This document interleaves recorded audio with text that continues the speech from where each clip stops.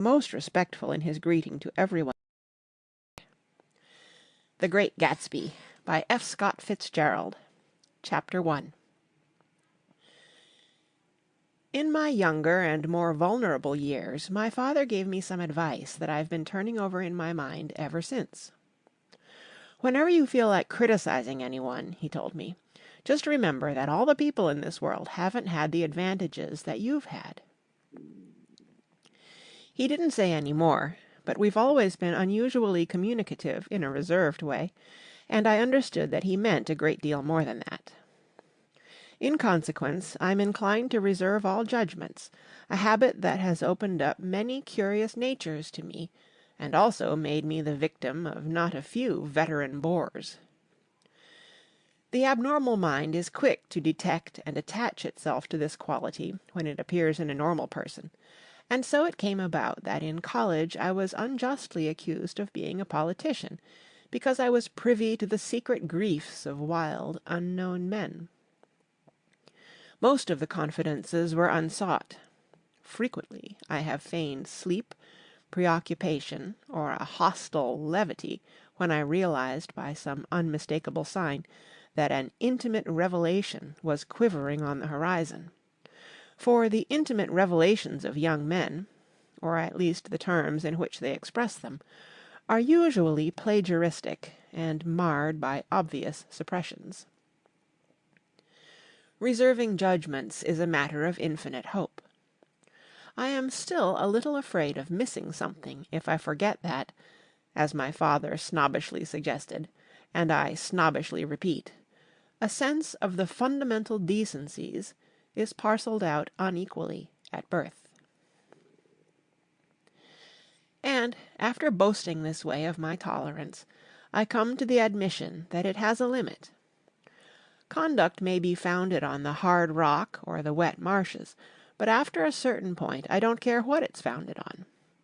When I came back from the East last autumn, I felt that I wanted the world to be in uniform and at a sort of moral attention forever. I wanted no more riotous excursions with privileged glimpses into the human heart. Only Gatsby, the man who gives his name to this book, was exempt from my reaction. Gatsby, who represented everything for which I have an unaffected scorn. If personality is an unbroken series of successful gestures, then there was something gorgeous about him, some heightened sensitivity to the promises of life, as if he were related to one of those intricate machines that register earthquakes 10,000 miles away. This responsiveness had nothing to do with that flabby impressionability which is dignified under the name of the creative temperament.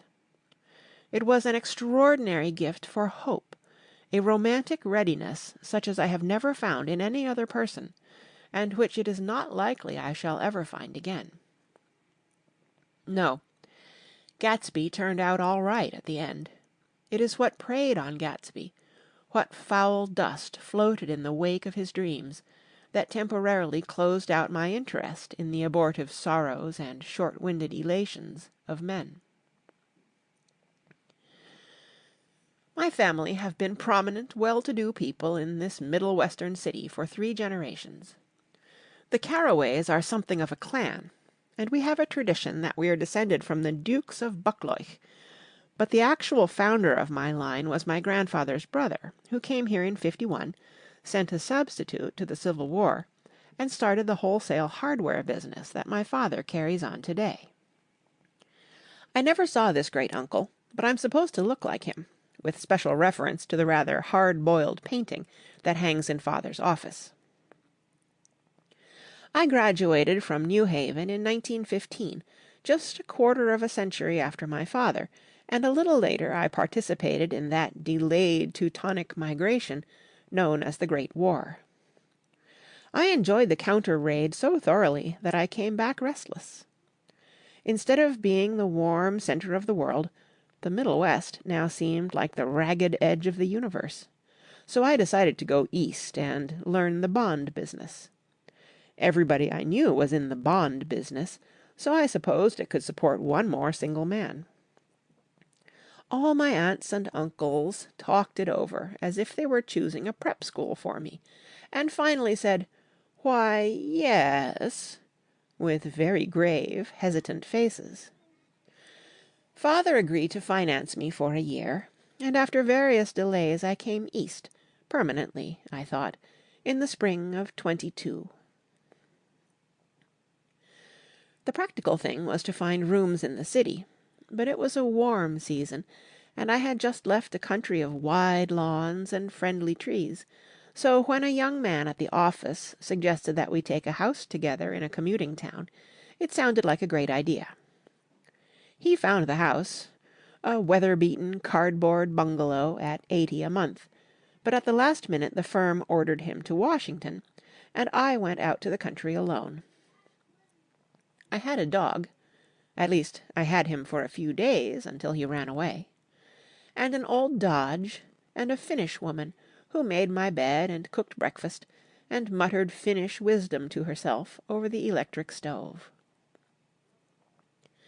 It was lonely for a day or so, until one morning some man, more recently arrived than I, stopped me on the road. "How do you get to West Egg Village?" he asked helplessly. I told him. And as I walked on, I was lonely no longer. I was a guide, a pathfinder, an original settler. He had casually conferred on me the freedom of the neighborhood. And so, with the sunshine and the great bursts of leaves growing on the trees, just as things grow in fast movies, I had that familiar conviction that life was beginning over again with the summer. There was so much to read, for one thing, and so much fine health to be pulled down out of the young, breath-giving air. I bought a dozen volumes on banking and credit and investment securities, and they stood on my shelf in red and gold like new money from the mint, promising to unfold the shining secrets that only Midas and Morgan and Maecenas knew. And I had the high intention of reading many other books besides. I was rather literary in college. One year I wrote a series of very solemn and obvious editorials for the Yale News. And now I was going to bring back all such things into my life, and become again that most limited of all specialists, the well-rounded man. This isn't just an epigram. Life is much more successfully looked at from a single window, after all. It was a matter of chance that I should have rented a house in one of the strangest communities in North America. It was on that slender, riotous island which extends itself due east of New York, and where there are, among other natural curiosities, two unusual formations of land. 20 miles from the city a pair of enormous eggs, identical in contour and separated only by a courtesy bay, jut out into the most domesticated body of salt water in the Western Hemisphere, the great wet barnyard of Long Island Sound. They are not perfect ovals. Like the egg in the Columbus story, they are both crushed flat at the contact end, but their physical resemblance must be a source of perpetual confusion to the gulls that fly overhead. To the wingless, a more arresting phenomenon is their dissimilarity in every particular, except shape and size. I lived at West Egg, the less fashionable of the two, though this is a most superficial tag to express the bizarre and not a little sinister contrast between them. My house was at the very tip of the egg, only 50 yards from the Sound, and squeezed between two huge places that rented for $12,000 or $15,000 a season. The one on my right was a colossal affair by any standard. It was a factual imitation of some Hôtel de Ville in Normandy, with a tower on one side, spanking new under a thin beard of raw ivy, and a marble swimming pool, and more than 40 acres of lawn and garden. It was Gatsby's mansion. Or rather, as I didn't know Mr. Gatsby. It was a mansion inhabited by a gentleman of that name.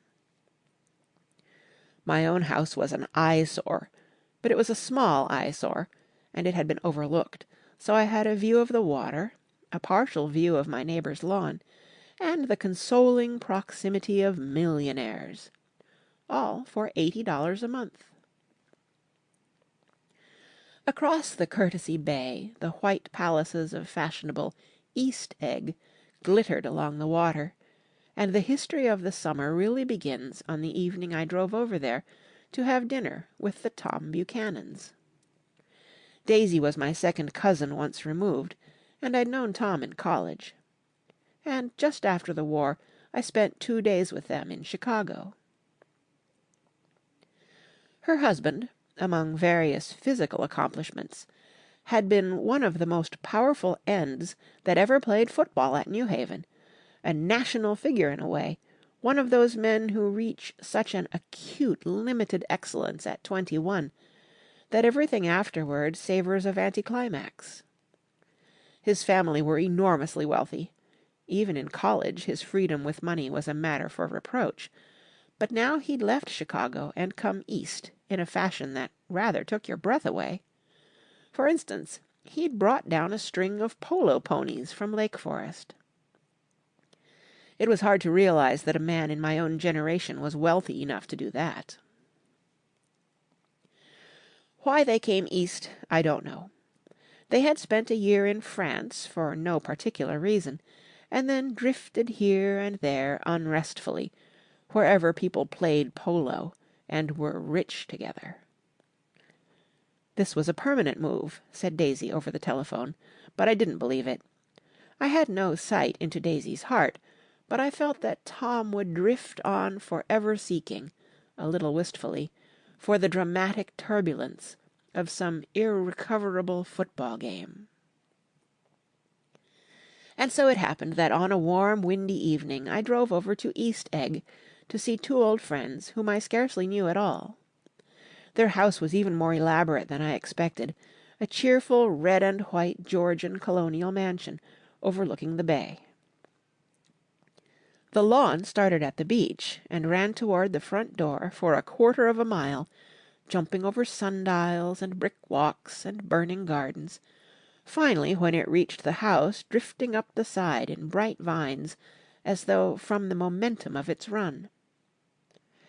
The front was broken by a line of French windows, glowing now with reflected gold and wide open to the warm, windy afternoon, and Tom Buchanan in riding clothes was standing with his legs apart on the front porch. He had changed since his New Haven years. Now he was a sturdy, straw-haired man of 30, with a rather hard mouth and a supercilious manner. 2 shining, arrogant eyes had established dominance over his face, and gave him the appearance of always leaning aggressively forward. Not even the effeminate swank of his riding clothes could hide the enormous power of that body. He seemed to fill those glistening boots until he strained the top lacing, and you could see a great pack of muscle shifting when his shoulder moved under his thin coat. It was a body capable of enormous leverage, a cruel body. His speaking voice, a gruff, husky tenor, added to the impression of fractiousness he conveyed. There was a touch of paternal contempt in it, even toward people he liked, and there were men at New Haven who had hated his guts. "Now, don't think my opinion on these matters is final," he seemed to say, "just because I'm stronger and more of a man than you are." We were in the same senior society, and while we were never intimate, I always had the impression that he approved of me and wanted me to like him with some harsh, defiant wistfulness of his own. We talked for a few minutes on the sunny porch. "I've got a nice place here," he said, his eyes flashing about restlessly. Turning me around by one arm, he moved a broad, flat hand along the front vista, including in its sweep a sunken Italian garden, a half-acre of deep, pungent roses, and a snub-nosed motorboat that bumped the tide offshore. It belonged to Demain, the oil man. He turned me around again, politely and abruptly. "We'll go inside."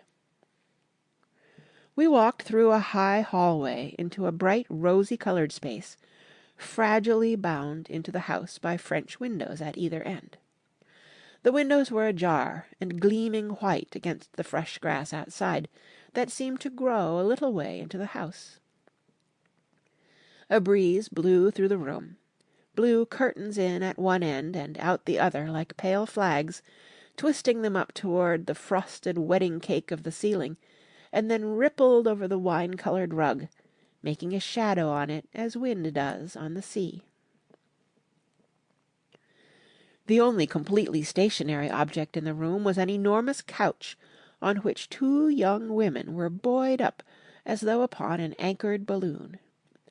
They were both in white, and their dresses were rippling and fluttering as if they had just been blown back in after a short flight around the house. I must have stood for a few moments listening to the whip and snap of the curtains and the groan of a picture on the wall. Then there was a boom as Tom Buchanan shut the rear windows, and the caught wind died out about the room, and the curtains and the rugs and the two young women ballooned slowly to the floor. The younger of the two was a stranger to me. She was extended full length at her end of the divan, completely motionless, and with her chin raised a little, as if she were balancing something on it which was quite likely to fall. If she saw me out of the corner of her eye, she gave no hint of it. Indeed, I was almost surprised into murmuring an apology for having disturbed her by coming in. The other girl, Daisy, made an attempt to rise. She leaned slightly forward with a conscientious expression. Then she laughed, an absurd, charming little laugh, and I laughed too, and came forward into the room. "I'm paralyzed with happiness."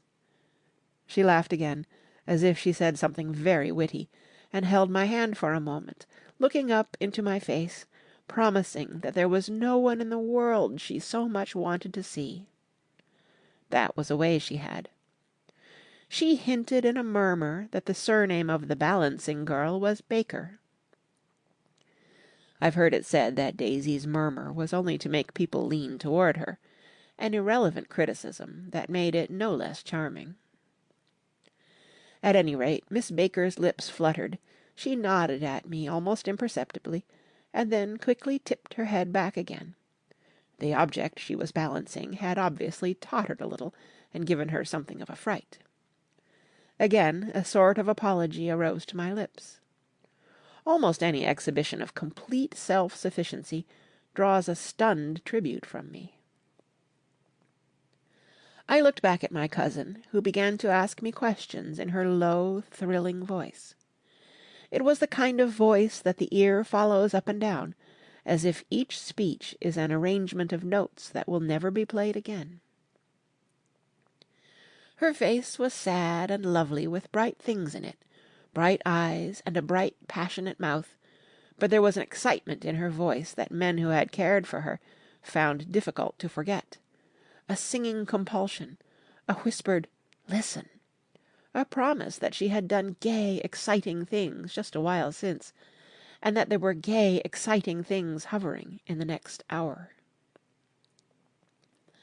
I told her how I had stopped off in Chicago for a day on my way east, and how a dozen people had sent their love through me. "Do they miss me?" she cried ecstatically.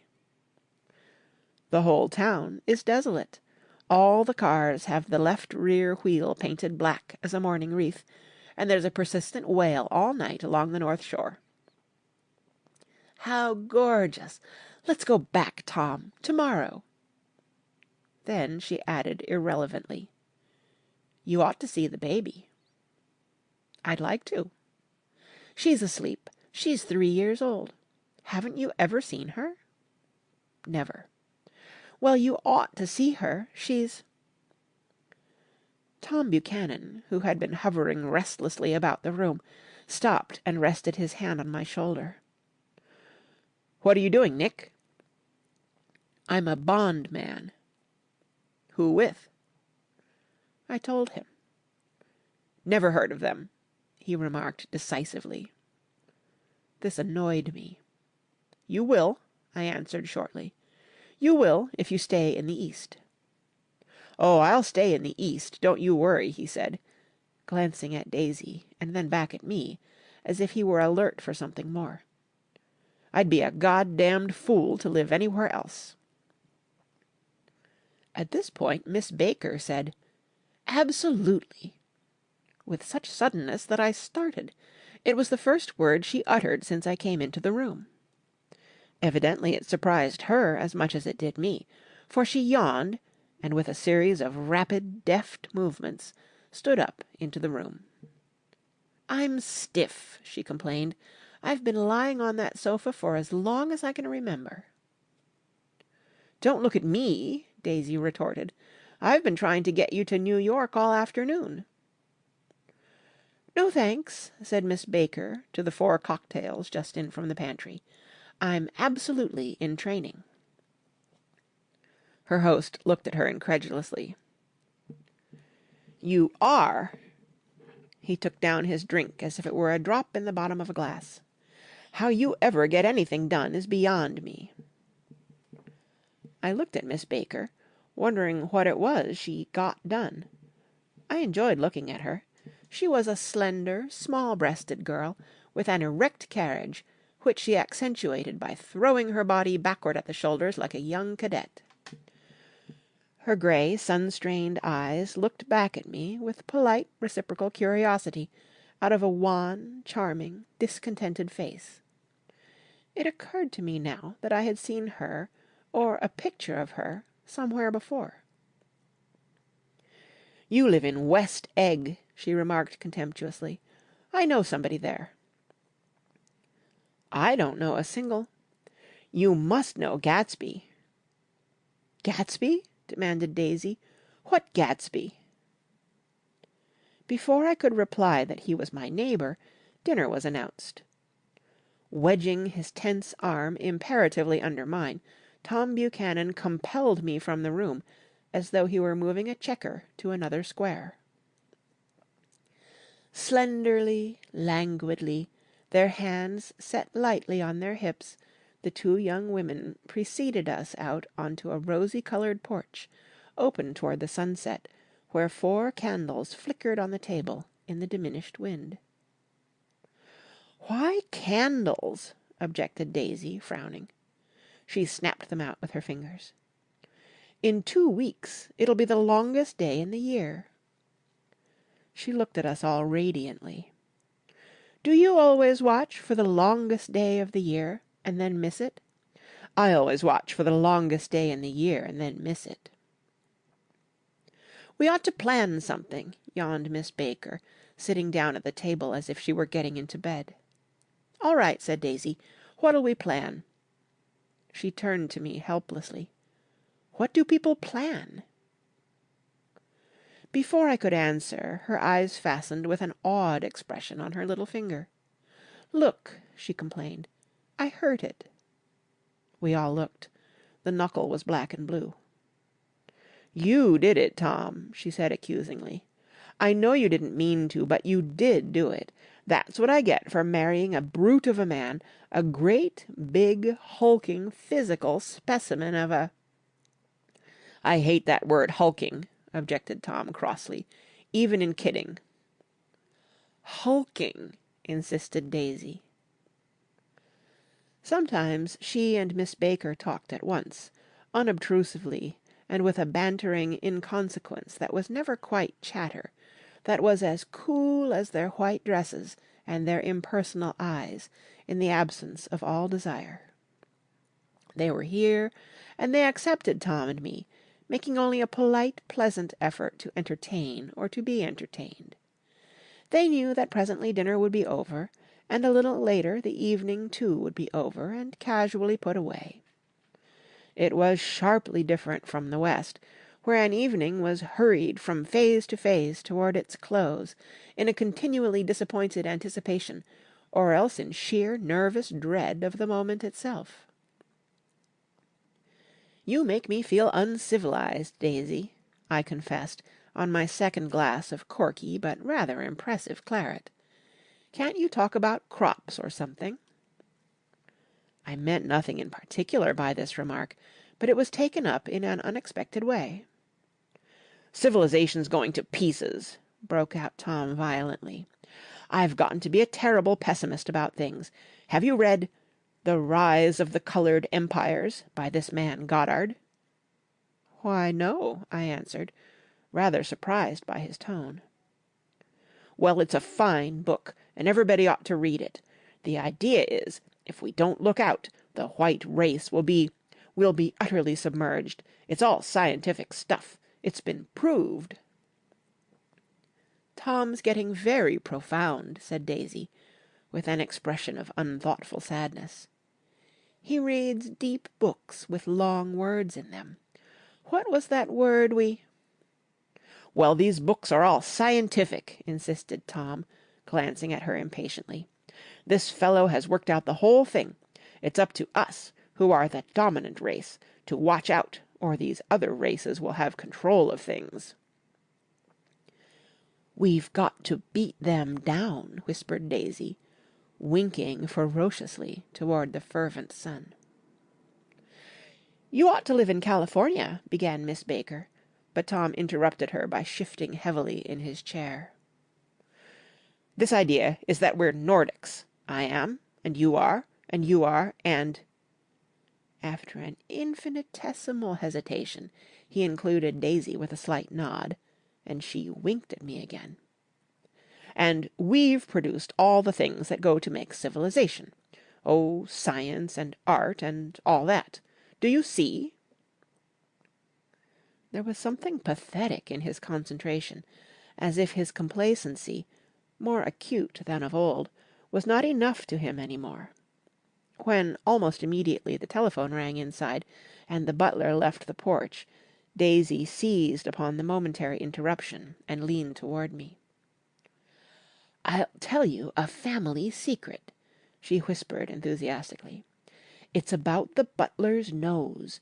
Do you want to hear about the butler's nose?" "That's why I came over tonight." "Well, he wasn't always a butler. He used to be the silver polisher for some people in New York that had a silver service for 200 people. He had to polish it from morning till night, until finally it began to affect his nose." "Things went from bad to worse," suggested Miss Baker.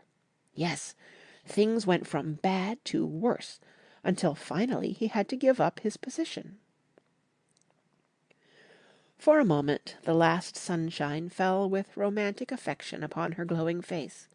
Her voice compelled me forward breathlessly as I listened. Then the glow faded, each light deserting her with lingering regret, like children leaving a pleasant street at dusk. The butler came back and murmured something close to Tom's ear, whereupon Tom frowned, pushed back his chair, and without a word went inside. As if his absence quickened something within her, Daisy leaned forward again, her voice glowing and singing. "I love to see you at my table, Nick. You remind me of a rose, an absolute rose, doesn't he?" She turned to Miss Baker for confirmation. "An absolute rose?" This was untrue. I am not even faintly like a rose. She was only extemporizing, but a stirring warmth flowed from her, as if her heart was trying to come out to you concealed in one of those breathless, thrilling words. Then suddenly she threw her napkin on the table and excused herself, and went into the house. Miss Baker and I exchanged a short glance conspicuously devoid of meaning. I was about to speak when she sat up alertly and said, "Shh!" in a warning voice. A subdued, impassioned murmur was audible in the room beyond, and Miss Baker leaned forward unashamed trying to hear. The murmur trembled on the verge of coherence, sank down, mounted excitedly, and then ceased altogether. "This Mr. Gatsby you spoke of is my neighbour," I said. "Don't talk. I want to hear what happens." "Is something happening?" I inquired innocently. "You mean to say you don't know?" said Miss Baker, honestly surprised. "I thought everybody knew." "I don't." "Why," she said hesitantly, "Tom's got some woman in New York." "Got some woman?" I repeated blankly. Miss Baker nodded. "She might have the decency not to telephone him at dinner time, don't you think?" Almost before I had grasped her meaning, there was the flutter of a dress and the crunch of leather boots, and Tom and Daisy were back at the table. "It couldn't be helped!" cried Daisy with tense gaiety. She sat down, glanced searchingly at Miss Baker and then at me, and continued. "I looked outdoors for a minute, and it's very romantic outdoors. There's a bird on the lawn that I think must be a nightingale, come over on the Cunard or White Star Line. He's singing away." Her voice sang. "It's romantic, isn't it, Tom?" "Very romantic," he said, and then miserably to me, "If it's light enough after dinner, I want to take you down to the stables."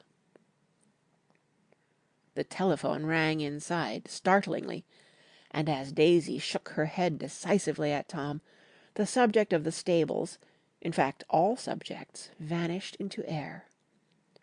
Among the broken fragments of the last 5 minutes at table, I remember the candles being lit again, pointlessly, and I was conscious of wanting to look squarely at everyone, and yet to avoid all eyes.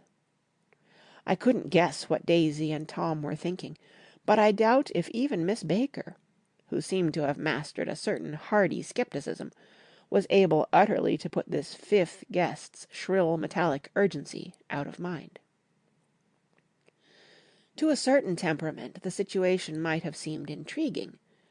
My own instinct was to telephone immediately for the police. The horses, needless to say, were not mentioned again. Tom and Miss Baker, with several feet of twilight between them, strolled back into the library, as if to a vigil beside a perfectly tangible body, while, trying to look pleasantly interested and a little deaf, I followed Daisy around a chain of connecting verandas to the porch in front. In its deep gloom we sat down side by side on a wicker settee. Daisy took her face in her hands as if feeling its lovely shape, and her eyes moved gradually out into the velvet dusk. I saw that turbulent emotions possessed her, so I asked what I thought would be some sedative questions about her little girl. "We don't know each other very well, Nick," she said suddenly, "even if we are cousins. You didn't come to my wedding." "I wasn't back from the war." "That's true." She hesitated. "Well, I've had a very bad time, Nick, and I'm pretty cynical about everything." Evidently she had reason to be. I waited, but she didn't say any more, and after a moment I returned rather feebly to the subject of her daughter. "I suppose she talks and eats and everything?" "Oh, yes." She looked at me absently. "Listen, Nick. Let me tell you what I said when she was born. Would you like to hear?" "Very much." "It'll show you how I've gotten to feel about things. Well, she was less than an hour old, and Tom was God knows where. I woke up out of the ether with an utterly abandoned feeling, and asked the nurse right away if it was a boy or a girl. She told me it was a girl, and so I turned my head away and wept. 'All right,' I said, 'I'm glad it's a girl, and I hope she'll be a fool. That's the best thing a girl can be in this world, a beautiful little fool.' You see, I think everything's terrible anyhow," she went on in a convinced way. "Everybody thinks so, the most advanced people. And I know. I've been everywhere and seen everything and done everything. Her eyes flashed around her in a defiant way, rather like Tom's, and she laughed with thrilling scorn. Sophisticated! God, I'm sophisticated! The instant her voice broke off, ceasing to compel my attention, my belief, I felt the basic insincerity of what she had said. It made me uneasy, as though the whole evening had been a trick of some sort to exact a contributory emotion from me. I waited, and sure enough, in a moment she looked at me with an absolute smirk on her lovely face, as if she had asserted her membership in a rather distinguished secret society to which she and Tom belonged. Inside, the crimson room bloomed with light. Tom and Miss Baker sat at either end of the long couch, and she read aloud to him from the Saturday Evening Post. The words, murmurous and uninflected, running together in a soothing tune.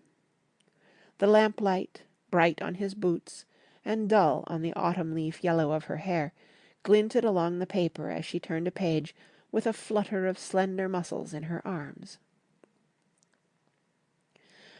When we came in, she held us silent for a moment with a lifted hand.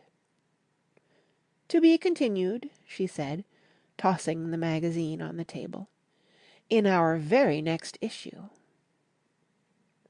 Her body asserted itself with a restless movement of her knee, and she stood up. 10 o'clock, she remarked, apparently finding the time on the ceiling. "Time for this good girl to go to bed." "Jordan's going to play in the tournament tomorrow," explained Daisy, "over at Westchester." "Oh, you're Jordan Baker!" I knew now why her face was familiar. Its pleasing, contemptuous expression had looked out at me from many rotogravure pictures of the sporting life at Asheville and Hot Springs and Palm Beach. I had heard some story of her, too, a critical, unpleasant story, but what it was I had forgotten long ago. "Good night," she said softly. "Wake me at 8, won't you?" "If you'll get up." "I will. Good night, Mr. Carraway. See you anon." "Of course you will," confirmed Daisy. "In fact, I think I'll arrange a marriage. Come over often, Nick, and I'll sort of, fling you together. You know, lock you up accidentally in linen closets, and push you out to sea in a boat, and all that sort of thing." "Good night," called Miss Baker from the stairs. "I haven't heard a word." "She's a nice girl," said Tom, after a moment. "They oughtn't to let her run around the country this way." "Who oughtn't to?" inquired Daisy coldly. "Her family." "Her family is one aunt about 1,000 years old. Besides, Nick's going to look after her, aren't you, Nick? She's going to spend lots of weekends out here this summer. I think the home influence will be very good for her." Daisy and Tom looked at each other for a moment in silence. "Is she from New York?" I asked quickly. "From Louisville. Our white girlhood was passed together there. Our beautiful white—" "Did you give Nick a little heart-to-heart talk on the veranda?" demanded Tom suddenly. "Did I?" She looked at me. "I can't seem to remember, but I think we talked about the Nordic race. Yes, I'm sure we did. It sort of crept up on us, and first thing you know—" "Don't believe everything you hear, Nick," he advised me. I said lightly that I had heard nothing at all, and a few minutes later I got up to go home. They came to the door with me and stood side by side in a cheerful square of light. As I started my motor, Daisy peremptorily called, "Wait!" "I forgot to ask you something, and it's important. We heard you were engaged to a girl out west." "That's right," corroborated Tom kindly. "We heard that you were engaged." "It's libel. I'm too poor." "But we heard it," insisted Daisy, surprising me by opening up again in a flower-like way. "We heard it from 3 people, so it must be true." Of course I knew what they were referring to, but I wasn't even vaguely engaged. The fact that gossip had published the banns was one of the reasons I had come East. You can't stop going with an old friend on account of rumours, and on the other hand I had no intention of being rumoured into marriage. Their interest rather touched me, and made them less remotely rich. Nevertheless, I was confused and a little disgusted as I drove away. It seemed to me that the thing for Daisy to do was to rush out of the house, child in arms, but apparently there were no such intentions in her head. As for Tom, the fact that he had some woman in New York was really less surprising than that he had been depressed by a book. Something was making him nibble at the edge of stale ideas, as if his sturdy physical egotism no longer nourished his peremptory heart. Already it was deep summer on roadhouse roofs and in front of wayside garages, where new red gas pumps sat out in pools of light, and when I reached my estate at West Egg, I ran the car under its shed, and sat for a while on an abandoned grass roller in the yard. The wind had blown off, leaving a loud, bright night, with wings beating in the trees, and a persistent organ sound as the full bellows of the earth blew the frogs full of life. The silhouette of a moving cat wavered across the moonlight, and, turning my head to watch it, I saw that I was not alone. 50 feet away a figure had emerged from the shadow of my neighbour's mansion, and was standing with his hands in his pockets, regarding the silver pepper of the stars. Something in his leisurely movements and the secure position of his feet upon the lawn suggested that it was Mr. Gatsby himself, come out to determine what share was his of our local heavens. I decided to call to him. Miss Baker had mentioned him at dinner, and that would do for an introduction. But I didn't call to him, for he gave a sudden intimation that he was content to be alone. He stretched out his arms toward the dark water in a curious way, and, far as I was from him, I could have sworn he was trembling. Involuntarily I glanced seaward, and distinguished nothing except a single green light, minute and far away, that might have been at the end of a dock. When I looked once more for Gatsby, he had vanished, and I was alone again in the unquiet darkness. Chapter 2. End of Chapter 1. About halfway between West Egg and New York, the motor road hastily joins the railroad and runs beside it for 1/4 of a mile, so as to shrink away from a certain desolate area of land. This is a valley of ashes, a fantastic farm where ashes grow like wheat into ridges and hills and grotesque gardens, where ashes take the forms of houses and chimneys and rising smoke, and finally, with a transcendent effort, of men who move dimly and already crumbling through the powdery air.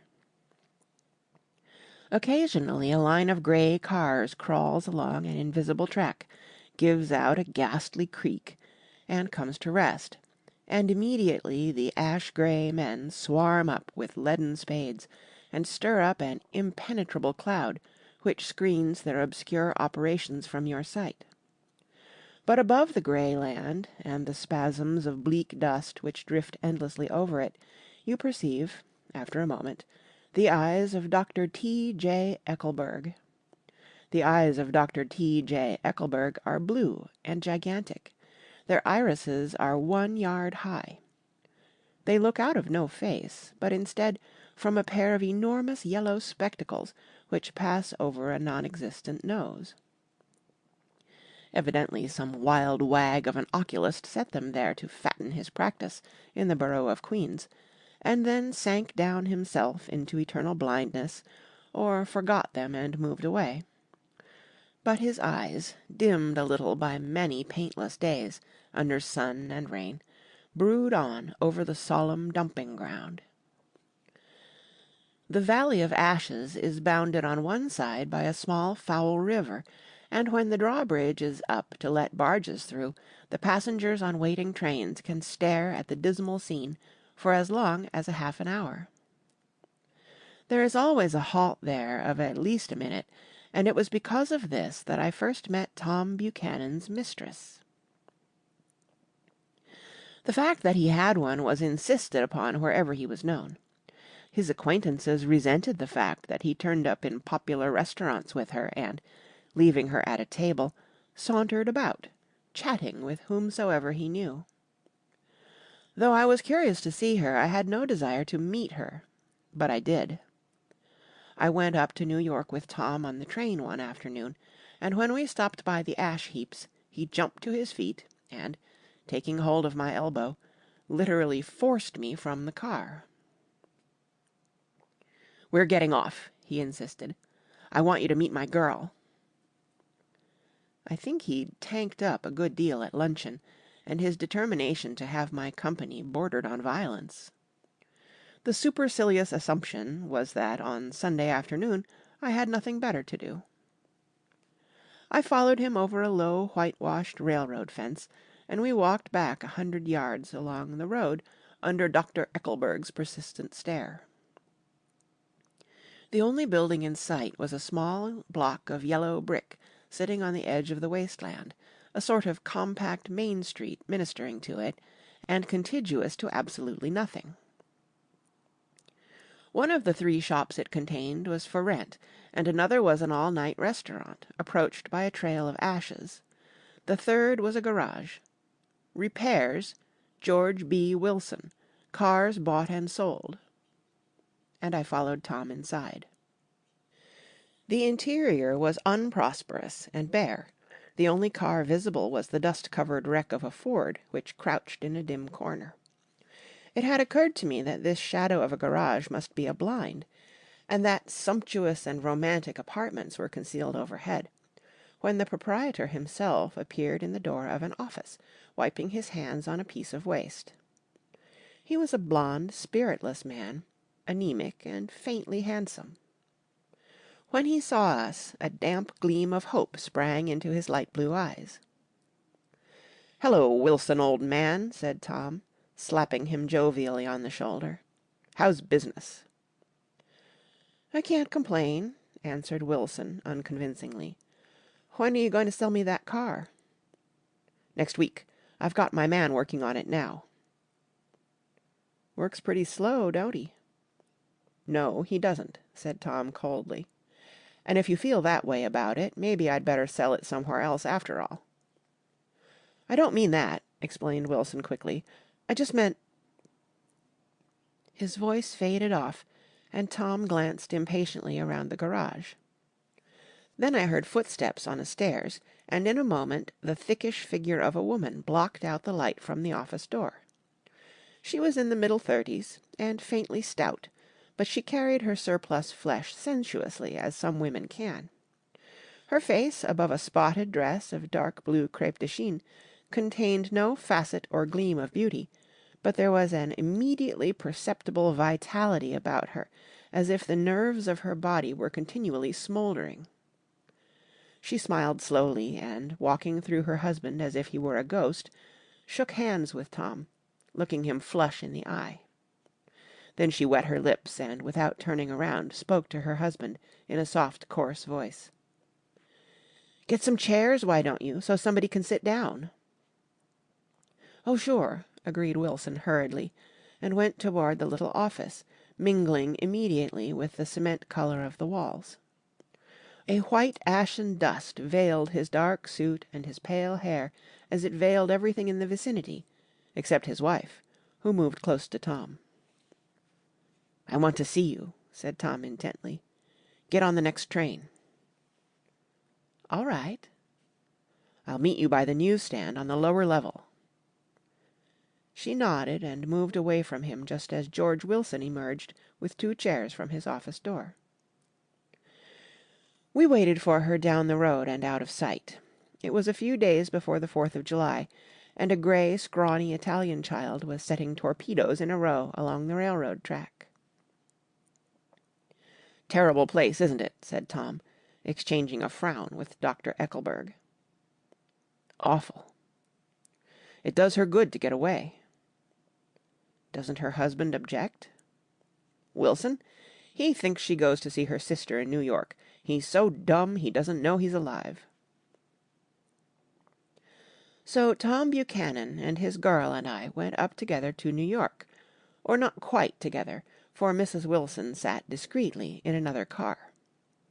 Tom deferred that much to the sensibilities of those East Eggers who might be on the train. She had changed her dress to a brown-figured muslin, which stretched tight over her rather wide hips as Tom helped her to the platform in New York. At the newsstand she bought a copy of Town Tattle and a moving picture magazine, and in the station drug-store some cold cream and a small flask of perfume. Upstairs, in the solemn, echoing drive, she let 4 taxicabs drive away before she selected a new one, lavender-coloured with grey upholstery, and in this we slid out from the mass of the station into the glowing sunshine. But immediately she turned sharply from the window and, leaning forward, tapped on the front glass. "I want to get one of those dogs," she said earnestly. "I want to get one for the apartment. They're nice to have, a dog." We backed up to a grey old man who bore an absurd resemblance to John D. Rockefeller. In a basket swung from his neck cowered a dozen very recent puppies of an indeterminate breed. "What kind are they?" asked Mrs. Wilson eagerly, as he came to the taxi window. "All kinds. What kind you want, lady?" "I'd like to get one of those police dogs. I don't suppose you got that kind." The man peered doubtfully into the basket, plunged in his hand, and drew one up, wriggling by the back of the neck. "That's no police dog," said Tom. "No, it's not exactly a police dog," said the man, with disappointment in his voice. "It's more of an Airedale." He passed his hand over the brown wash-rag of a back. "Look at that coat. Some coat. That's a dog that'll never bother you with catching cold." "I think it's cute," said Mrs. Wilson enthusiastically. "How much is it?" "That dog?" He looked at it admiringly. "That dog will cost you $10. The Airedale (undoubtedly there was an Airedale concerned in it somewhere, though its feet were startlingly white) changed hands and settled down into Mrs. Wilson's lap, where she fondled the weatherproof coat with rapture. "Is it a boy or a girl?" she asked delicately. "That dog? That dog's a boy." "It's a bitch," said Tom decisively. "Here's your money. Go and buy 10 more dogs with it." We drove over to Fifth Avenue, so warm and soft, almost pastoral, on the summer Sunday afternoon that I wouldn't have been surprised to see a great flock of white sheep turn the corner. "Hold on," I said. "I have to leave you here." "No, you don't," interposed Tom quickly. "Myrtle'll be hurt if you don't come up to the apartment, won't you, Myrtle?" "Come on," she urged. "I'll telephone my sister Catherine. She's said to be very beautiful by people who ought to know." "Well, I'd like to, but—" We went on, cutting back again over the park toward the West Hundreds. At 158th Street the cab stopped at one slice in a long white cake of apartment houses. Throwing a regal homecoming glance around the neighbourhood, Mrs. Wilson gathered up her dog and her other purchases, and went haughtily in. "I'm going to have the McKees come up," she announced as we rose in the elevator. "And of course I got to call up my sister, too." The apartment was on the top floor. A small living room, a small dining room, a small bedroom, and a bath. The living room was crowded to the doors with a set of tapestried furniture entirely too large for it, so that to move about was to stumble continually over scenes of ladies swinging in the gardens of Versailles. The only picture was an over-enlarged photograph, apparently a hen sitting on a blurred rock. Looked at from a distance, however, the hen resolved itself into a bonnet, and the countenance of a stout old lady beamed down into the room. Several old copies of Town Tattle lay on the table, together with a copy of Simon Called Peter, and some of the small scandal magazines of Broadway. Mrs. Wilson was first concerned with the dog. A reluctant elevator boy went for a boxful of straw and some milk, to which he added on his own initiative a tin of large, hard dog biscuits, one of which decomposed apathetically in the saucer of milk all afternoon. Meanwhile Tom brought out a bottle of whiskey from a locked bureau drawer. I have been drunk just twice in my life, and the second time was that afternoon, so everything that happened has a dim, hazy cast over it, although until after 8 o'clock the apartment was full of cheerful sun. Sitting on Tom's lap, Mrs. Wilson called up several people on the telephone. Then there were no cigarettes, and I went out to buy some at the drugstore on the corner. When I came back they had disappeared, so I sat down discreetly in the living room and read a chapter of Simon Called Peter. Either it was terrible stuff or the whiskey distorted things, because it didn't make any sense to me. Just as Tom and Myrtle, after the first drink Mrs. Wilson and I called each other by our first names, reappeared, company commenced to arrive at the apartment door. The sister, Catherine, was a slender, worldly girl of about 30, with a solid, sticky bob of red hair and a complexion powdered milky white. Her eyebrows had been plucked and then drawn on again at a more rakish angle, but the efforts of nature toward the restoration of the old alignment gave a blurred air to her face. When she moved about there was an incessant clicking as innumerable pottery bracelets jangled up and down upon her arms. She came in with such a proprietary haste and looked around so possessively at the furniture that I wondered if she lived here. But when I asked her, she laughed immoderately, repeated my question aloud, and told me she lived with a girl-friend at a hotel. Mr. McKee was a pale, feminine man from the flat below. He had just shaved, for there was a white spot of lather on his cheekbone, and he was most respectful in his greeting to everyone in the room. He informed me that he was in the artistic game, and I gathered later that he was a photographer, and had made the dim enlargement of Mrs. Wilson's mother, which hovered like an ectoplasm on the wall. His wife was shrill, languid, handsome, and horrible. She told me with pride that her husband had photographed her 127 times since they had been married. Mrs. Wilson had changed her costume some time before, and was now attired in an elaborate afternoon dress of cream-coloured chiffon, which gave out a continual rustle as she swept about the room.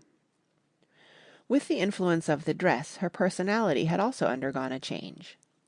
The intense vitality that had been so remarkable in the garage was converted into impressive hauteur. Her laughter, her gestures, her assertions became more violently affected moment by moment, and as she expanded, the room grew smaller around her, until she seemed to be revolving on a noisy, creaking pivot through the smoky air.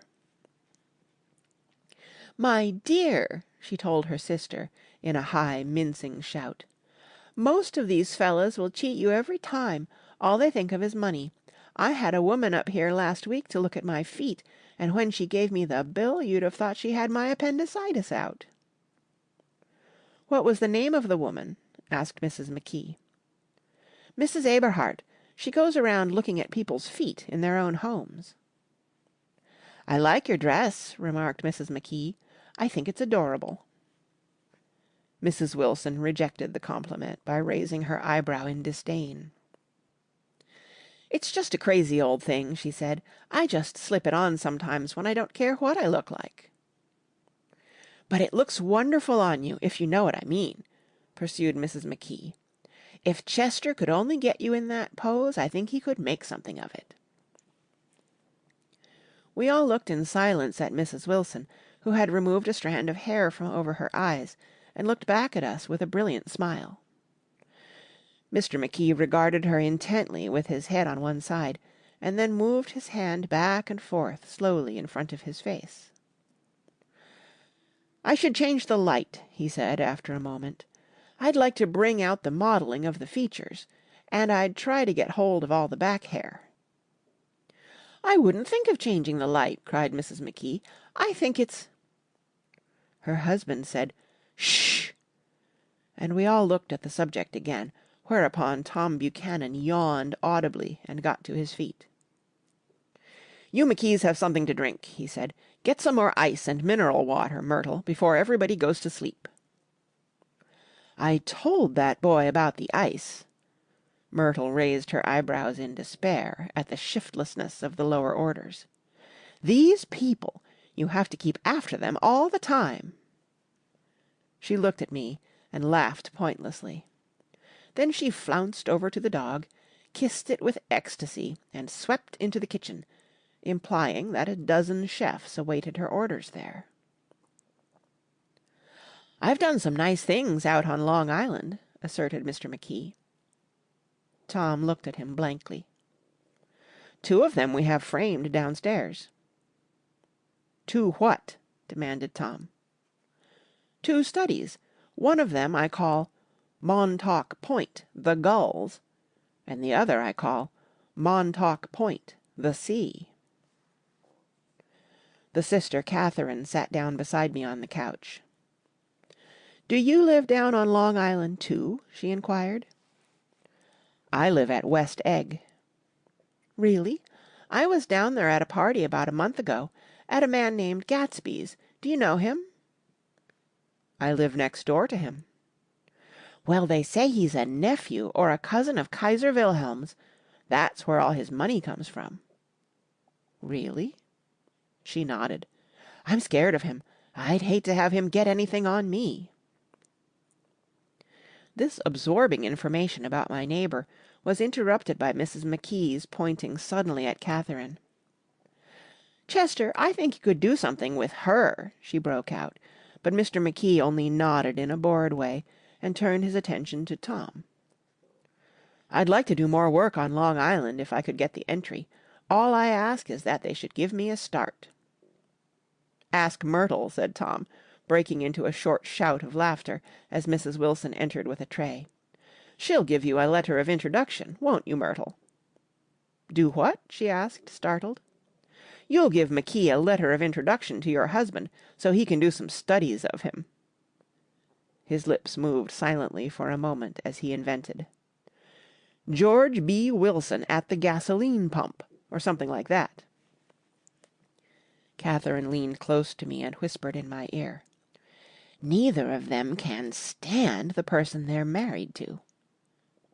"Can't they?" "Can't stand them." She looked at Myrtle and then at Tom. "What I say is, why go on living with them if they can't stand them?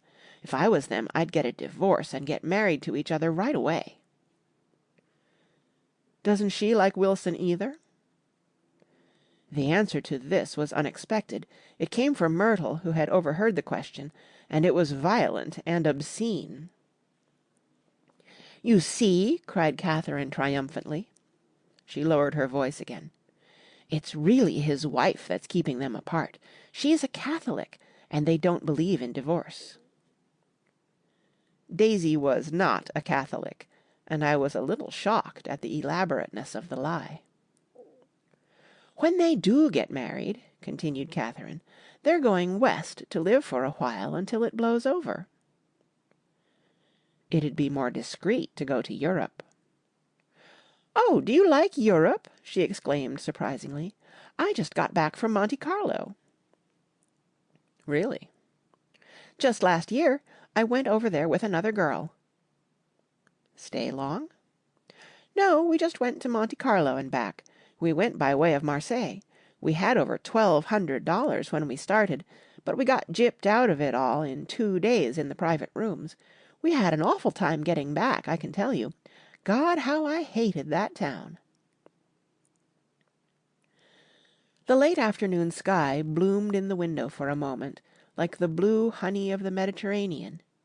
Then the shrill voice of Mrs. McKee called me back into the room. "I almost made a mistake, too," she declared vigorously.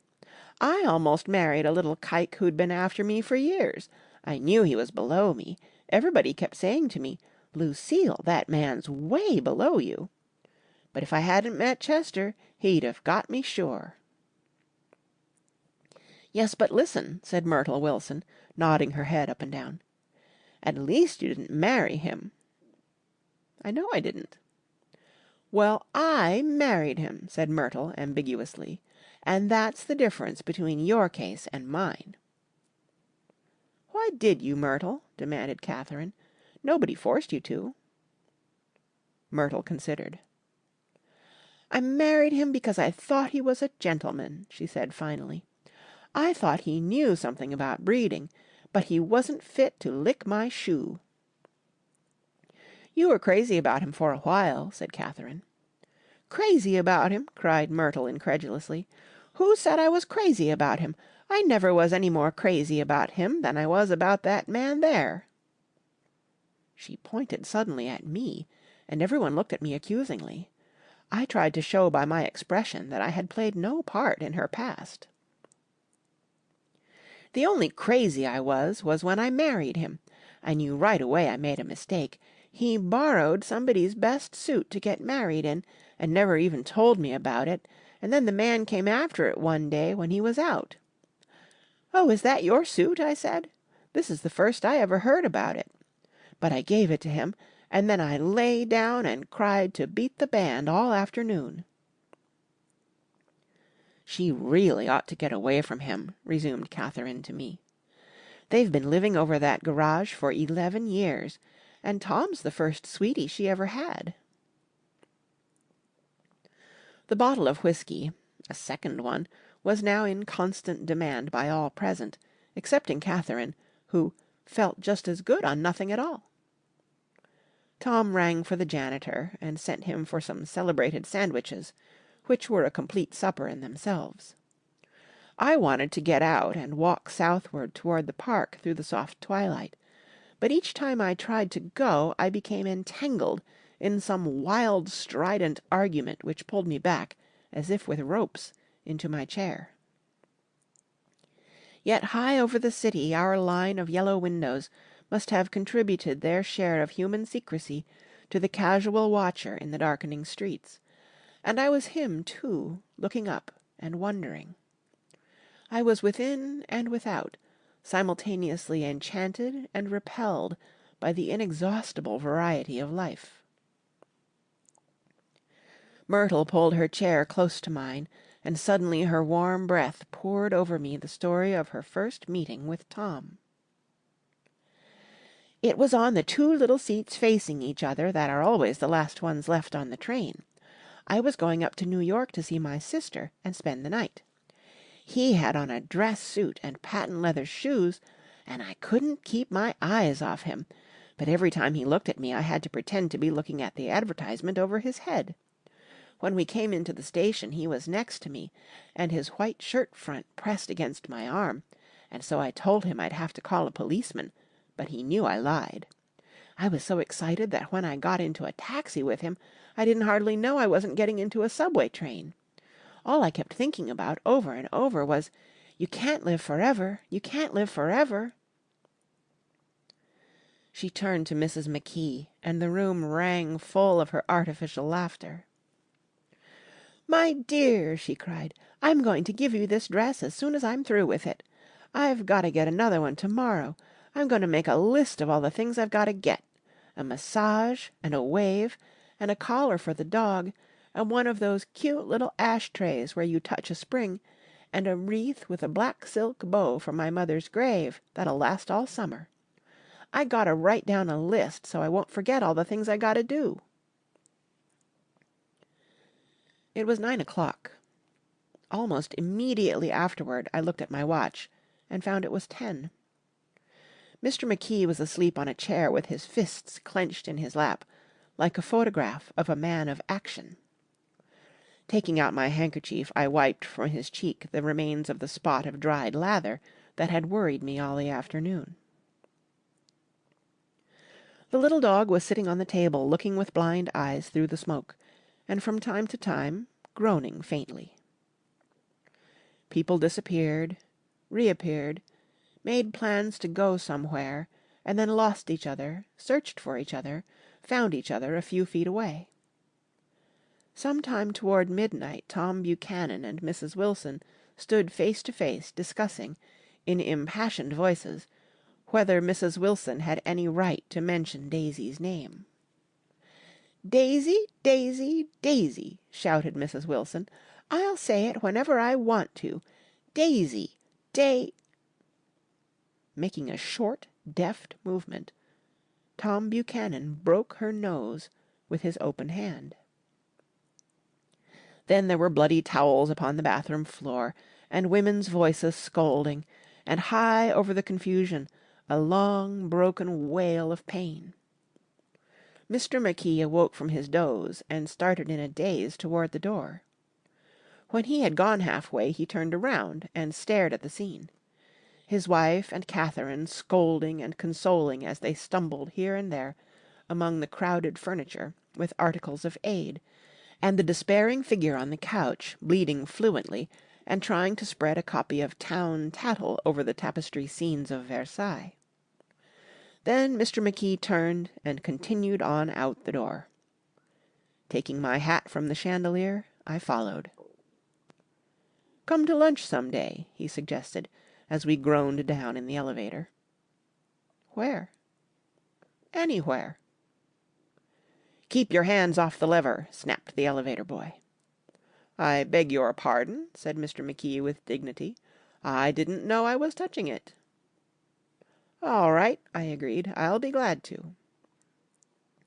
I was standing beside his bed, and he was sitting up between the sheets, clad in his underwear, with a great portfolio in his hands. "Beauty and the Beast," "Loneliness," "Old Grocery Horse," "Brooklyn Bridge." Then I was lying half asleep in the cold lower level of the Pennsylvania station, staring at the Morning Tribune, and waiting for the 4 o'clock train. Chapter 3. There was music from my neighbor's house through the summer nights. In his blue gardens men and girls came and went like moths among the whisperings and the champagne and the stars. At high tide in the afternoon I watched his guests diving from the tower of his raft, or taking the sun on the hot sand of his beach, while his 2 motor boats slit the waters of the Sound, drawing aquaplanes over cataracts of foam. On weekends his Rolls-Royce became an omnibus, bearing parties to and from the city between 9 in the morning and long past midnight, while his station wagon scampered like a brisk yellow bug to meet all trains. And on Mondays 8 servants, including an extra gardener, toiled all day with mops and scrubbing brushes and hammers and garden shears, repairing the ravages of the night before. Every Friday 5 crates of oranges and lemons arrived from a fruiterer in New York. Every Monday those same oranges and lemons left his back door in a pyramid of pulpless halves. There was a machine in the kitchen which could extract the juice of 200 oranges in half an hour, if a little button was pressed 200 times by a butler's thumb. At least once a fortnight a corps of caterers came down with several 100 feet of canvas and enough colored lights to make a Christmas tree of Gatsby's enormous garden. On buffet tables, garnished with glistening hors d'oeuvres, spiced baked hams crowded against salads of harlequin designs, and pastry pigs, and turkeys bewitched to a dark gold. In the main hall a bar with a real brass rail was set up, and stocked with gins and liquors, and with cordials so long forgotten that most of his female guests were too young to know one from another. By 7 o'clock the orchestra has arrived. No thin 5-piece affair, but a whole pit full of oboes and trombones and saxophones and viols and cornets and piccolos, and low and high drums. The last swimmers have come in from the beach now, and are dressing upstairs. The cars from New York are parked 5 deep in the drive, and already the halls and salons and verandas are gaudy with primary colors, and hair shorn in strange new ways, and shawls beyond the dreams of Castile. The bar is in full swing, and floating rounds of cocktails permeate the garden outside, until the air is alive with chatter and laughter, and casual innuendo, and introductions forgotten on the spot, and enthusiastic meetings between women who never knew each other's names. The lights grow brighter as the earth lurches away from the sun, and now the orchestra is playing yellow cocktail music, and the opera of voices pitches a key higher. Laughter is easier minute by minute, spilled with prodigality, tipped out at a cheerful word. The groups change more swiftly, swell with new arrivals, dissolve and form in the same breath. Already there are wanderers, confident girls who weave here and there among the stouter and more stable, become for a sharp, joyous moment the centre of a group, and then, excited with triumph, glide on through the sea change of faces and voices and colour, under the constantly changing light. Suddenly one of the gypsies, in trembling opal, seizes a cocktail out of the air, dumps it down for courage, and, moving her hands like Frisco, dances out alone on the canvas platform. A momentary hush. The orchestra leader varies his rhythm obligingly for her, and there is a burst of chatter as the erroneous news goes round that she is Gilda Gray's understudy from the Follies. The party has begun. I believe that on the first night I went to Gatsby's house I was one of the few guests who had actually been invited. People were not invited, they went there. They got into automobiles which bore them out to Long Island, and somehow they ended up at Gatsby's door. Once there, they were introduced by somebody who knew Gatsby, and after that they conducted themselves according to the rules of behaviour associated with amusement parks. Sometimes they came and went without having met Gatsby at all, came for the party with a simplicity of heart that was its own ticket of admission. I had actually been invited. A chauffeur in a uniform of robin's egg blue crossed my lawn early that Saturday morning with a surprisingly formal note from his employer. The honour would be entirely Gatsby's, it said, if I would attend his little party that night. He had seen me several times, and had intended to call on me long before, but a peculiar combination of circumstances had prevented it. Signed, Jay Gatsby, in a majestic hand.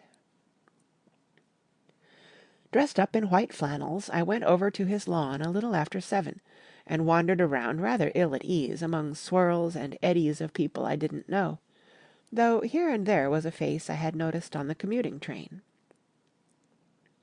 I was immediately struck by the number of young Englishmen dotted about, all well dressed, all looking a little hungry, and all talking in low, earnest voices to solid and prosperous Americans. I was sure that they were selling something, bonds or insurance or automobiles. They were at least agonizingly aware of the easy money in the vicinity, and convinced that it was theirs for a few words in the right key.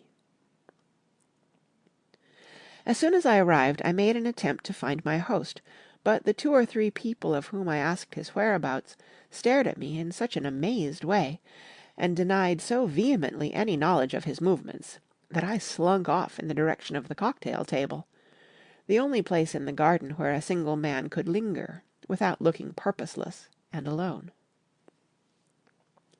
I was on my way to get roaring drunk from sheer embarrassment, when Jordan Baker came out of the house, and stood at the head of the marble steps, leaning a little backward, and looking with contemptuous interest down into the garden.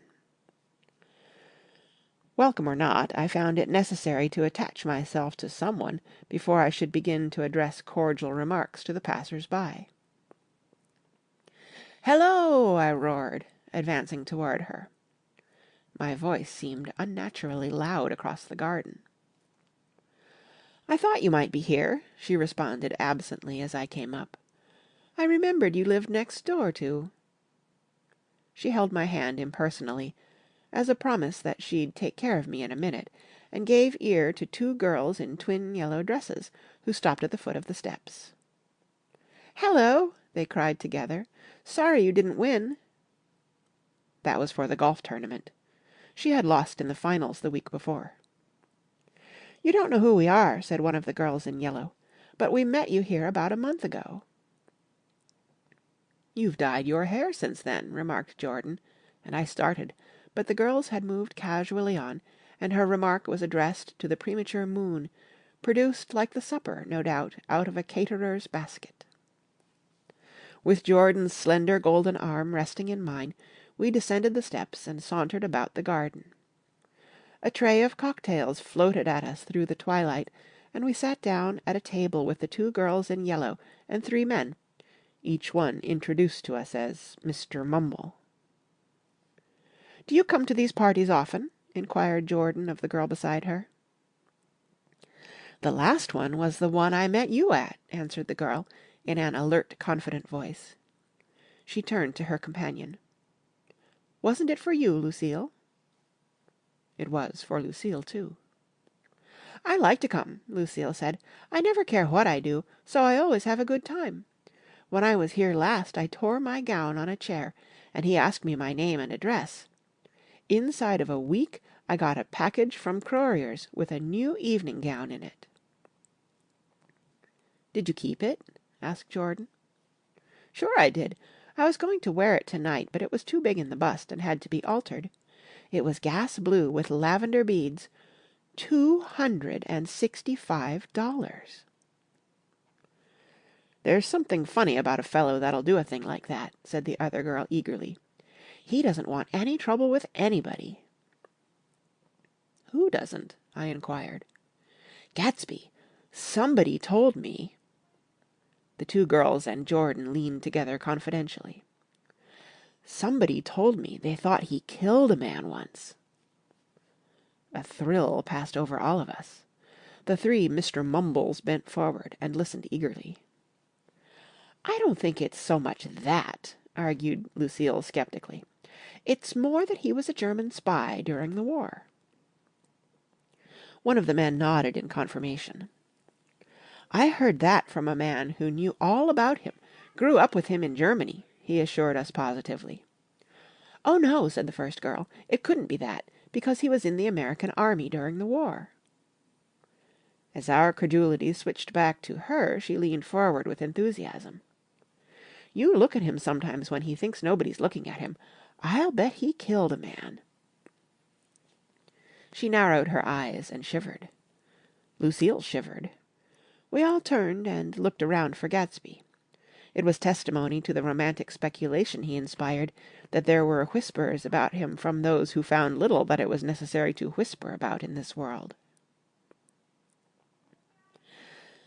The first supper, there would be another one after midnight, was now being served, and Jordan invited me to join her own party, who were spread around a table on the other side of the garden. There were 3 married couples, and Jordan's escort, a persistent undergraduate, given to violent innuendo, and obviously under the impression that sooner or later Jordan was going to yield him up her person to a greater or lesser degree. Instead of rambling, this party had preserved a dignified homogeneity, and assumed to itself the function of representing the staid nobility of the countryside. East Egg condescending to West Egg, and carefully on guard against its spectroscopic gaiety. "Let's get out," whispered Jordan, after a somehow wasteful and inappropriate half-hour. "This is much too polite for me." We got up, and she explained that we were going to find the host. I had never met him, she said, and it was making me uneasy. The undergraduate nodded in a cynical, melancholy way. The bar, where we glanced first, was crowded, but Gatsby was not there. She couldn't find him from the top of the steps, and he wasn't on the veranda. On a chance we tried an important-looking door, and walked into a high Gothic library, panelled with carved English oak, and probably transported complete from some ruin overseas. A stout, middle-aged man with enormous owl-eyed spectacles was sitting somewhat drunk on the edge of a great table, staring with unsteady concentration at the shelves of books. As we entered, he wheeled excitedly around and examined Jordan from head to foot. "What do you think?" he demanded impetuously. "About what?" He waved his hand toward the bookshelves. "About that. As a matter of fact, you needn't bother to ascertain. I ascertained. They're real." The books?" He nodded. "Absolutely real. Have pages and everything. I thought they'd be a nice durable cardboard. Matter of fact, they're absolutely real. Pages and... Here, let me show you." Taking our skepticism for granted, he rushed to the bookcases, and returned with Volume 1 of the Stoddard Lectures. "See!" he cried triumphantly. "It's a bona fide piece of printed matter. It fooled me. This fellow's a regular Belasco. It's a triumph. What thoroughness! What realism! Knew when to stop, too. Didn't cut the pages. But what do you want? What do you expect?"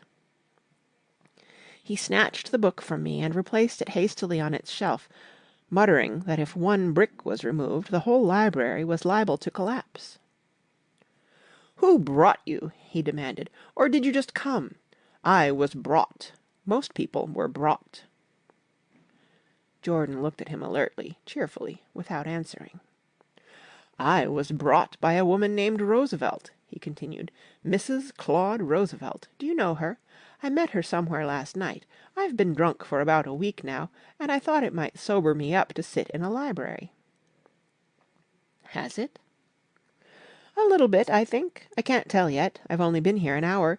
Did I tell you about the books? They're real. They're—" "You told us." We shook hands with him gravely, and went back outdoors. There was dancing now on the canvas in the garden. Old men pushing young girls backward in eternal graceless circles, superior couples holding each other tortuously, fashionably, and keeping in the corners, and a great number of single girls dancing individualistically or relieving the orchestra for a moment of the burden of the banjo or the traps. By midnight the hilarity had increased. A celebrated tenor had sung in Italian, and a notorious contralto had sung in jazz, and between the numbers people were doing stunts all over the garden, while happy, vacuous bursts of laughter rose toward the summer sky. A pair of stage twins, who turned out to be the girls in yellow, did a baby act in costume, and champagne was served in glasses bigger than finger bowls. The moon had risen higher, and floating in the Sound was a triangle of silver scales, trembling a little to the stiff, tinny drip of the banjos on the lawn. I was still with Jordan Baker. We were sitting at a table with a man of about my age and a rowdy little girl, who gave way upon the slightest provocation to uncontrollable laughter. I was enjoying myself now. I had taken 2 finger bowls of champagne, and the scene had changed before my eyes into something significant, elemental, and profound. At a lull in the entertainment, the man looked at me and smiled. "Your face is familiar," he said politely. "Weren't you in the 3rd Division during the war?" "Why, yes. I was in the 9th Machine Gun Battalion." "I was in the 7th Infantry until June 1918. I knew I'd seen you somewhere before." We talked for a moment about some wet grey little villages in France. Evidently he lived in this vicinity, for he told me that he had just bought a hydroplane and was going to try it out in the morning. "Want to go with me, old sport? Just near the shore along the Sound." "What time?" "Any time that suits you best." It was on the tip of my tongue to ask his name when Jordan looked around and smiled.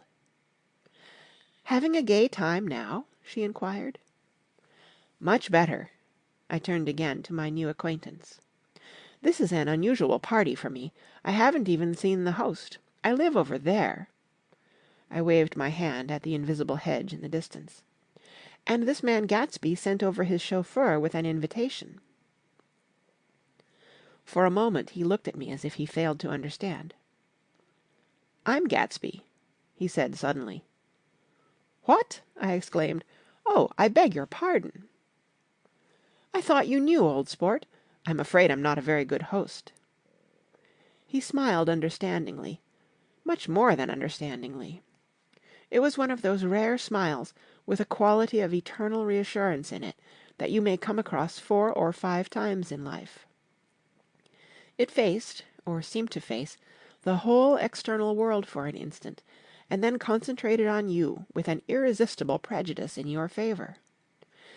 It understood you just so far as you wanted to be understood, believed in you as you would like to believe in yourself, and assured you that it had precisely the impression of you that, at your best, you hoped to convey. Precisely at that point it vanished, and I was looking at an elegant young roughneck, a year or two over 30, whose elaborate formality of speech just missed being absurd. Some time before he introduced himself, I'd got a strong impression that he was picking his words with care. Almost at the moment when Mr. Gatsby identified himself, a butler hurried toward him with the information that Chicago was calling him on the wire. He excused himself with a small bow that included each of us in turn. "If you want anything, just ask for it, old sport," he urged me. "Excuse me, I will rejoin you later." When he was gone, I turned immediately to Jordan, constrained to assure her of my surprise. I had expected that Mr. Gatsby would be a florid and corpulent person in his middle years. "Who is he?" I demanded. "Do you know?" "He's just a man named Gatsby."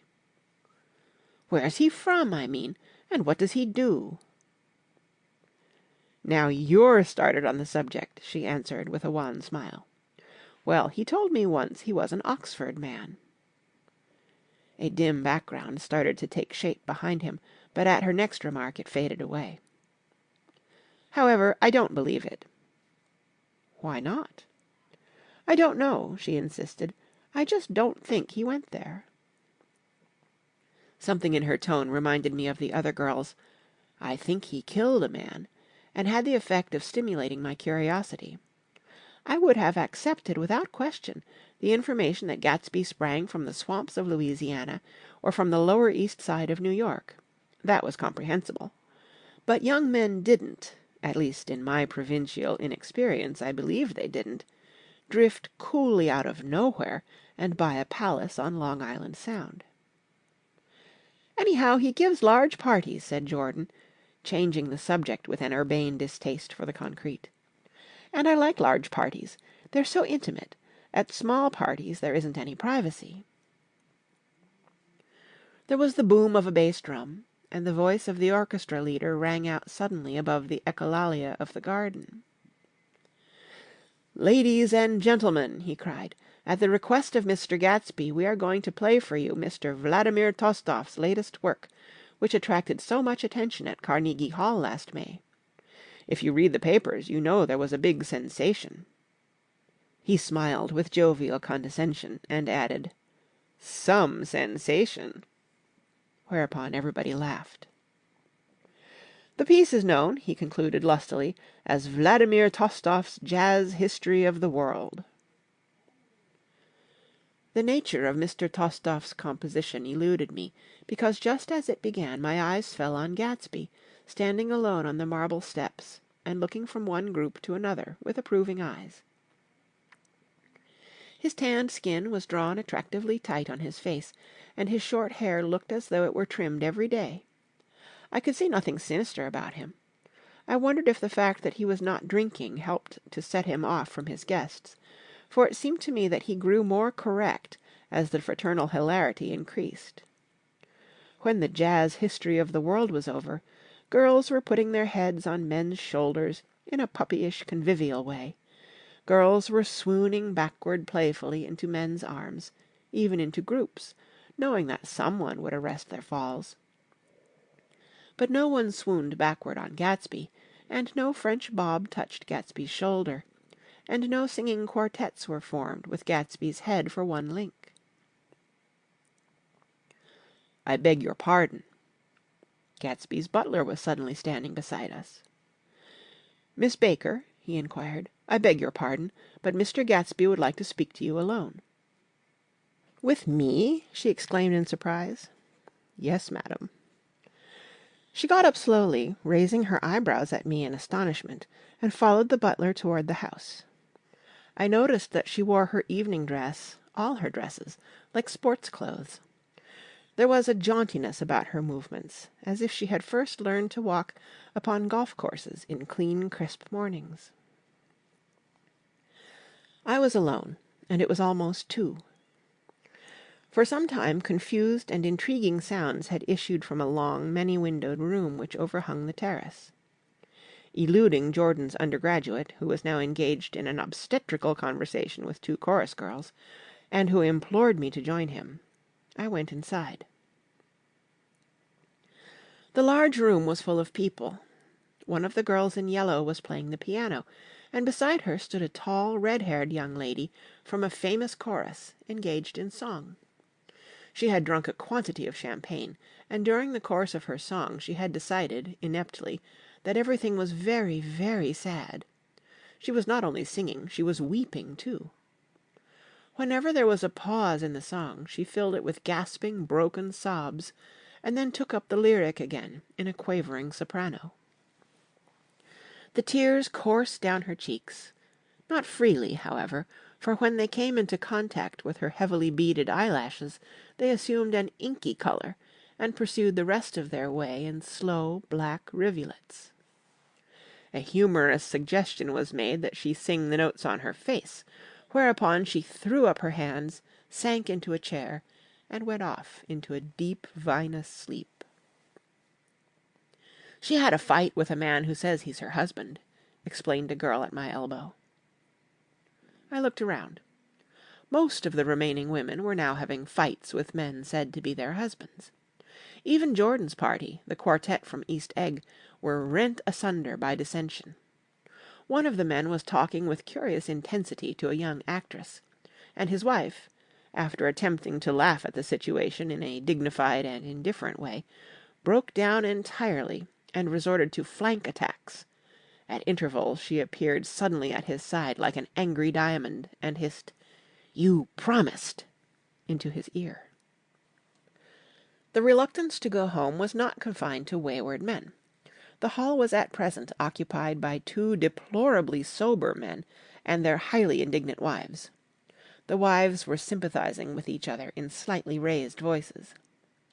"Whenever he sees I'm having a good time, he wants to go home." "Never heard anything so selfish in my life." "We're always the first ones to leave." "So are we." "Well, we're almost the last tonight," said one of the men sheepishly. "The orchestra left half an hour ago."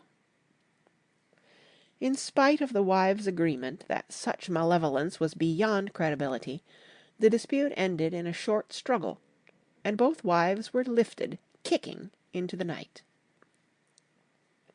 As I waited for my hat in the hall, the door of the library opened, and Jordan Baker and Gatsby came out together.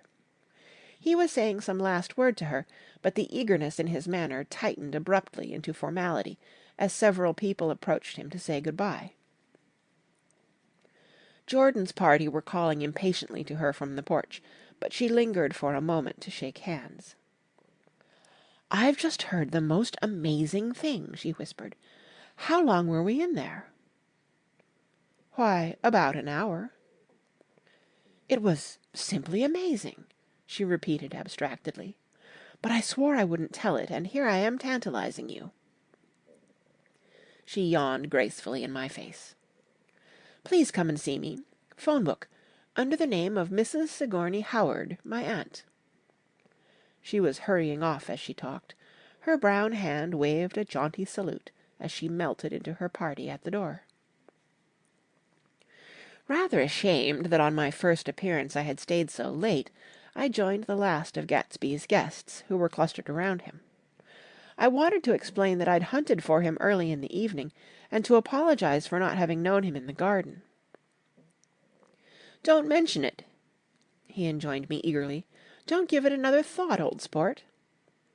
The familiar expression held no more familiarity than the hand which reassuringly brushed my shoulder. "And don't forget we're going up in the hydroplane tomorrow morning at 9 o'clock." Then the butler, behind his shoulder. "Philadelphia wants you on the phone, sir." "All right, in a minute. Tell them I'll be right there. Good night." "Good night." "Good night." He smiled, and suddenly there seemed to be a pleasant significance in having been among the last to go, as if he had desired it all the time. "Good night, old sport. Good night." But as I walked down the steps I saw that the evening was not quite over. 50 feet from the door a dozen headlights illuminated a bizarre and tumultuous scene. In the ditch beside the road, right side up but violently shorn of one wheel, rested a new coupe which had left Gatsby's drive not 2 minutes before. The sharp jut of a wall accounted for the detachment of the wheel, which was now getting considerable attention from half a dozen curious chauffeurs. However, as they had left their cars blocking the road, a harsh, discordant din from those in the rear had been audible for some time, and added to the already violent confusion of the scene. A man in a long duster had dismounted from the wreck, and now stood in the middle of the road, looking from the car to the tire, and from the tire to the observers, in a pleasant, puzzled way. "See," he explained, "it went in the ditch." The fact was infinitely astonishing to him, and I recognized first the unusual quality of wonder, and then the man. It was the late patron of Gatsby's library. "How did it happen?" He shrugged his shoulders. "I know nothing whatever about mechanics," he said decisively. "But how did it happen? Did you run into the wall?" "Don't ask me," said Owl Eyes, washing his hands of the whole matter. "I know very little about driving, next to nothing. It happened, and that's all I know." "Well, if you're a poor driver, you oughtn't to try driving at night." "But I wasn't even trying," he explained indignantly. "I wasn't even trying." An awed hush fell upon the bystanders. "Do you want to commit suicide? You're lucky it was just a wheel, a bad driver, and not even trying." "You don't understand," explained the criminal. "I wasn't driving. There's another man in the car." The shock that followed this declaration found voice in a sustained "Ah!" as the door of the coupe swung slowly open.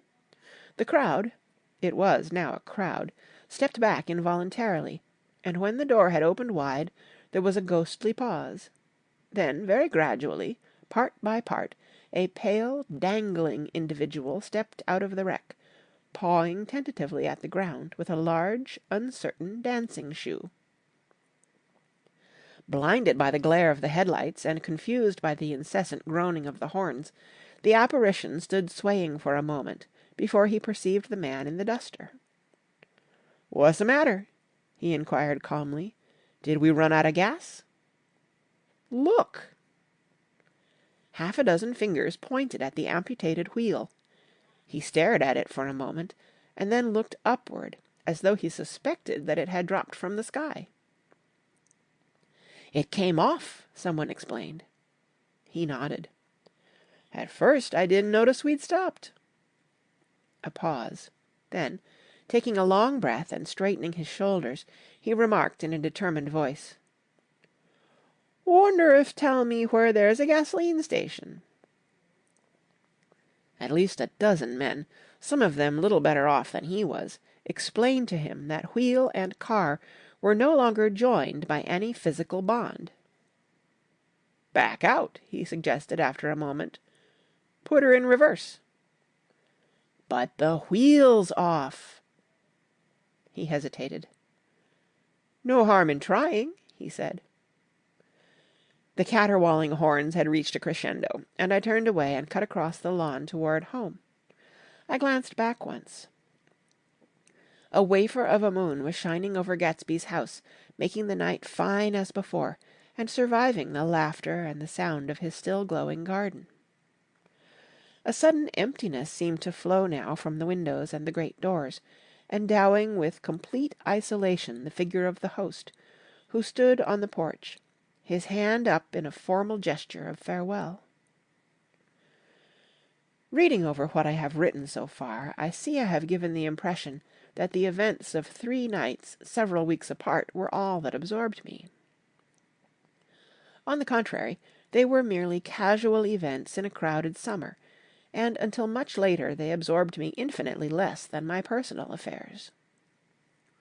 Most of the time I worked, In the early morning the sun threw my shadow westward as I hurried down the white chasms of lower New York to the Probity Trust.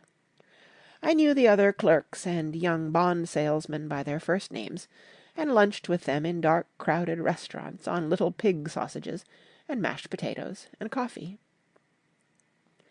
I even had a short affair with a girl who lived in Jersey City and worked in the accounting department. But her brother began throwing mean looks in my direction, so when she went on her vacation in July, I let it blow quietly away. I took dinner usually at the Yale Club. For some reason it was the gloomiest event of my day, and then I went upstairs to the library and studied investments and securities for a conscientious hour. There were generally a few rioters around, but they never came into the library, so it was a good place to work. After that, if the night was mellow, I strolled down Madison Avenue past the old Murray Hill Hotel and over 33rd Street to the Pennsylvania Station. I began to like New York, the racy, adventurous feel of it at night, and the satisfaction that the constant flicker of men and women and machines gives to the restless eye. I liked to walk up Fifth Avenue and pick out romantic women from the crowd, and imagine that in a few minutes I was going to enter into their lives, and no one would ever know or disapprove. Sometimes in my mind I followed them to their apartments on the corners of hidden streets, and they turned and smiled back at me before they faded through a door into warm darkness. At the enchanted metropolitan twilight I felt a haunting loneliness sometimes, and felt it in others, poor young clerks who loitered in front of windows, waiting until it was time for a solitary restaurant dinner, young clerks in the dusk, wasting the most poignant moments of night and life. Again at 8 o'clock, when the dark lanes of the 40s were 5 deep with throbbing taxicabs bound for the theatre district, I felt a sinking in my heart. Forms leaned together in the taxis as they waited, and voices sang, and there was laughter from unheard jokes, and lighted cigarettes outlined unintelligible gestures inside. Imagining that I too was hurrying toward gaiety and sharing their intimate excitement, I wished them well.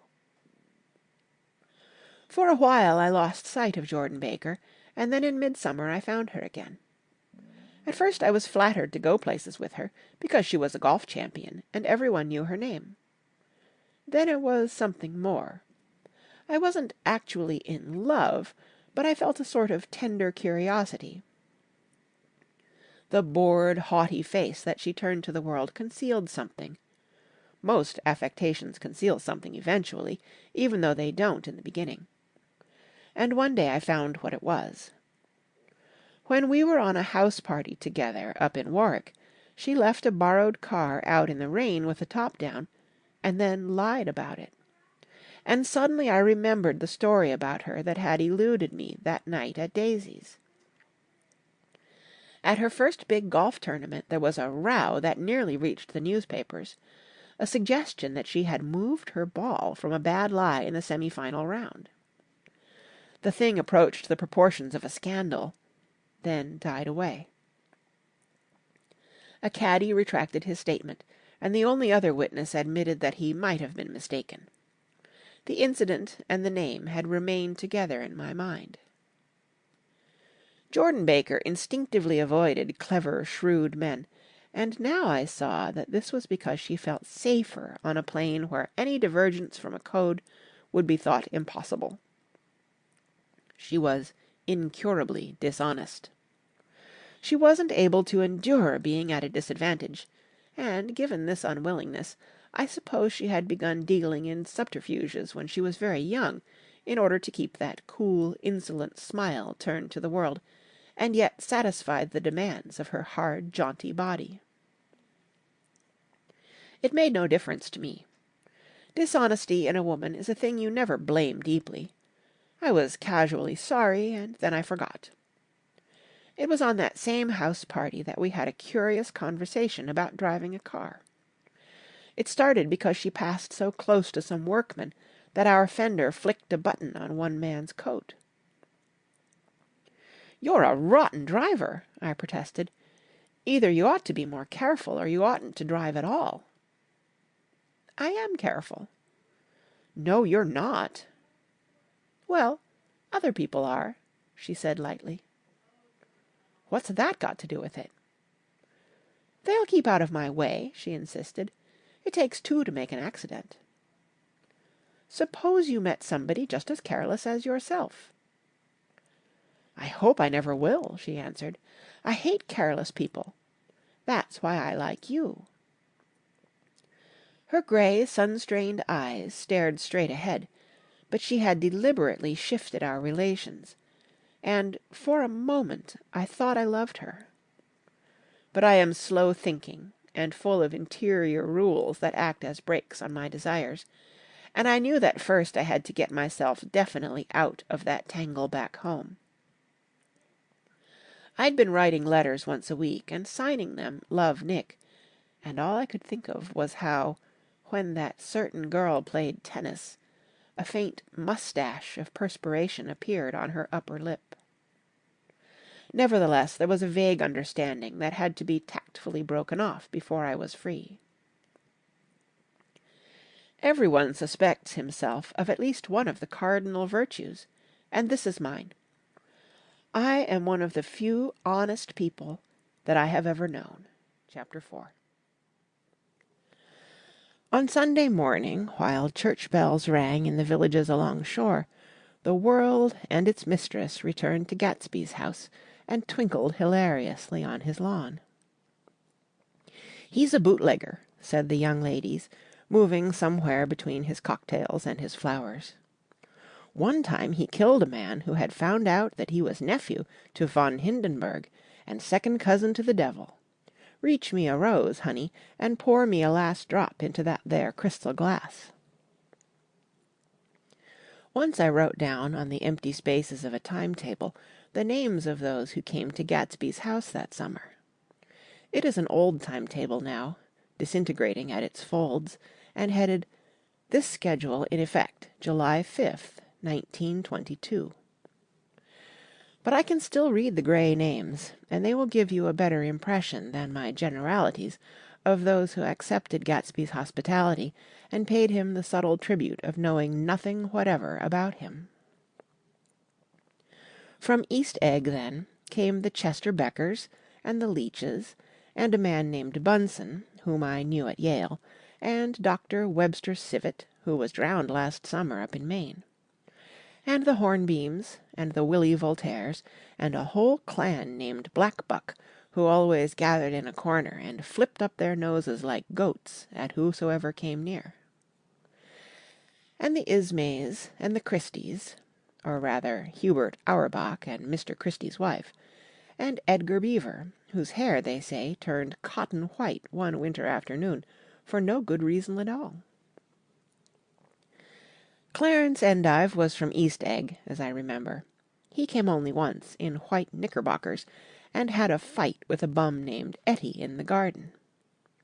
From farther out on the island came the Cheadles, and the O.R.P. Schraders, and the Stonewall Jackson Abrams of Georgia, and the Fishguards, and the Ripley Snells. Snell was there 3 days before he went to the penitentiary, so drunk out on the gravel drive that Mrs. Ulysses Sweat's automobile ran over his right hand. The Danceys came too, and S.B. Whitebait, who was well over 60, and Maurice A. Flink, and the Hammerheads, and Beluga, the tobacco importer, and Beluga's girls. From West Egg came the Poles, and the Mulredys, and Cecil Roebuck, and Cecil Schoen, and Gulick, the state senator, and Newton Orchid, who controlled films par excellence, and Eckhouse, and Clyde Cohen, and Don S. Schwartze, the son, and Arthur McCarty, all connected with the movies in one way or another. And the Catlips, and the Bembergs, and G. Earl Muldoon, brother to that Muldoon who afterward strangled his wife. Da Fontano, the promoter, came there, and Ed Legros, and James B. Rotgut Ferret, and the De Jongs, and Ernest Lilly. They came to gamble, and when Ferret wandered into the garden it meant he was cleaned out, and Associated Traction would have to fluctuate profitably the next day. A man named Klipspringer was there so often and so long that he became known as the Boarder. I doubt if he had any other home. Of theatrical people there were Gus Weyse and Horace O'Donovan and Lester Meyer and George Duckweed and Francis Bull. Also from New York were the Cromes and the Backisons and the Denekers and Russell Betty and the Corrigans and the Kelleheres and the Dewars and the Scullys and S. W. Belcher and the Smirks and the young Quinns, divorced now, and Henry L. Palmetto, who killed himself by jumping in front of a subway train in Times Square. Benny McClenaghan arrived always with 4 girls. They were never quite the same ones in physical person, but they were so identical one with another that it inevitably seemed they had been there before. I have forgotten their names, Jacqueline, I think, or else Consuela, or Gloria, or Judy, or June, and their last names were either the melodious names of flowers and months, or the sterner ones of the great American capitalists, whose cousins, if pressed, they would confess themselves to be. In addition to all these, I can remember that Faustina O'Brien came there at least once, and the Baedeker girls, and young Brewer, who had his nose shot off in the war, and Mr. Albrucksberger, and Miss Haag, his fiancée, and Ardita Fitzpeters, and Mr. P. Jewett, once head of the American Legion, and Miss Claudia Hipp, with a man reputed to be her chauffeur, and a prince of something, whom we called Duke, and whose name, if I ever knew it, I have forgotten.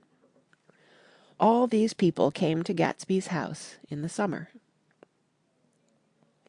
At 9 o'clock one morning late in July, Gatsby's gorgeous car lurched up the rocky drive to my door and gave out a burst of melody from its 3-noted horn. It was the first time he had called on me, though I had gone to 2 of his parties, mounted in his hydroplane, and at his urgent invitation made frequent use of his beach. "Good morning, old sport. You're having lunch with me today, and I thought we'd ride up together." He was balancing himself on the dashboard of his car with that resourcefulness of movement that is so peculiarly American. That comes, I suppose, with the absence of lifting work or rigid sitting in youth, and, even more, with the formless grace of our nervous, sporadic games. This quality was continually breaking through his punctilious manner in the shape of restlessness. He was never quite still. There was always a tapping foot somewhere, or the impatient opening and closing of a hand. He saw me looking with admiration at his car. "It's pretty, isn't it, old sport?" He jumped off to give me a better view. "Haven't you ever seen it before?" I'd seen it. Everybody had seen it. It was a rich cream color, bright with nickel, swollen here and there in its monstrous length with triumphant hat boxes and supper boxes and tool boxes, and terraced with a labyrinth of wind shields that mirrored a dozen suns. Sitting down behind many layers of glass in a sort of green leather conservatory, we started to town. I had talked with him perhaps half a dozen times in the past month, and found, to my disappointment, that he had little to say. So my first impression, that he was a person of some undefined consequence, had gradually faded, and he had become simply the proprietor of an elaborate roadhouse next door. And then came that disconcerting ride. We hadn't reached West Egg Village before Gatsby began leaving his elegant sentences unfinished, and slapping himself indecisively on the knee of his caramel-coloured suit. "Look here, old sport," he broke out surprisingly. "What's your opinion of me, anyhow?" A little overwhelmed, I began the generalized evasions which that question deserves. "Well, I'm going to tell you something about my life," he interrupted. "I don't want you to get a wrong idea of me from all these stories you hear." So he was aware of the bizarre accusations that flavoured conversation in his halls. "I'll tell you God's truth." His right hand suddenly ordered divine retribution to stand by. "I am the son of some wealthy people in the Middle West, all dead now. I was brought up in America, but educated at Oxford, because all my ancestors have been educated there for many years. It is a family tradition." He looked at me sideways, and I knew why Jordan Baker had believed he was lying. He hurried the phrase, "educated at Oxford," or swallowed it, or choked on it, as though it had bothered him before.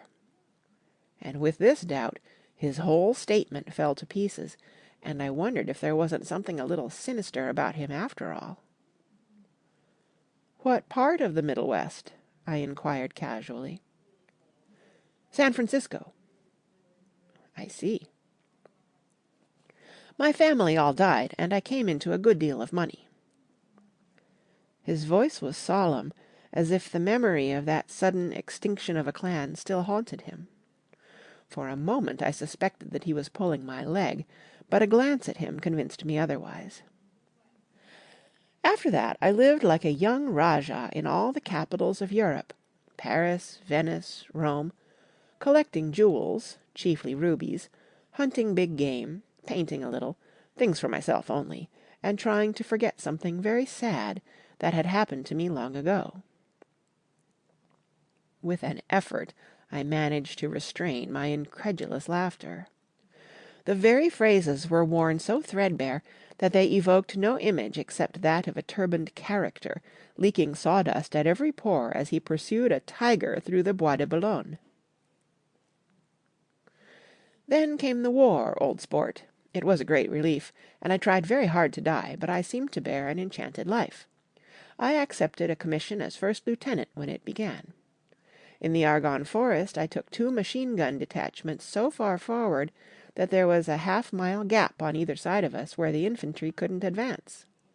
We stayed there 2 days and 2 nights, 130 men with 16 Lewis guns, and when the infantry came up at last they found the insignia of 3 German divisions among the piles of dead. I was promoted to be a major, and every Allied government gave me a decoration, even Montenegro, little Montenegro down on the Adriatic Sea." Little Montenegro. He lifted up the words and nodded at them with his smile. The smile comprehended Montenegro's troubled history and sympathized with the brave struggles of the Montenegrin people. It appreciated fully the chain of national circumstances which had elicited this tribute from Montenegro's warm little heart. My incredulity was submerged in fascination now. It was like skimming hastily through a dozen magazines. He reached in his pocket, and a piece of metal, slung on a ribbon, fell into my palm. "That's the one from Montenegro." To my astonishment, the thing had an authentic look. "Orderi di Danilo," ran the circular legend. "Montenegro, Nicholas Rex." "Turn it." "Major Jay Gatsby," I read, "for valor extraordinary." "Here's another thing I always carry, a souvenir of Oxford days. It was taken in Trinity Quad. The man on my left is now the Earl of Dorchester."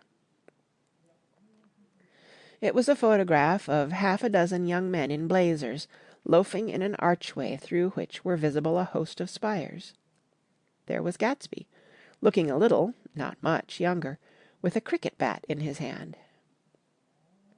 Then it was all true. I saw the skins of tigers flaming in his palace on the Grand Canal. I saw him opening a chest of rubies to ease, with their crimson-lighted depths, the gnawings of his broken heart. "I'm going to make a big request of you today," he said, pocketing his souvenirs with satisfaction. "So I thought you ought to know something about me. I didn't want you to think I was just some nobody. You see, I usually find myself among strangers because I drift here and there, trying to forget the sad thing that happened to me." He hesitated. "You'll hear about it this afternoon." "At lunch?" "No, this afternoon. I happened to find out that you're taking Miss Baker to tea." "Do you mean you're in love with Miss Baker?" "No, old sport, I'm not. But Miss Baker has kindly consented to speak to you about this matter." I hadn't the faintest idea what "this matter" was, but I was more annoyed than interested. I hadn't asked Jordan to tea in order to discuss Mr. Jay Gatsby.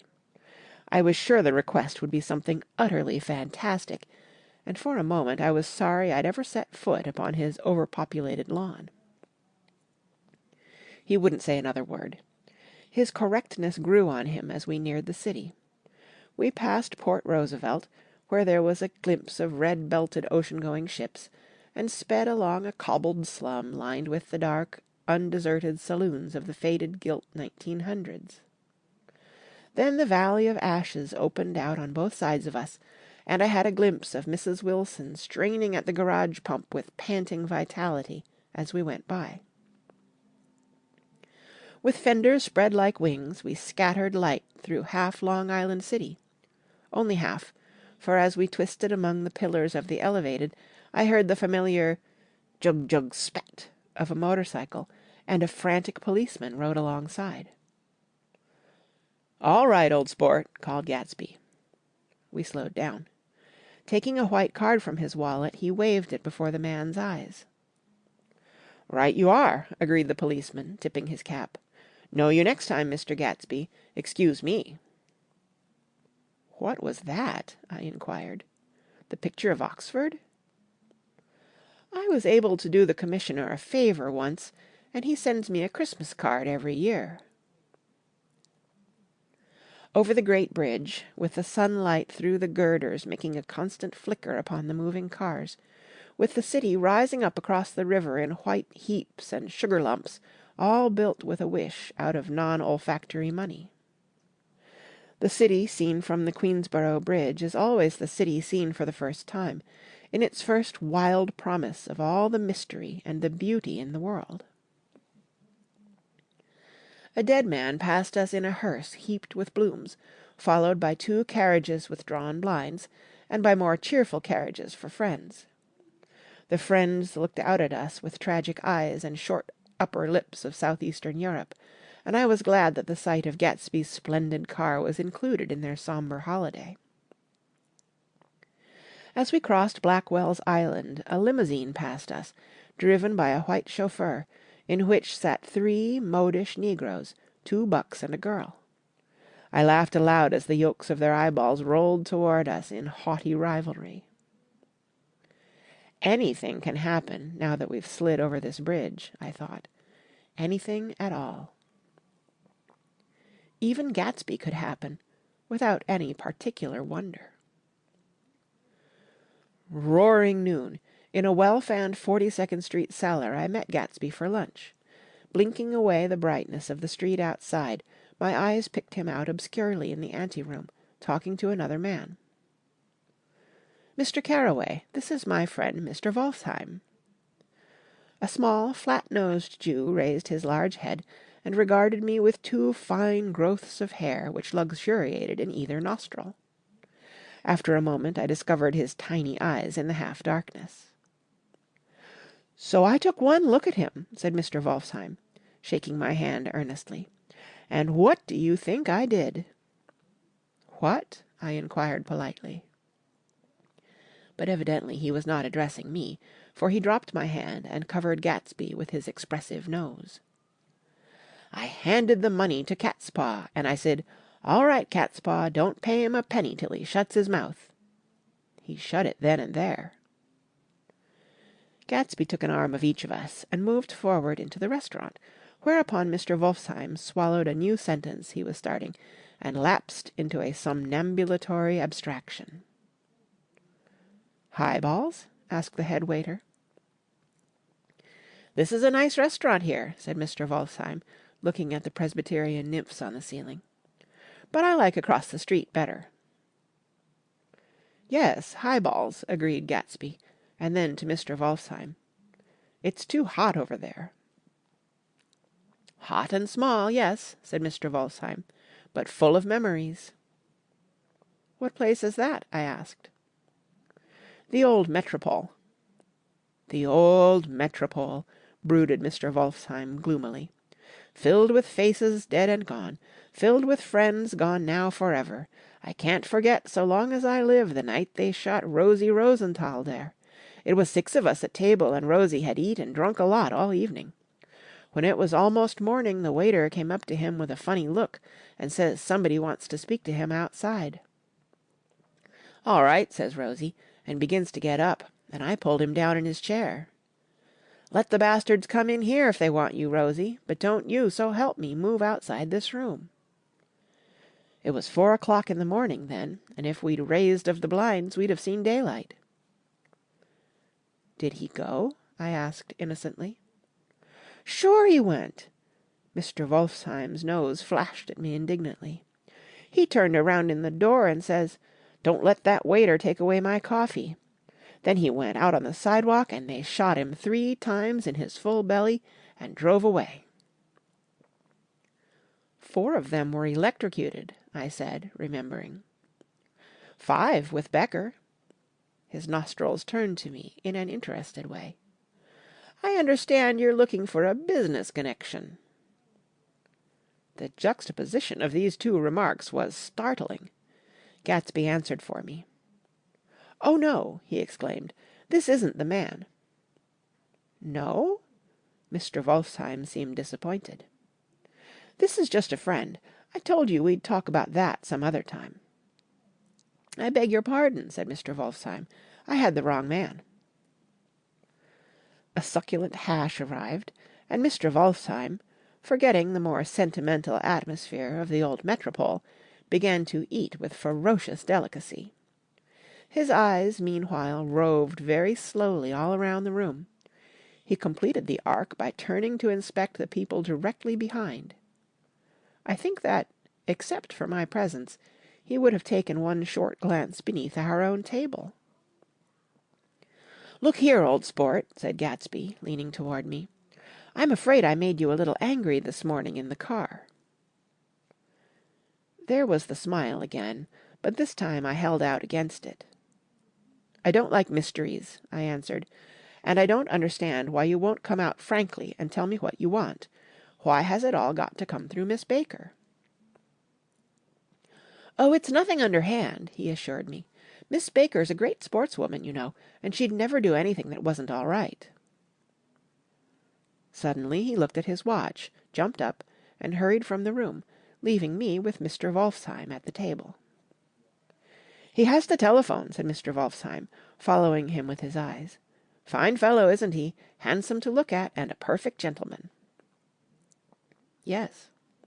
"He's an Oxford man." "Oh." "He went to Oxford College in England. You know Oxford College?" "I've heard of it." "It's one of the most famous colleges in the world." "Have you known Gatsby for a long time?" I inquired. "Several years," he answered in a gratified way. "I made the pleasure of his acquaintance just after the war, but I knew I had discovered a man of fine breeding after I talked with him an hour. I said to myself, 'There's the kind of man you'd like to take home and introduce to your mother and sister.'" He paused. "I see you're looking at my cuff buttons." I hadn't been looking at them, but I did now. They were composed of oddly familiar pieces of ivory. "Finest specimens of human molars," he informed me. "Well," I inspected them. "That's a very interesting idea." "Yeah." He flipped his sleeves up under his coat. "Yeah, Gatsby's very careful about women. He would never so much as look at a friend's wife."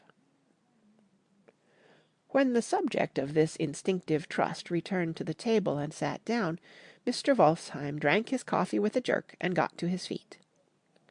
"I have enjoyed my lunch," he said, "and I'm going to run off from you 2 young men before I outstay my welcome." "Don't hurry, Meyer," said Gatsby without enthusiasm. Mr. Wolfsheim raised his hand in a sort of benediction. "You're very polite, but I belong to another generation," he announced solemnly. "You sit here and discuss your sports and your young ladies and your—" He supplied an imaginary noun with another wave of his hand. "As for me, I am 50 years old, and I won't impose myself on you any longer." As he shook hands and turned away, his tragic nose was trembling.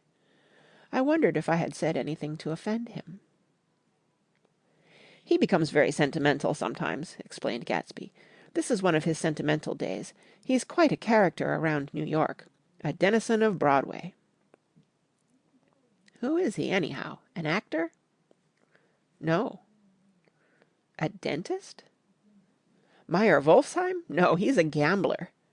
Gatsby hesitated, then added coolly, "He's the man who fixed the World Series back in 1919. "Fixed the World Series?" I repeated. The idea staggered me. I remembered, of course, that the World Series had been fixed in 1919, but if I had thought of it at all, I would have thought of it as a thing that merely happened, the end of some inevitable chain. It never occurred to me that one man could start to play with the faith of 50 million people, with the single-mindedness of a burglar blowing a safe. "How did he happen to do that?" I asked after a minute. "He just saw the opportunity." "Why isn't he in jail?" "They can't get him, old sport. He's a smart man." I insisted on paying the check. As the waiter brought my change, I caught sight of Tom Buchanan across the crowded room. "Come along with me for a minute," I said. "I've got to say hello to someone." When he saw us, Tom jumped up and took a half-dozen steps in our direction. "Where've you been?" he demanded eagerly. "Daisy's furious because you haven't called up." "This is Mr. Gatsby, Mr. Buchanan." They shook hands briefly, and a strained, unfamiliar look of embarrassment came over Gatsby's face. "How've you been, anyhow?" demanded Tom of me. "How'd you happen to come up this far to eat?" "I've been having lunch with Mr. Gatsby." I turned toward Mr. Gatsby, but he was no longer there. "One October day in 1917," said Jordan Baker that afternoon, sitting up very straight on a straight chair in the tea garden at the Plaza Hotel, "I was walking along from one place to another, half on the sidewalks and half on the lawns. I was happier on the lawns because I had on shoes from England with rubber knobs on the soles that bit into the soft ground. I had on a new plaid skirt, also, that blew a little in the wind, and whenever this happened the red, white, and blue banners in front of all the houses stretched out stiff and said, 'Tut, tut, tut, tut,' in a disapproving way. The largest of the banners and the largest of the lawns belonged to Daisy Fay's house. She was just 18, 2 years older than me, and by far the most popular of all the young girls in Louisville. She dressed in white and had a little white roadster, and all day long the telephone rang in her house, and excited young officers from Camp Taylor demanded the privilege of monopolizing her that night. Anyways, for an hour. When I came opposite her house that morning, her white roadster was beside the curb, and she was sitting in it with a lieutenant I had never seen before. They were so engrossed in each other that she didn't see me until I was 5 feet away. "Hello, Jordan," she called unexpectedly. "Please come here." I was flattered that she wanted to speak to me, because of all the older girls I admired her most. She asked me if I was going to the Red Cross and make bandages. I was. Well, then, would I tell them that she couldn't come that day? The officer looked at Daisy while she was speaking, in a way that every young girl wants to be looked at sometime, and because it seemed romantic to me I have remembered the incident ever since. His name was Jay Gatsby, and I didn't lay eyes on him again for over 4 years. Even after I'd met him on Long Island, I didn't realize it was the same man. That was 1917. By the next year I had a few beaux myself, and I began to play in tournaments, so I didn't see Daisy very often. She went with a slightly older crowd, when she went with anyone at all. Wild rumors were circulating about her, how her mother had found her packing her bag one winter night to go to New York and say good-bye to a soldier who was going overseas. She was effectually prevented, but she wasn't on speaking terms with her family for several weeks. After that she didn't play around with the soldiers any more, but only with a few flat-footed, short-sighted young men in town who couldn't get into the army at all. By the next autumn she was gay again, gay as ever. She had a debut after the armistice, and in February she was presumably engaged to a man from New Orleans. In June she married Tom Buchanan of Chicago, with more pomp and circumstance than Louisville ever knew before. He came down with 100 people in 4 private cars, and hired a whole floor of the Seelbach Hotel, and the day before the wedding he gave her a string of pearls valued at $350,000. I was bridesmaid. I came into her room half an hour before the bridal dinner, and found her lying on her bed as lovely as the June night in her flowered dress, and as drunk as a monkey. She had a bottle of Sauterne in one hand, and a letter in the other. "Gratulate me," she muttered. "Never had a drink before, but oh, how I do enjoy it." "What's the matter, Daisy?" I was scared, I can tell you. I'd never seen a girl like that before. "Here, dears." She groped around in a waste-basket that she had with her on the bed, and pulled out the string of pearls. "Take 'em downstairs and give 'em back to whoever they belong to. Tell 'em all Daisy's change her mind. Say, Daisy's change her mind." She began to cry. She cried and cried. I rushed out and found her mother's maid, and we locked the door and got her into a cold bath. She wouldn't let go of the letter. She took it into the tub with her and squeezed it up into a wet ball, and only let me leave it in the soap dish when she saw that it was coming to pieces like snow. But she didn't say another word. We gave her spirits of ammonia and put ice on her forehead and hooked her back into her dress, and half an hour later, when we walked out of the room, the pearls were around her neck and the incident was over. Next day at 5 o'clock she married Tom Buchanan without so much as a shiver, and started off on a 3 months' trip to the South Seas. I saw them in Santa Barbara when they came back, and I thought I'd never seen a girl so mad about her husband. If he left the room for a minute, she'd look around uneasily and say, "Where's Tom gone?" and wear the most abstracted expression until she saw him coming in the door. She used to sit on the sand with his head in her lap by the hour, rubbing her fingers over his eyes and looking at him with unfathomable delight. It was touching to see them together. It made you laugh in a hushed, fascinated way. That was in August. A week after I left Santa Barbara, Tom ran into a wagon on the Ventura Road one night and ripped a front wheel off his car. The girl who was with him got into the papers too because her arm was broken. She was one of the chambermaids in the Santa Barbara Hotel. The next April Daisy had her little girl, and they went to France for a year. I saw them one spring in Cannes, and later in Deauville, and then they came back to Chicago to settle down.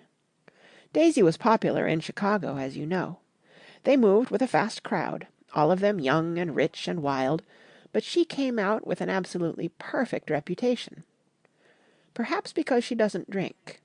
It's a great advantage not to drink among hard-drinking people. You can hold your tongue, and moreover, you can time any little irregularity of your own so that everybody else is so blind that they don't see or care. Perhaps Daisy never went in for amour at all, and yet there's something in that voice of hers. Well, about 6 weeks ago she heard the name Gatsby for the first time in years. It was when I asked you, do you remember, if you knew Gatsby in West Egg. After you had gone home she came into my room and woke me up and said, "What Gatsby?" And when I described him, I was half asleep, she said in the strangest voice that it must be the man she used to know. It wasn't until then that I connected this Gatsby with the officer in her white car. When Jordan Baker had finished telling all this, we had left the plaza for half an hour, and were driving in a Victoria through Central Park. The sun had gone down behind the tall apartments of the movie stars in the West 50s, and the clear voices of girls, already gathered like crickets on the grass, rose through the hot twilight. "I'm the Sheik of Araby, your love belongs to me. At night, when you're asleep, into your tent I'll creep." It was a strange coincidence, I said. But it wasn't a coincidence at all. Why not? Gatsby bought that house so that Daisy would be just across the bay. Then it had not been merely the stars to which he had aspired on that June night. He came alive to me, delivered suddenly from the womb of his purposeless splendor. "He wants to know," continued Jordan, "if you'll invite Daisy to your house some afternoon, and then let him come over." The modesty of the demand shook me. He had waited 5 years and bought a mansion where he dispensed starlight to casual moths, so that he could come over some afternoon to a stranger's garden. Did I have to know all this before he could ask such a little thing? "He's afraid. He's waited so long. He thought you might be offended. You see, he's a regular tough underneath it all." Something worried me. Why didn't he ask you to arrange a meeting? "He wants her to see his house," she explained, "and your house is right next door." Oh. "I think he half expected her to wander into one of his parties some night," went on Jordan, "but she never did. Then he began asking people casually if they knew her, and I was the first one he found. It was that night he sent for me at his dance, and you should have heard the elaborate way he worked up to it. Of course, I immediately suggested a luncheon in New York, and I thought he'd go mad. 'I don't want to do anything out of the way,' he kept saying. 'I want to see her right next door.' When I said you were a particular friend of Tom's, he started to abandon the whole idea. He doesn't know very much about Tom, though he says he's read a Chicago paper for years just on the chance of catching a glimpse of Daisy's name." It was dark now, and as we dipped under a little bridge, I put my arm around Jordan's golden shoulder and drew her toward me and asked her to dinner. Suddenly I wasn't thinking of Daisy and Gatsby any more, but of this clean, hard, limited person who dealt in universal skepticism, and who leaned back jauntily just within the circle of my arm. A phrase began to beat in my ears with a sort of heady excitement. "There are only the pursued, the pursuing, the busy, and the tired." "And Daisy ought to have something in her life," murmured Jordan to me. "Does she want to see Gatsby?" "She's not to know about it. Gatsby doesn't want her to know. You're just supposed to invite her to tea."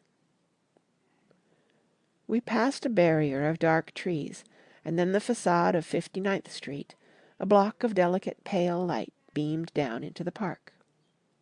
Unlike Gatsby and Tom Buchanan, I had no girl whose disembodied face floated along the dark cornices and blinding signs, and so I drew up the girl beside me, tightening my arms. Her wan, scornful mouth smiled, and so I drew her up again, closer, this time to my face. Chapter 4.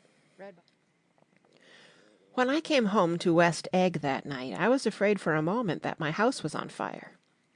2 o'clock, and the whole corner of the peninsula was blazing with light, which fell unreal on the shrubbery and made thin, elongating glints upon the roadside wires.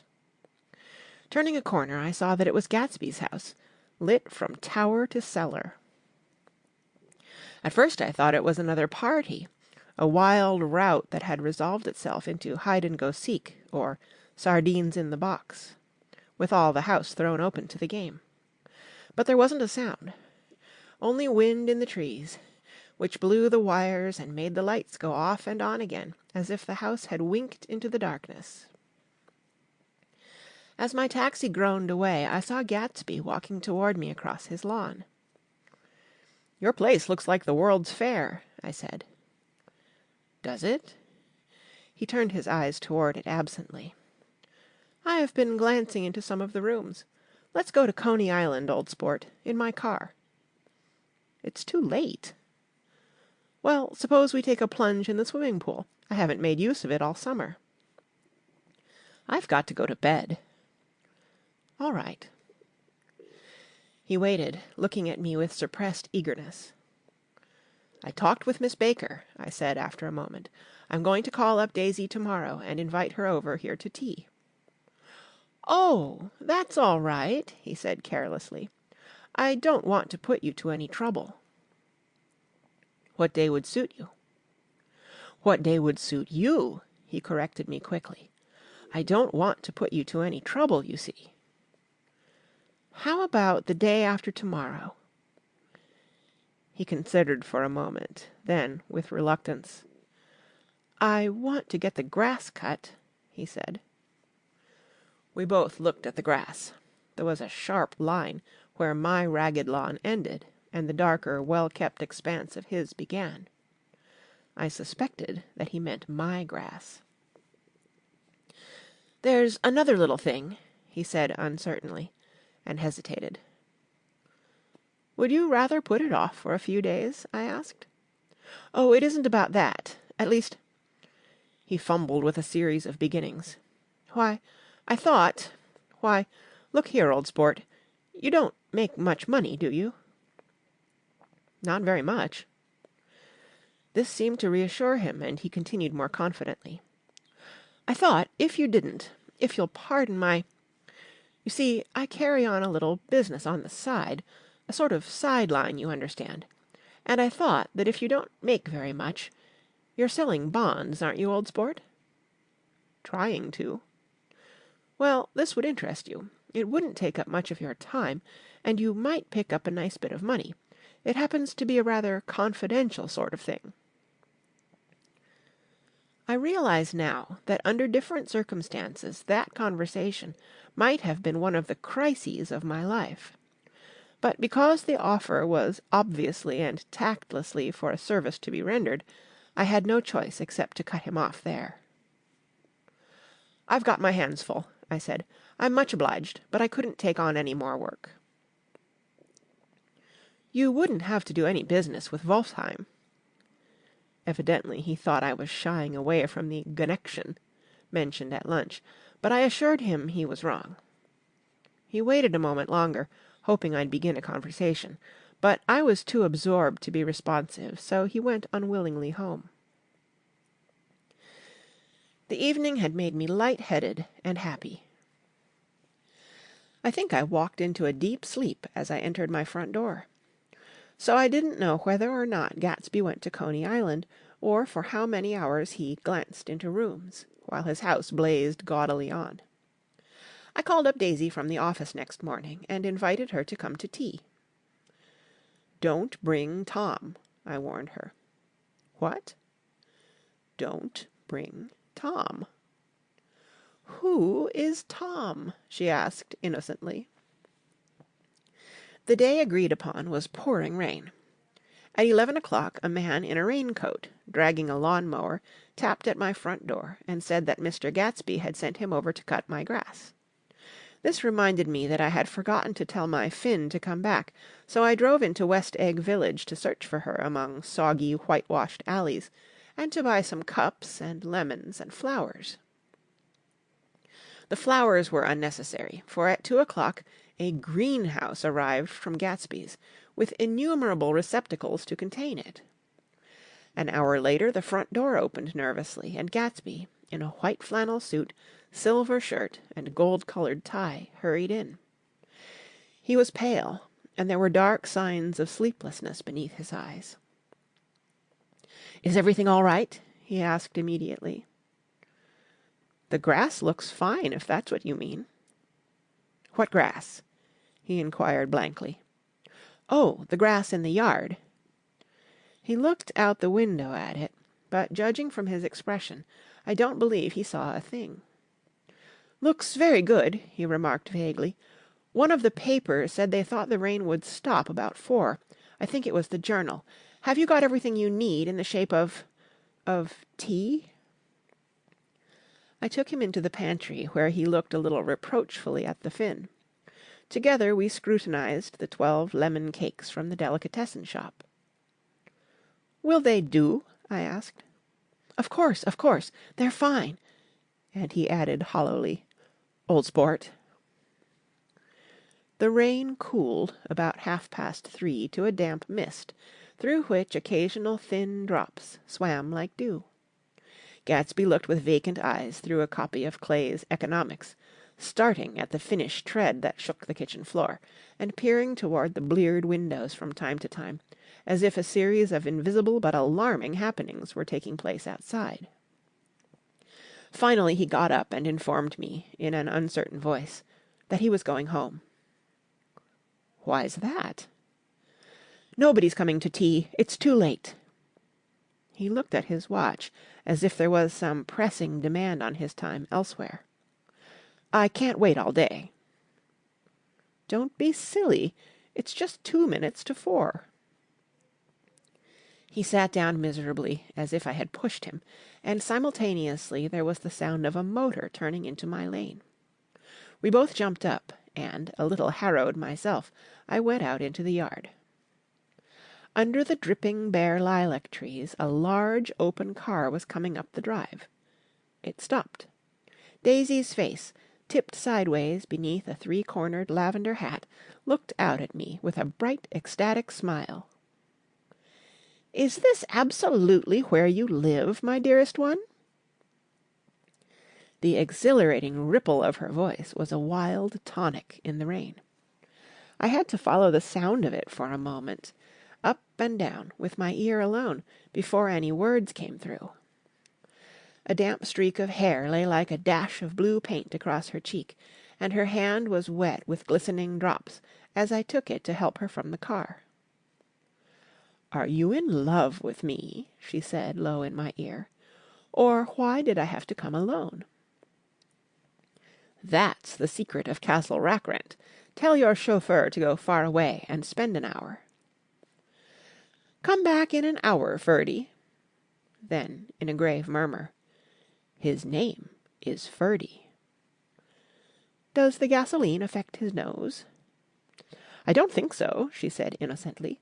"Why?" We went in. To my overwhelming surprise, the living room was deserted. "Well, that's funny," I exclaimed. "What's funny?" She turned her head as there was a light, dignified knocking at the front door. I went out and opened it. Gatsby, pale as death, with his hands plunged like weights in his coat pockets, was standing in a puddle of water glaring tragically into my eyes. With his hands still in his coat pockets, he stalked by me into the hall, turned sharply as if he were on a wire, and disappeared into the living room. It wasn't a bit funny. Aware of the loud beating of my own heart, I pulled the door to against the increasing rain. For half a minute there wasn't a sound. Then from the living room I heard a sort of choking murmur and part of a laugh, followed by Daisy's voice on a clear, artificial note. "I certainly am awfully glad to see you again." A pause. It endured horribly. I had nothing to do in the hall, so I went into the room. Gatsby, his hands still in his pockets, was reclining against the mantelpiece in a strained counterfeit of perfect ease, even of boredom. His head leaned back so far that it rested against the face of a defunct mantelpiece clock, and from this position his distraught eyes stared down at Daisy, who was sitting, frightened but graceful, on the edge of a stiff chair. "We've met before," muttered Gatsby. His eyes glanced momentarily at me, and his lips parted with an abortive attempt at a laugh. Luckily the clock took this moment to tilt dangerously at the pressure of his head, whereupon he turned and caught it with trembling fingers and set it back in place. Then he sat down, rigidly, his elbow on the arm of the sofa and his chin in his hand. "I'm sorry about the clock," he said. My own face had now assumed a deep tropical burn. I couldn't muster up a single commonplace out of the 1,000 in my head. "It's an old clock," I told them idiotically. I think we all believed for a moment that it had smashed in pieces on the floor. "We haven't met for many years," said Daisy, her voice as matter-of-fact as it could ever be. 5 years next November," The automatic quality of Gatsby's answer set us all back at least another minute. I had them both on their feet with the desperate suggestion that they help me make tea in the kitchen, when the demoniac Finn brought it in on a tray. Amid the welcome confusion of cups and cakes, a certain physical decency established itself. Gatsby got himself into a shadow, and, while Daisy and I talked, looked conscientiously from one to the other of us with tense, unhappy eyes. However, as calmness wasn't an end in itself, I made an excuse at the first possible moment, and got to my feet. "Where are you going?" demanded Gatsby in immediate alarm. "I'll be back." "I've got to speak to you about something before you go." He followed me wildly into the kitchen, closed the door, and whispered, "Oh, God!" in a miserable way. "What's the matter?" "This is a terrible mistake," he said, shaking his head from side to side. "A terrible, terrible mistake." "You're just embarrassed, that's all." And luckily I added, "Daisy's embarrassed too." "She's embarrassed?" he repeated incredulously. "Just as much as you are." "Don't talk so loud." "You're acting like a little boy," I broke out impatiently. "Not only that, but you're rude. Daisy's sitting in there all alone." He raised his hand to stop my words, looked at me with unforgettable reproach, and, opening the door cautiously, went back into the other room. I walked out the back way, just as Gatsby had when he had made his nervous circuit of the house half an hour before, and ran for a huge black knotted tree, whose massed leaves made a fabric against the rain. Once more it was pouring, and my irregular lawn, well shaved by Gatsby's gardener, abounded in small muddy swamps and prehistoric marshes. There was nothing to look at from under the tree except Gatsby's enormous house, so I stared at it, like Kant at his church steeple, for half an hour. A brewer had built it early in the period craze, a decade before, and there was a story that he'd agreed to pay 5 years' taxes on all the neighbouring cottages if the owners would have their roofs thatched with straw. Perhaps their refusal took the heart out of his plan to found a family. He went into an immediate decline. His children sold his house with the black wreath still on the door. Americans, while occasionally willing to be serfs, have always been obstinate about being peasantry. After half an hour the sun shone again, and the grocer's automobile rounded Gatsby's drive with the raw material for his servant's dinner. I felt sure he wouldn't eat a spoonful. A maid began opening the upper windows of his house, appeared momentarily in each, and, leaning from a large central bay, spat meditatively into the garden. It was time I went back. While the rain continued, it had seemed like the murmur of their voices, rising and swelling a little now and then with gusts of emotion. But in the new silence I felt that silence had fallen within the house too. I went in, after making every possible noise in the kitchen, short of pushing over the stove, but I don't believe they heard a sound. They were sitting at either end of the couch, looking at each other as if some question had been asked, or was in the air, and every vestige of embarrassment was gone. Daisy's face was smeared with tears, and when I came in she jumped up and began wiping at it with her handkerchief before a mirror. But there was a change in Gatsby that was simply confounding. He literally glowed. Without a word or a gesture of exultation, a new well-being radiated from him and filled the little room. "Oh, hello, old sport," he said, as if he hadn't seen me for years.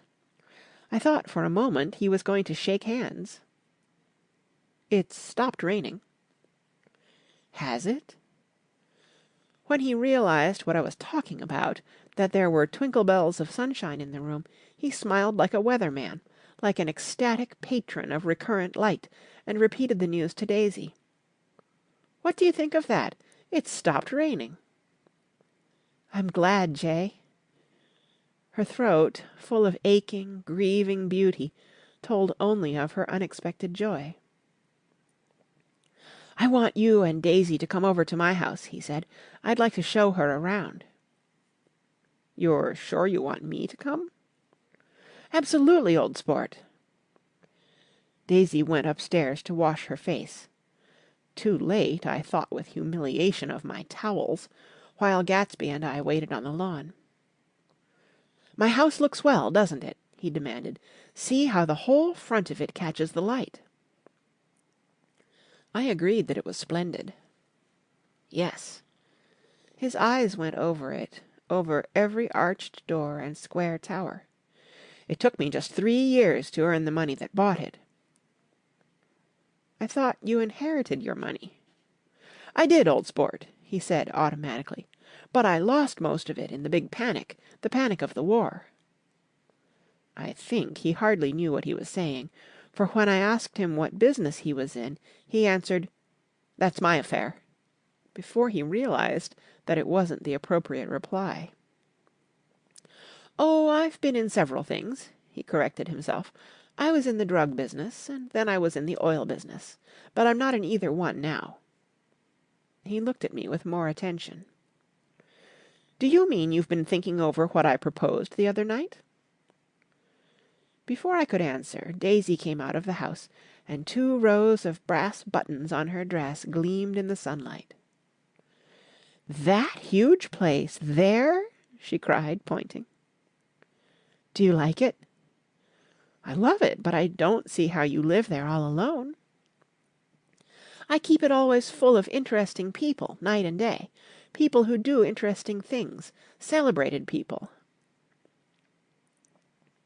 Instead of taking the short cut along the Sound, we went down the road and entered by the big postern. With enchanting murmurs, Daisy admired this aspect or that of the feudal silhouette against the sky, admired the gardens, the sparkling odour of jonquils, and the frothy odour of hawthorn and plum blossoms, and the pale gold odour of kiss-me-at-the-gate. It was strange to reach the marble steps and find no stir of bright dresses in and out the door, and hear no sound but bird voices in the trees.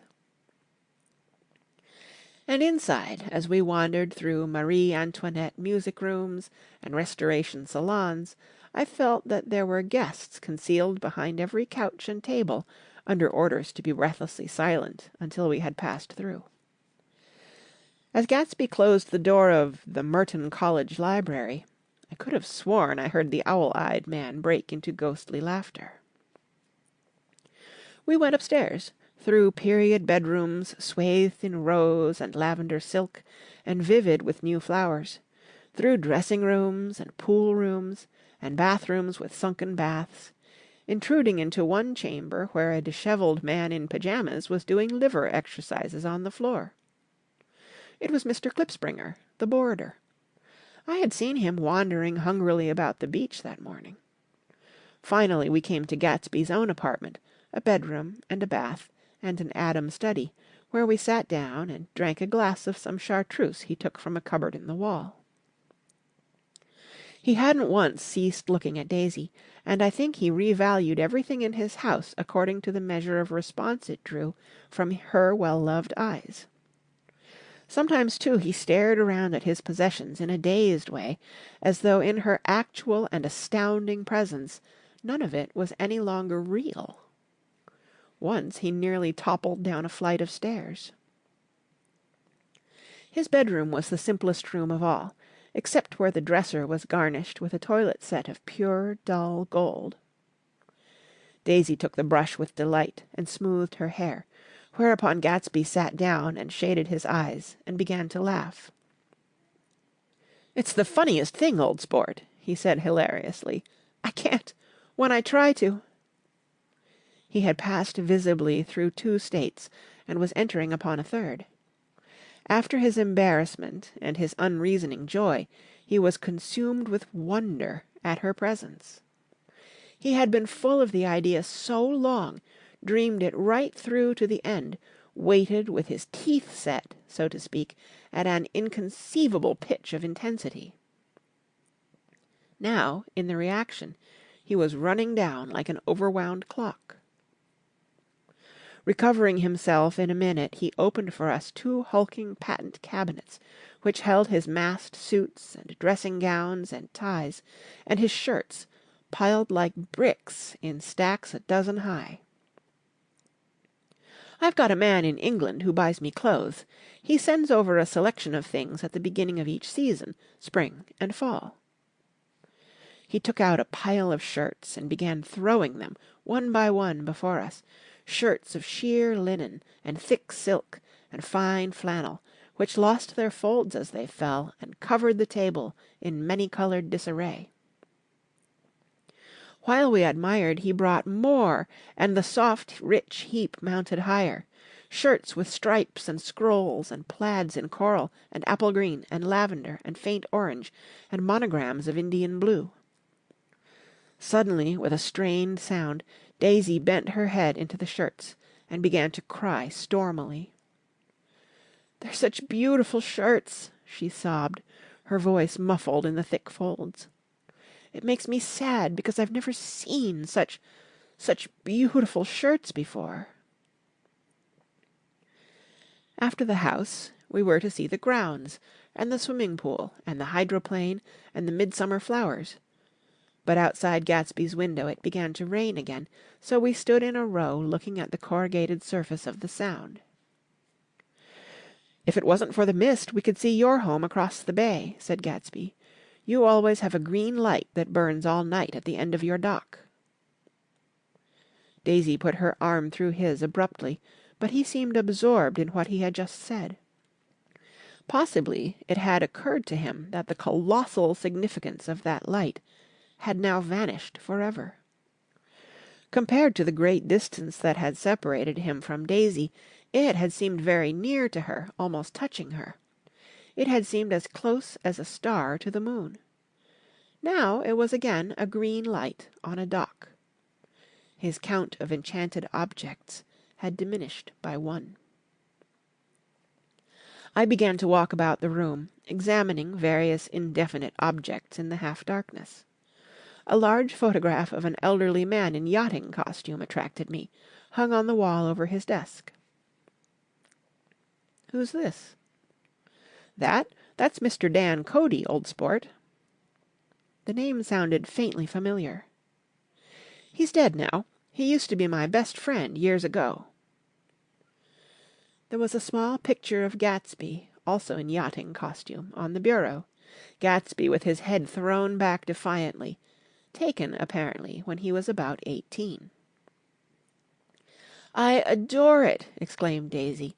"The pompadour! You never told me you had a pompadour or a yacht." "Look at this," said Gatsby quickly. "Here's a lot of clippings about you." They stood side by side, examining it. I was going to ask to see the rubies when the phone rang, and Gatsby took up the receiver. "Yes? Well, I can't talk now." "I can't talk now, old sport." "I said a small town. He must know what a small town is." "Well, he's no use to us if Detroit is his idea of a small town." He rang off. "Come here quick!" cried Daisy at the window. The rain was still falling, but the darkness had parted in the west, and there was a pink and golden billow of foamy clouds above the sea. "Look at that!" she whispered, and then, after a moment, "I'd like to just get one of those pink clouds and put you in it and push you around." I tried to go then, but they wouldn't hear of it. Perhaps my presence made them feel more satisfactorily alone. "I know what we'll do," said Gatsby. "We'll have Klipspringer play the piano." He went out of the room, calling "Ewing!" and returned in a few minutes, accompanied by an embarrassed, slightly worn young man with shell-rimmed glasses and scanty blonde hair. He was now decently clothed in a sport shirt, open at the neck, sneakers, and duck trousers of a nebulous hue. "Did we interrupt your exercises?" inquired Daisy politely. "I was asleep!" cried Mr. Klipspringer, in a spasm of embarrassment. "That is, I'd been asleep. Then I got up." "Klipspringer plays the piano," said Gatsby, cutting him off. "Don't you, Ewing, old sport?" "I don't play well. I hardly play at all. I'm all out of "We'll go downstairs," interrupted Gatsby. He flipped a switch. The grey windows disappeared as the house glowed full of light. In the music room Gatsby turned on a solitary lamp beside the piano. He lit Daisy's cigarette from a trembling match, and sat down with her on a couch far across the room, where there was no light save what the gleaming floor bounced in from the hall. When Klipspringer had played "The Love Nest," he turned around on the bench and searched unhappily for Gatsby in the gloom. "I'm all out of practice, you see. I told you I couldn't play. I'm all out of "Don't talk so much, old sport," commanded Gatsby. "Play."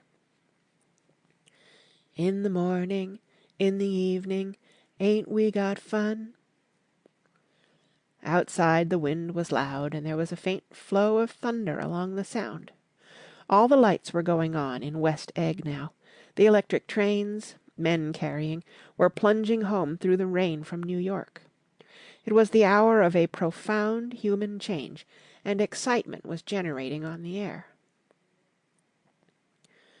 "One thing's sure and nothing's surer, the rich get richer and the poor get children.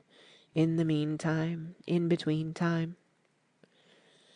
As I went over to say good-bye, I saw that the expression of bewilderment had come back into Gatsby's face, as though a faint doubt had occurred to him as to the quality of his present happiness. Almost 5 years! There must have been moments even that afternoon when Daisy tumbled short of his dreams, not through her own fault, but because of the colossal vitality of his illusion. It had gone beyond her, beyond everything. He had thrown himself into it with a creative passion, adding to it all the time, decking it out with every bright feather that drifted his way. No amount of fire or freshness can challenge what a man will store up in his ghostly heart. As I watched him he adjusted himself a little, visibly. His hand took hold of hers, and as she said something low in his ear, he turned toward her with a rush of emotion.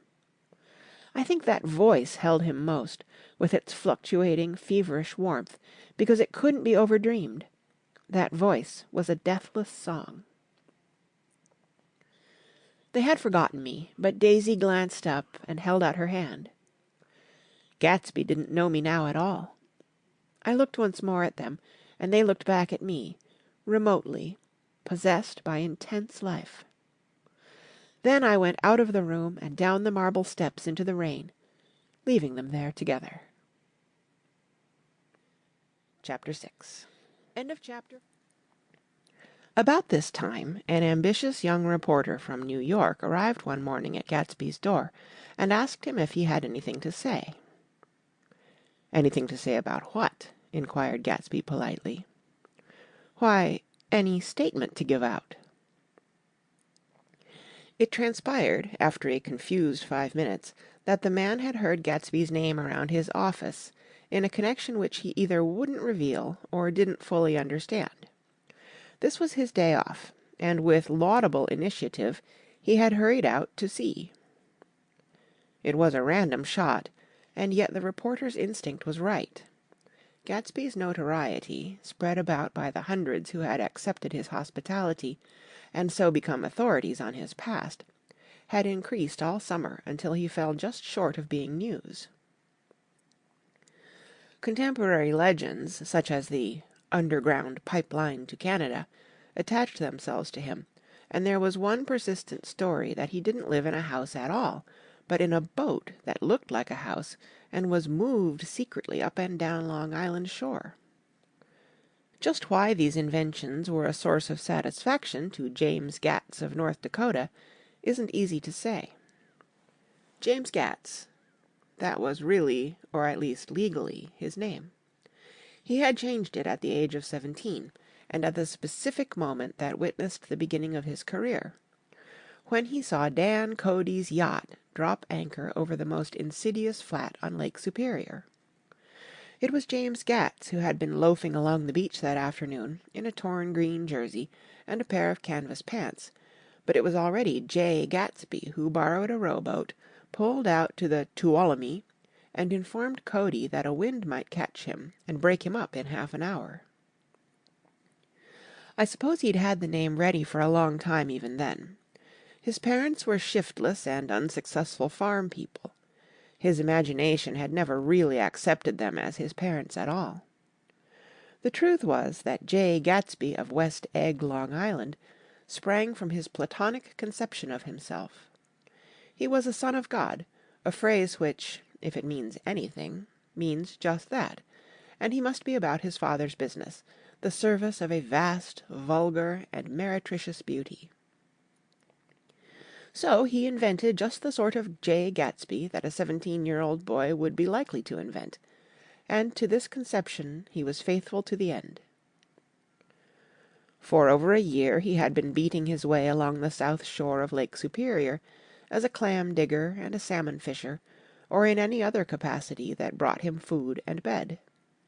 His brown, hardening body lived naturally through the half-fierce, half-lazy work of the bracing days. He knew women early, and since they spoiled him, he became contemptuous of them, of young virgins because they were ignorant, of the others because they were hysterical about things which in his overwhelming self-absorption he took for granted. But his heart was in a constant turbulent riot. The most grotesque and fantastic conceits haunted him in his bed at night. A universe of ineffable gaudiness spun itself out in his brain, while the clock ticked on the washstand, and the moon soaked with wet light his tangled clothes upon the floor. Each night he added to the pattern of his fancies, until drowsiness closed down upon some vivid scene with an oblivious embrace. For a while these reveries provided an outlet for his imagination. They were a satisfactory hint of the unreality of reality, a promise that the rock of the world was founded securely on a fairy's wing. An instinct toward his future glory had led him, some months before, to the small Lutheran college of St. Olaf in southern Minnesota. He stayed there 2 weeks, dismayed at its ferocious indifference to the drums of his destiny, to destiny itself, and despising the janitor's work with which he was to pay his way through. Then he drifted back to Lake Superior, and he was still searching for something to do on the day that Dan Cody's yacht dropped anchor in the shallows alongshore. Cody was 50 years old then, a product of the Nevada silver fields, of the Yukon, of every rush for metal since '75. The transactions in Montana copper that made him many times a millionaire found him physically robust but on the verge of soft-mindedness, and, suspecting this, an infinite number of women tried to separate him from his money. The none too savory ramifications by which Ella Kay, the newspaper woman, played Madame de Maintenon to his weakness and sent him to sea in a yacht were common knowledge to the turgid sub-journalism of 1902.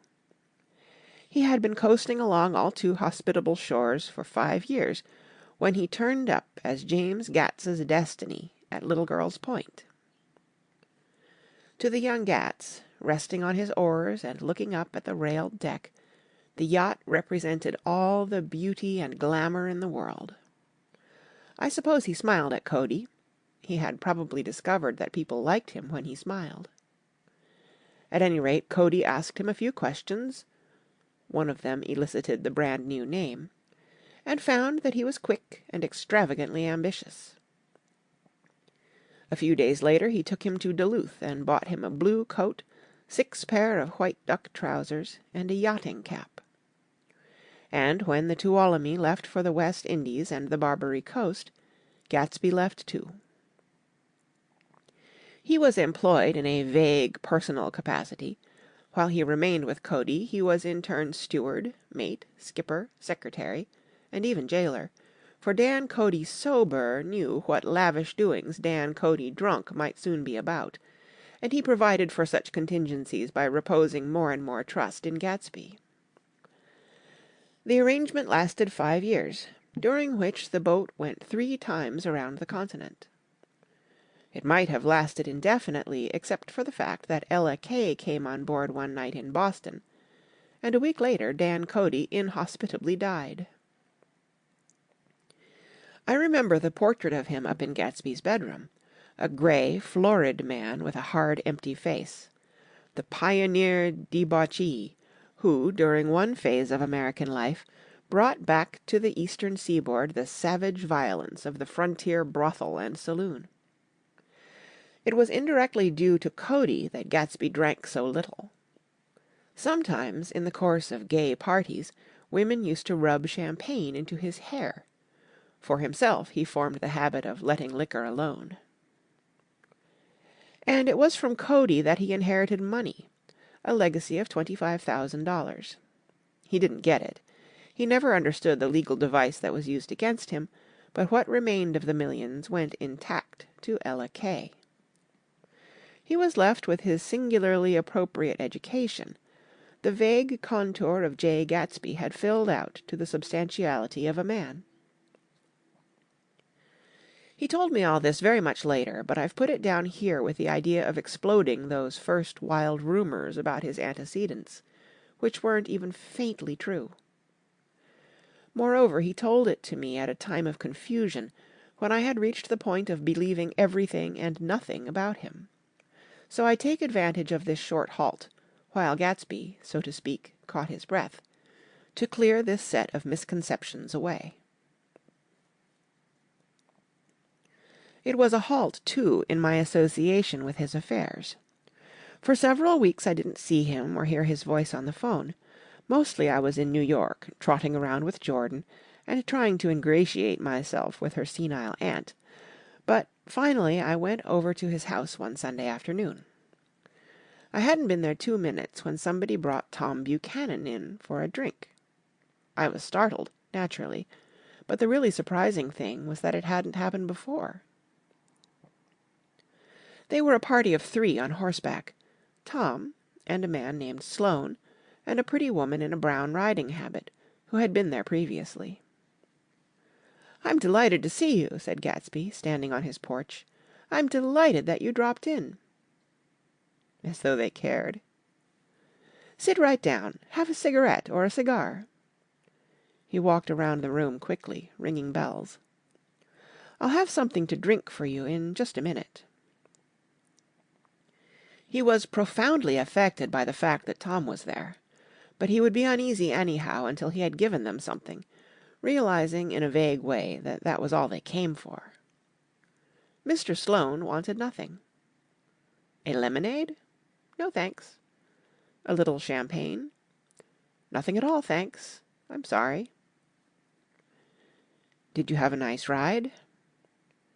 Very good roads around here. I suppose the automobiles... Yeah. Moved by an irresistible impulse, Gatsby turned to Tom, who had accepted the introduction as a stranger. "I believe we've met somewhere before, Mr. Buchanan." "Oh, yes," said Tom, gruffly polite, but obviously not remembering. "So we did. I remember very well." "About 2 weeks ago." "That's right. You were with Nick here." "I know your wife," continued Gatsby almost aggressively. "That so?" Tom turned to me. "You live near here, Nick?" "Next door." "That so?" Mr. Sloane didn't enter into the conversation, but lounged back haughtily in his chair. The woman said nothing either, until, unexpectedly after 2 highballs, she became cordial. "We'll all come over to your next party, Mr. Gatsby," she suggested. "What do you say?" "Certainly, I'd be delighted to have you." "Be ver' nice," said Mr. Sloane without gratitude. "Well, think ought to be starting home." "Please don't hurry," Gatsby urged them. He had control of himself now, and he wanted to see more of Tom. Why don't you stay for supper? I wouldn't be surprised if some other people dropped in from New York." "You come to supper with me," said the lady enthusiastically. "Both of you." This included me. Mr. Sloane got to his feet. "Come along," he said, but to her only. "I mean it," she insisted. "I'd love to have you. Lots of room." Gatsby looked at me questioningly.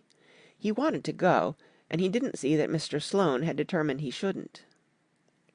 "I'm afraid I won't be able to," I said. "Well, you come," she urged, concentrating on Gatsby. Mr. Sloane murmured something close to her ear. "We won't be late if we start now," she insisted aloud. "I haven't got a horse," said Gatsby. "I used to ride in the army, but I've never bought a horse. I'll have to follow you in my car. Excuse me for just a minute."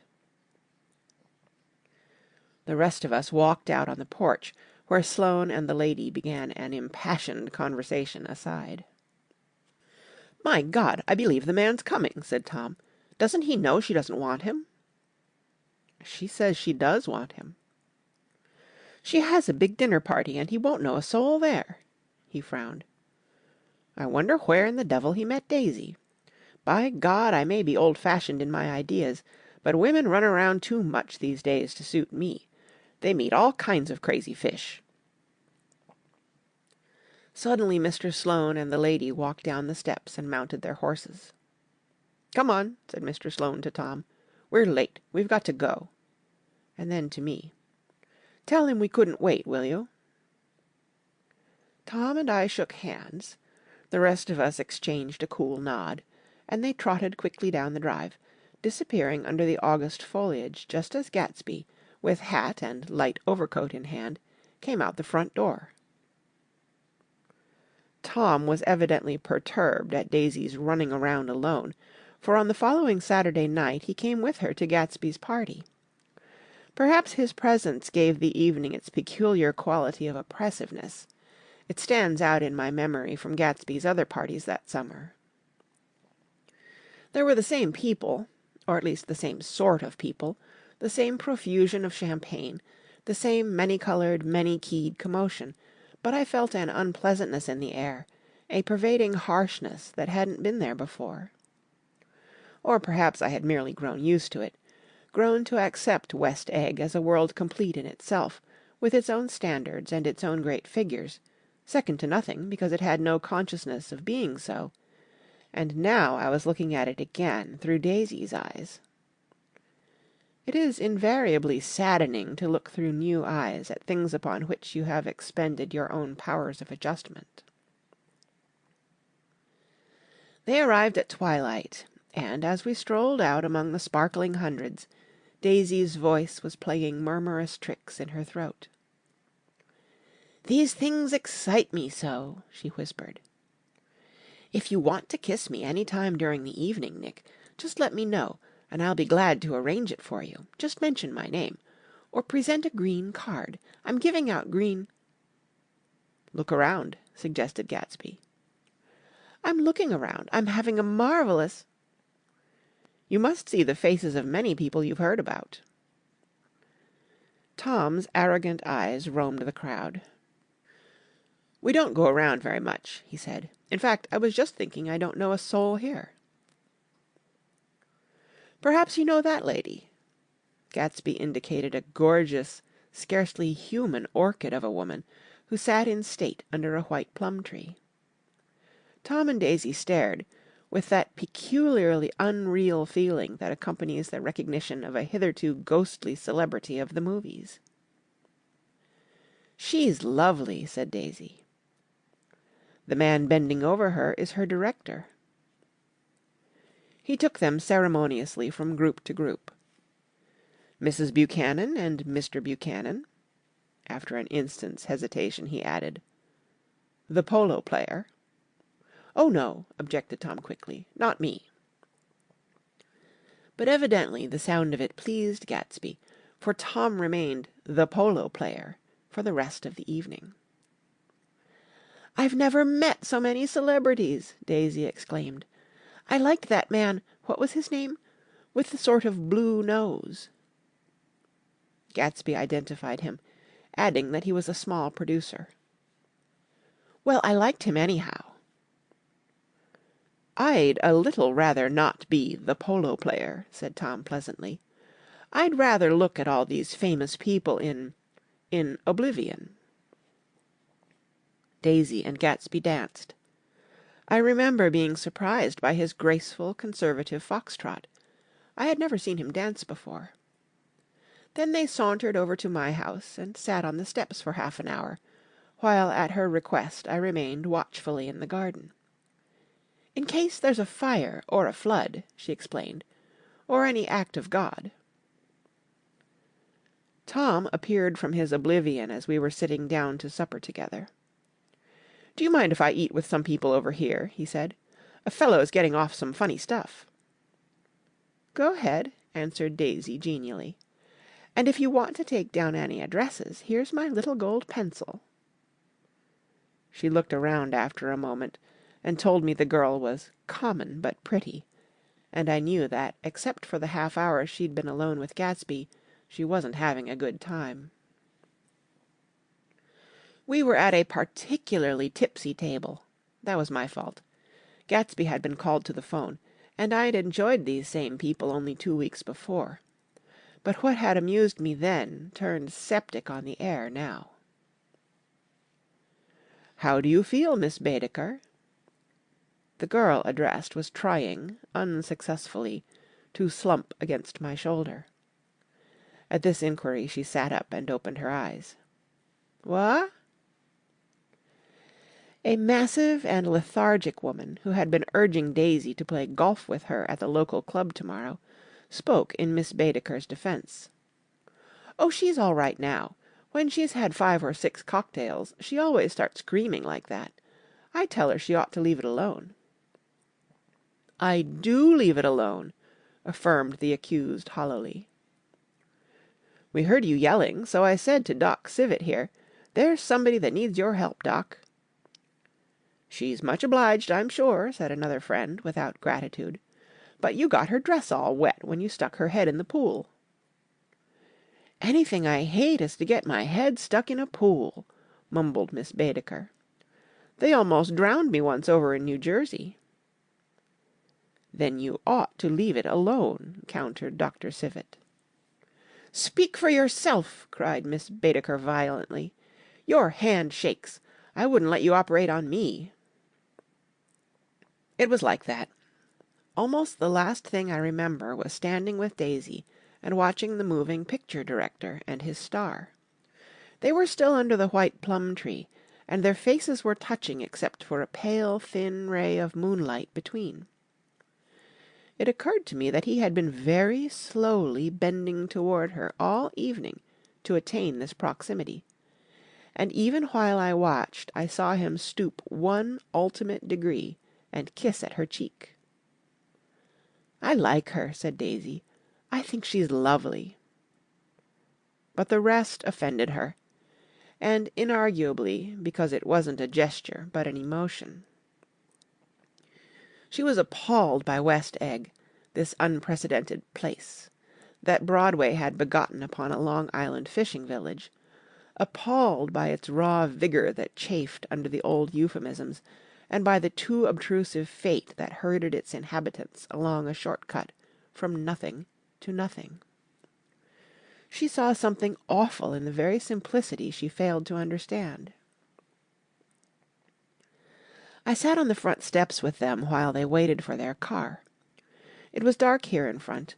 Only the bright door sent 10 square feet of light volleying out into the soft black morning.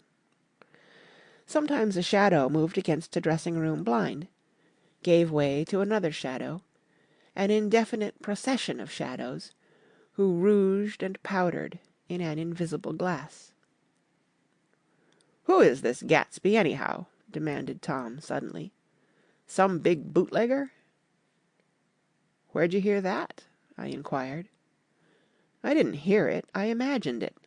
A lot of these newly rich people are just big bootleggers, you know." "Not Gatsby," I said shortly. He was silent for a moment. The pebbles of the drive crunched under his feet.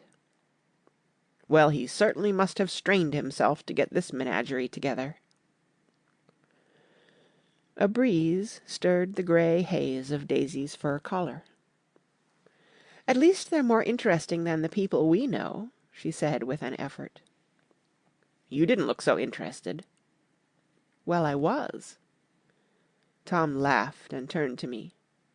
Did you notice Daisy's face when that girl asked her to put her under a cold shower? Daisy began to sing with the music in a husky, rhythmic whisper, bringing out a meaning in each word that it had never had before and would never have again. When the melody rose, her voice broke up sweetly, following it, in a way contralto voices have, and each change tipped out a little of her warm human magic upon the air. Lots of people come who haven't been invited, she said suddenly. That girl hadn't been invited. They simply force their way in, and he's too polite to object. I'd like to know who he is and what he does, insisted Tom, and I think I'll make a point of finding out. I can tell you right now, she answered. He owned some drugstores, a lot of drugstores. He built them up himself. The dilatory limousine came rolling up the drive. Good night, Nick, said Daisy. Her glance left me and sought the lighted top of the steps, where 3 o'clock in the morning, a neat, sad little waltz of that year, was drifting out the open door. After all, in the very casualness of Gatsby's party, there were romantic possibilities totally absent from her world. What was it up there in the song that seemed to be calling her back inside? What would happen now in the dim, incalculable hours?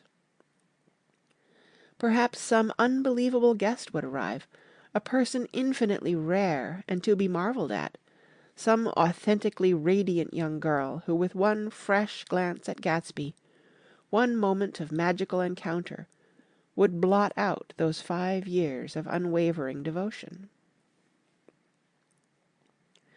I stayed late that night. Gatsby asked me to wait until he was free, and I lingered in the garden until the inevitable swimming party had run up, chilled and exalted, from the black beach, until the lights were extinguished in the guest rooms overhead. When he came down the steps at last, the tanned skin was drawn unusually tight on his face, and his eyes were bright and tired. She didn't like it, he said immediately. Of course she did. She didn't like it, he insisted. She didn't have a good time. He was silent, and I guessed at his unutterable depression. I feel far away from her, he said. It's hard to make her understand. You mean about the dance? The dance? He dismissed all the dances he had given with a snap of his fingers. Old sport, the dance is unimportant. He wanted nothing less of Daisy than that she should go to Tom and say, I never loved you. After she had obliterated 4 years with that sentence, they could decide upon the more practical measures to be taken. One of them was that, after she was free, they were to go back to Louisville and be married from her house, just as if it were 5 years ago. And she doesn't understand, he said. She used to be able to understand. We'd sit for hours. He broke off and began to walk up and down a desolate path of fruit rinds and discarded favours and crushed flowers. I wouldn't ask too much of her, I ventured. You can't repeat the past. Can't repeat the past? He cried incredulously. Why, of course you can. He looked around him wildly, as if the past were lurking here in the shadow of his house, just out of reach of his hand. I'm going to fix everything just the way it was before, he said, nodding determinedly. She'll see. He talked a lot about the past, and I gathered that he wanted to recover something, some idea of himself, perhaps, that had gone into loving Daisy. His life had been confused and disordered since then, but if he could once return to a certain starting place and go over it all slowly, he could find out what that thing was. One autumn night, 5 years before, They had been walking down the street when the leaves were falling, and they came to a place where there were no trees, and the sidewalk was white with moonlight. They stopped here and turned toward each other. Now it was a cool night, with that mysterious excitement in it which comes at the two changes of the year. The quiet lights in the houses were humming out into the darkness, and there was a stir and bustle among the stars. Out of the corner of his eye Gatsby saw that the blocks of the sidewalks really formed a ladder and mounted to a secret place above the trees. He could climb to it, if he climbed alone, and once there he could suck on the pap of life, gulp down the incomparable milk of wonder. His heart beat faster and faster as Daisy's white face came up to his own. He knew that when he kissed this girl, and forever wed his unutterable visions to her perishable breath, his mind would never romp again like the mind of God. So he waited, listening for a moment longer to the tuning fork that had been struck upon a star. Then he kissed her. At his lips' touch she blossomed for him like a flower, and the incarnation was complete. Through all he said, even through his appalling sentimentality, I was reminded of something, an elusive rhythm, a fragment of lost words that I had heard somewhere a long time ago. For a moment a phrase tried to take shape in my mouth, and my lips parted like a dumb man's, as though there was more struggling upon them than a wisp of startled air. But they made no sound, and what I had almost remembered was uncommunicable forever. Chapter 7.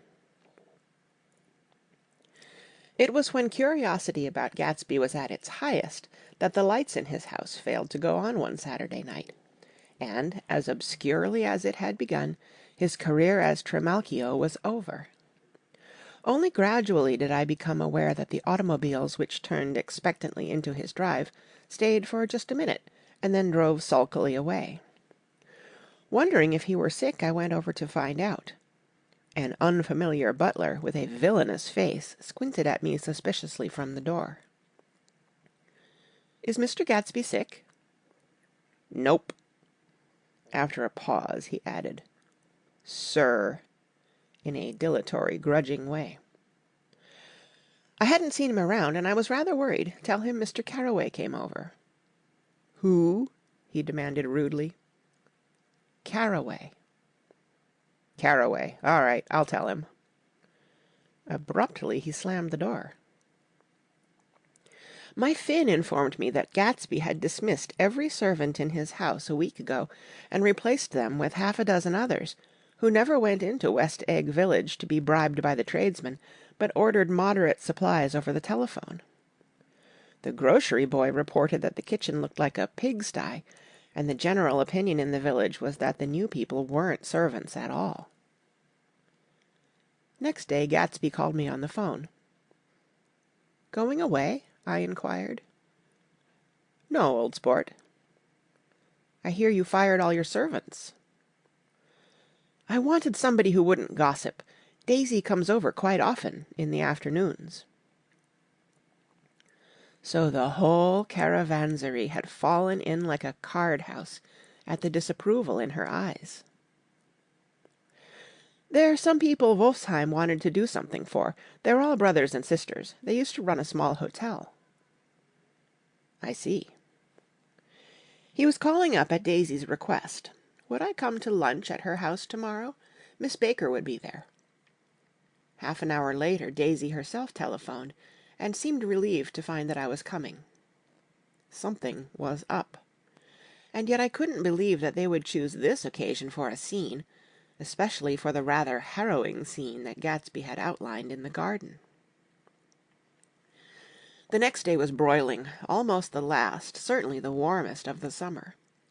As my train emerged from the tunnel into sunlight, only the hot whistles of the National Biscuit Company broke the simmering hush at noon.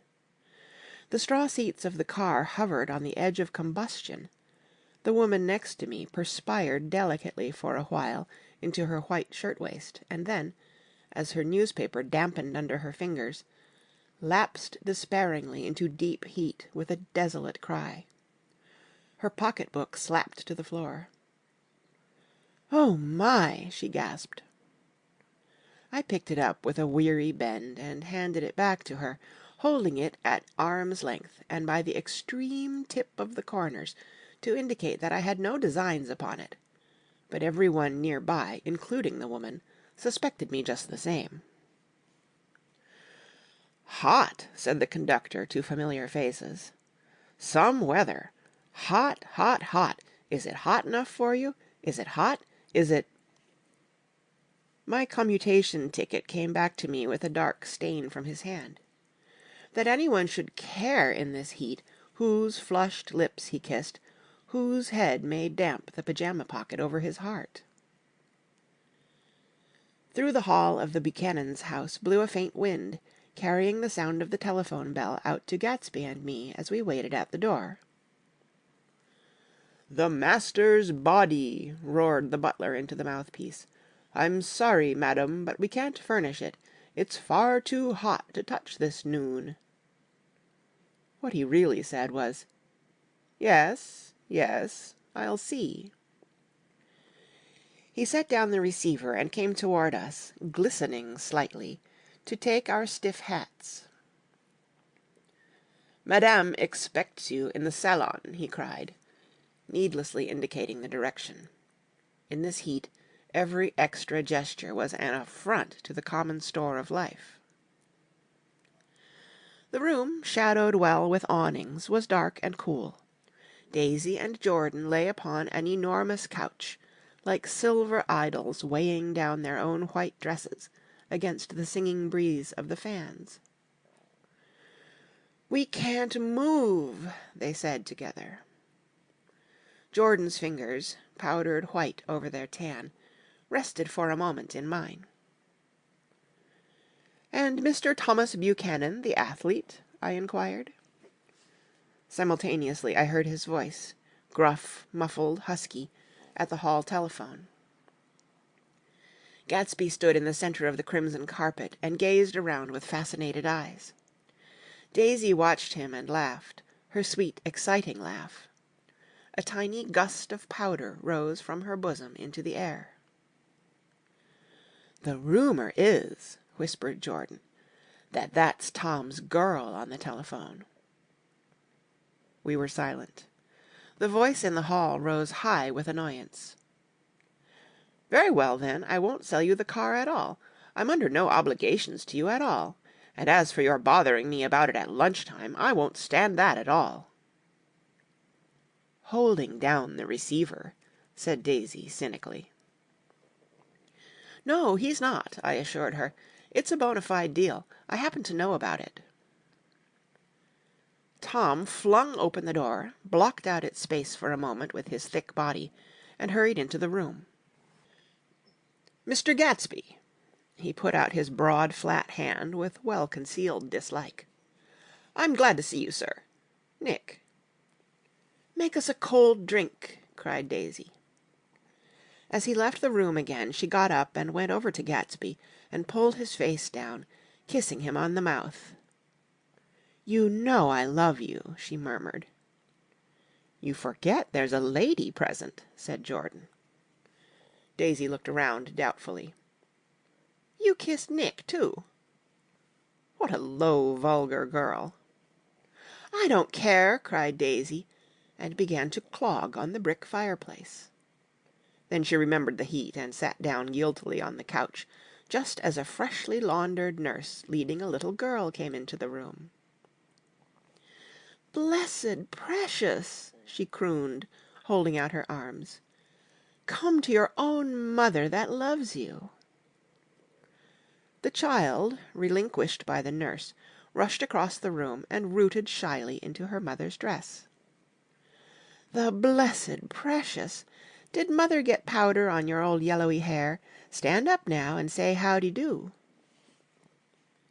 Gatsby and I in turn leaned down and took the small reluctant hand. Afterward he kept looking at the child with surprise.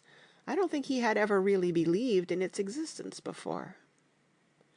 "I got dressed before luncheon," said the child, turning eagerly to Daisy. "That's because your mother wanted to show you off." Her face bent into the single wrinkle of the small white neck.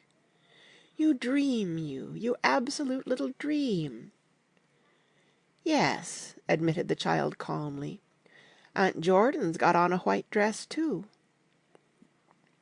"How do you like Mother's friends?"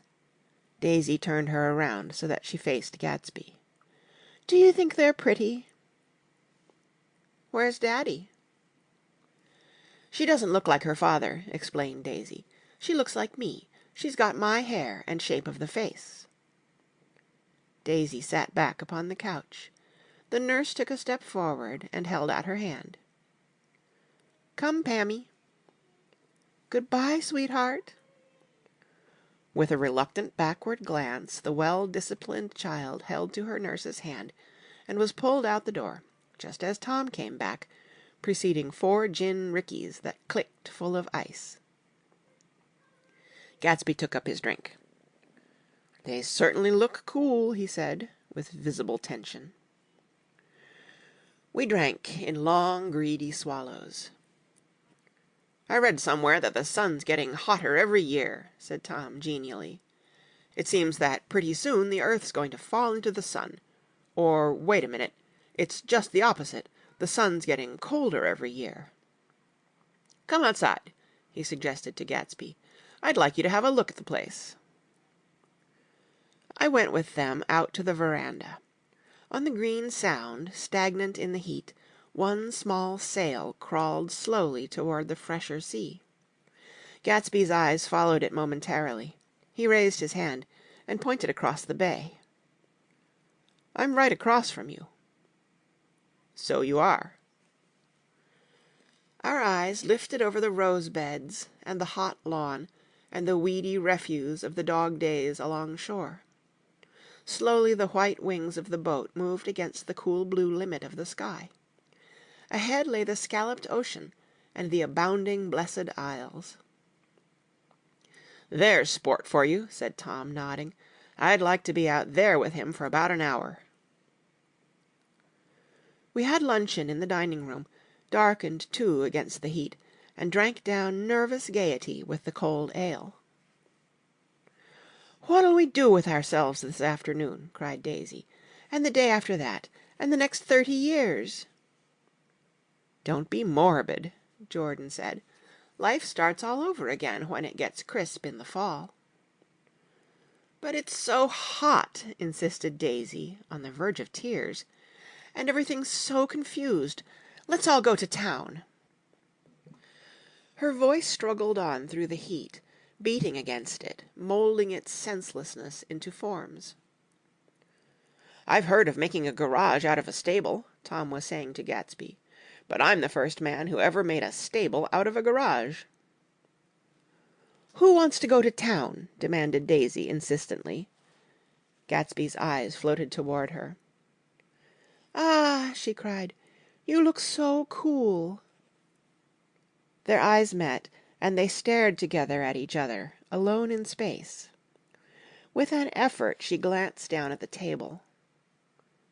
"You always look so cool," she repeated. She had told him that she loved him, and Tom Buchanan saw. He was astounded.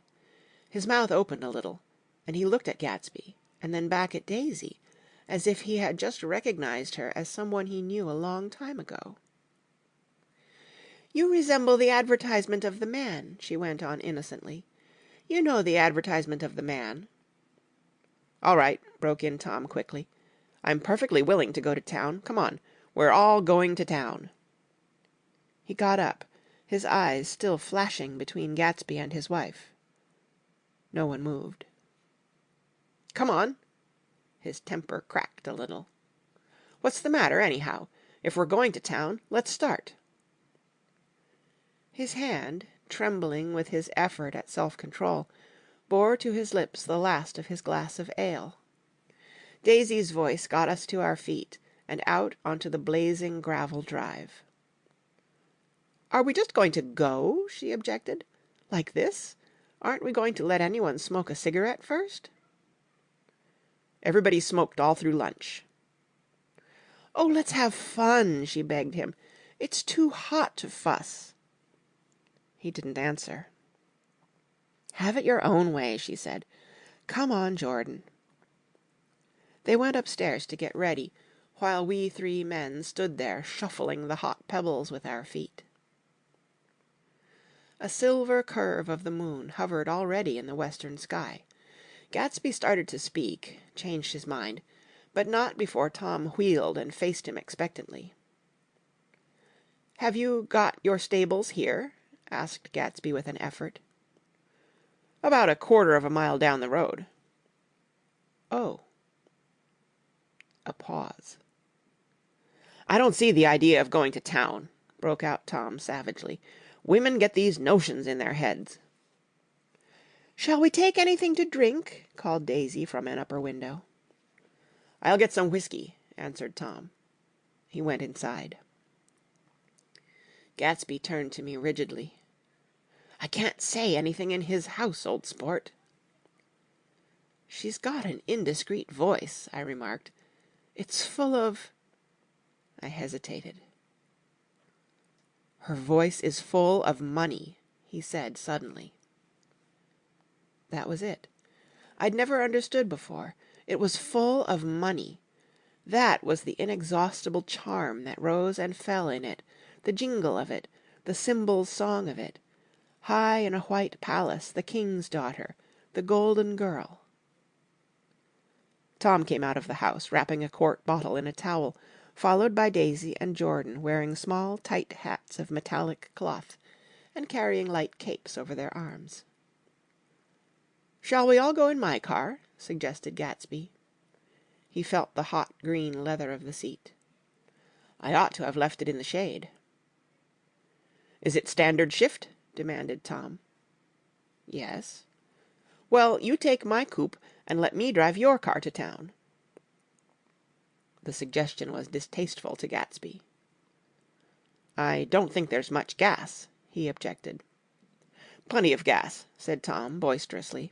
He looked at the gauge. "And if it runs out, I can stop at a drugstore. You can buy anything at a drugstore nowadays." A pause followed this apparently pointless remark.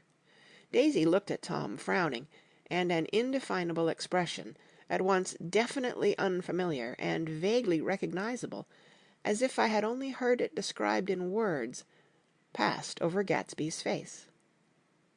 "Come on, Daisy," said Tom, pressing her with his hand toward Gatsby's car. "I'll take you in this circus wagon." He opened the door, but she moved out of the circle of his arm.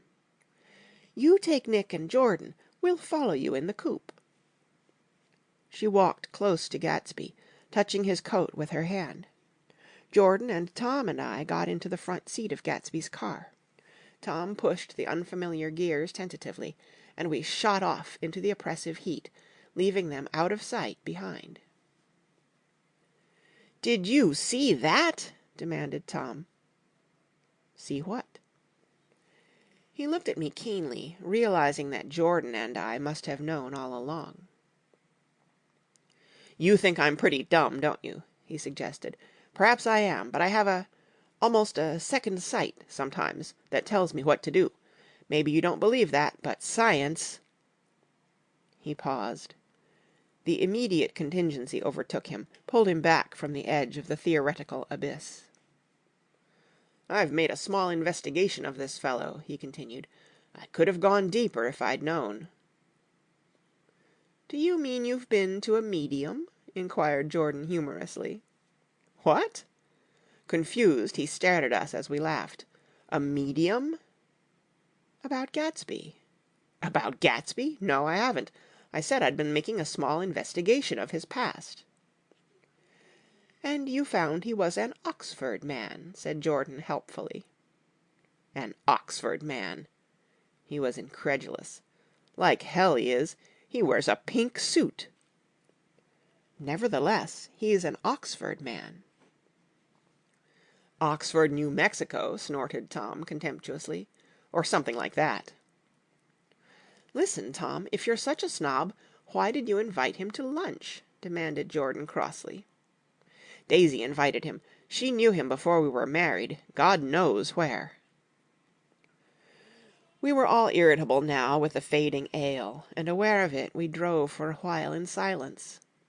Then, as Dr. T.J. Eckelberg's faded eyes came into sight down the road, I remembered Gatsby's caution about gasoline. "We've got enough to get us to town," said Tom. "But there's a garage right here," objected Jordan. "I don't want to get stalled in this baking heat." Tom threw on both brakes impatiently, and we slid to an abrupt, dusty stop under Wilson's sign. After a moment the proprietor emerged from the interior of his establishment and gazed hollow-eyed at the car. "Let us have some gas," cried Tom roughly. "What do you think we stopped for? To admire the view?" "I'm sick," said Wilson, without moving. "Been sick all day." "What's the matter?" "I'm all run down." "Well, shall I help myself?" Tom demanded. "You sounded well enough on the phone." With an effort Wilson left the shade and support of the doorway and, breathing hard, unscrewed the cap of the tank. In the sunlight his face was green. "I didn't mean to interrupt your lunch," he said, "but I need money pretty bad, and I was wondering what you were going to do with your old car." "How do you like this one?" inquired Tom. "I bought it last week." "It's a nice yellow one," said Wilson, as he strained at the handle.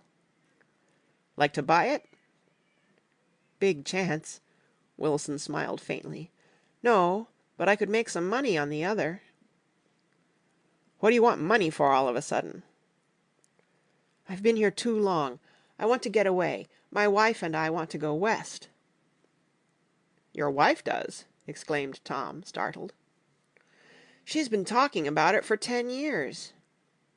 He rested for a moment against the pump, shading his eyes. "And now she's going away whether she wants to or not. I'm going to get her away." The coupe flashed by us with a flurry of dust and the flash of a waving hand. "What do I owe you?" demanded Tom harshly. "I just got wised up to something funny the last 2 days," remarked Wilson. "That's why I want to get away. That's why I been bothering you about the car." "What do I owe you?" $1.20. The relentless beating heat was beginning to confuse me, and I had a bad moment there before I realized that so far his suspicions hadn't alighted on Tom. He had discovered that Myrtle had some sort of life apart from him in another world, and the shock had made him physically sick. I stared at him, and then at Tom, who had made a parallel discovery less than an hour before, and it occurred to me that there was no difference between men in intelligence or race so profound as the difference between the sick and the well. Wilson was so sick that he looked guilty, unforgivably guilty, as if he had just got some poor girl with child. "I'll let you have that car," said Tom. "I'll send it over tomorrow afternoon." That locality was always vaguely disquieting, even in the broad glare of afternoon, and now I turned my head as though I had been warned of something behind. Over the ash heaps the giant eyes of Dr. T.J. Eckelberg kept their vigil, but I perceived, after a moment, that other eyes were regarding us with peculiar intensity from less than 20 feet away. In one of the windows over the garage the curtains had been moved aside a little, and Myrtle Wilson was peering down at the car. So engrossed was she that she had no consciousness of being observed, and one emotion after another crept into her face like objects into a slowly developing picture. Her expression was curiously familiar. It was an expression I had often seen on women's faces, but on Myrtle Wilson's face it seemed purposeless and inexplicable until I realized that her eyes, wide with jealous terror, were fixed not on Tom, but on Jordan Baker, whom she took to be his wife. There is no confusion like the confusion of a simple mind, and as we drove away Tom was feeling the hot whips of panic. His wife and his mistress, until an hour ago secure and inviolate, were slipping precipitately from his control. Instinct made him step on the accelerator with the double purpose of overtaking Daisy and leaving Wilson behind, and we sped along toward Astoria at 50 miles an hour until, among the spidery girders of the elevated, we came in sight of the easy-going blue coupe. "Those big movies around 50th Street are cool," suggested Jordan. "I love New York on summer afternoons when everyone's away. There's something very sensuous about it. Overripe, as if all sorts of funny fruits were going to fall into your hands." The word sensuous had the effect of further disquieting Tom, but before he could invent a protest the coupe came to a stop, and Daisy signaled us to draw up alongside. "Where are we going?" she cried. "How about the movies?" "It's so hot," she complained. "You go. We'll ride around and meet you after." With an effort her wit rose faintly. "We'll meet you on some corner. I'll be the man smoking 2 cigarettes." "We can't argue about it here," Tom said impatiently, as a truck gave out a cursing whistle behind us. "You follow me to the south side of Central Park, in front of the plaza." Several times he turned his head and looked back for their car, and if the traffic delayed them he slowed up until they came into sight. I think he was afraid they would dart down a side street and out of his life forever. But they didn't.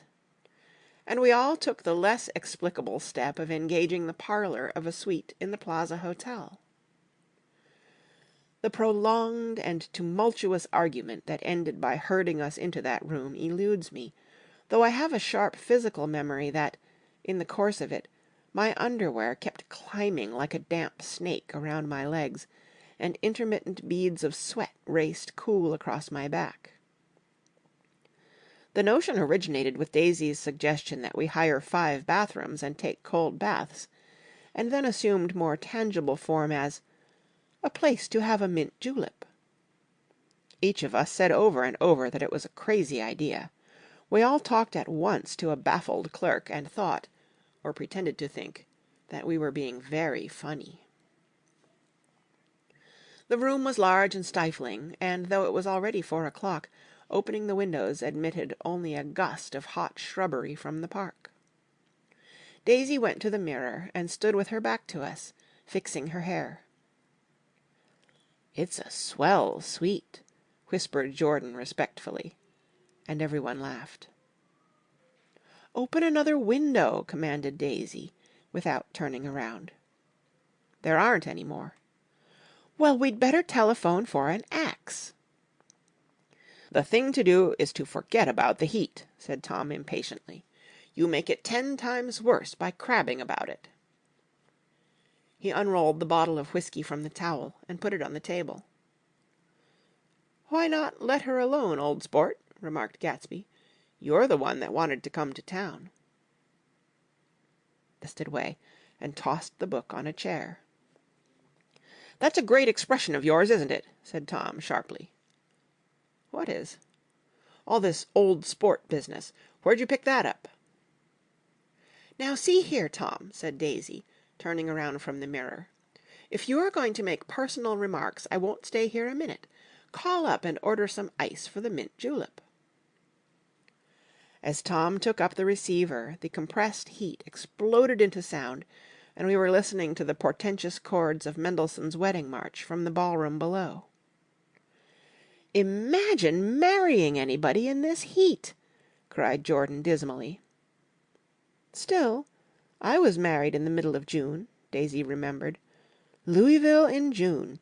Somebody fainted. Who was it fainted, Tom?" "Biloxi," he answered shortly. "A man named Biloxi, Blocks Biloxi, and he made boxes. That's a fact. And he was from Biloxi, Tennessee." "They carried him into my house," appended Jordan, "because we lived just 2 doors from the church, and he stayed 3 weeks, until Daddy told him he had to get out. The day after he left, Daddy died." After a moment she added, as if she might have sounded irreverent, There wasn't any connection.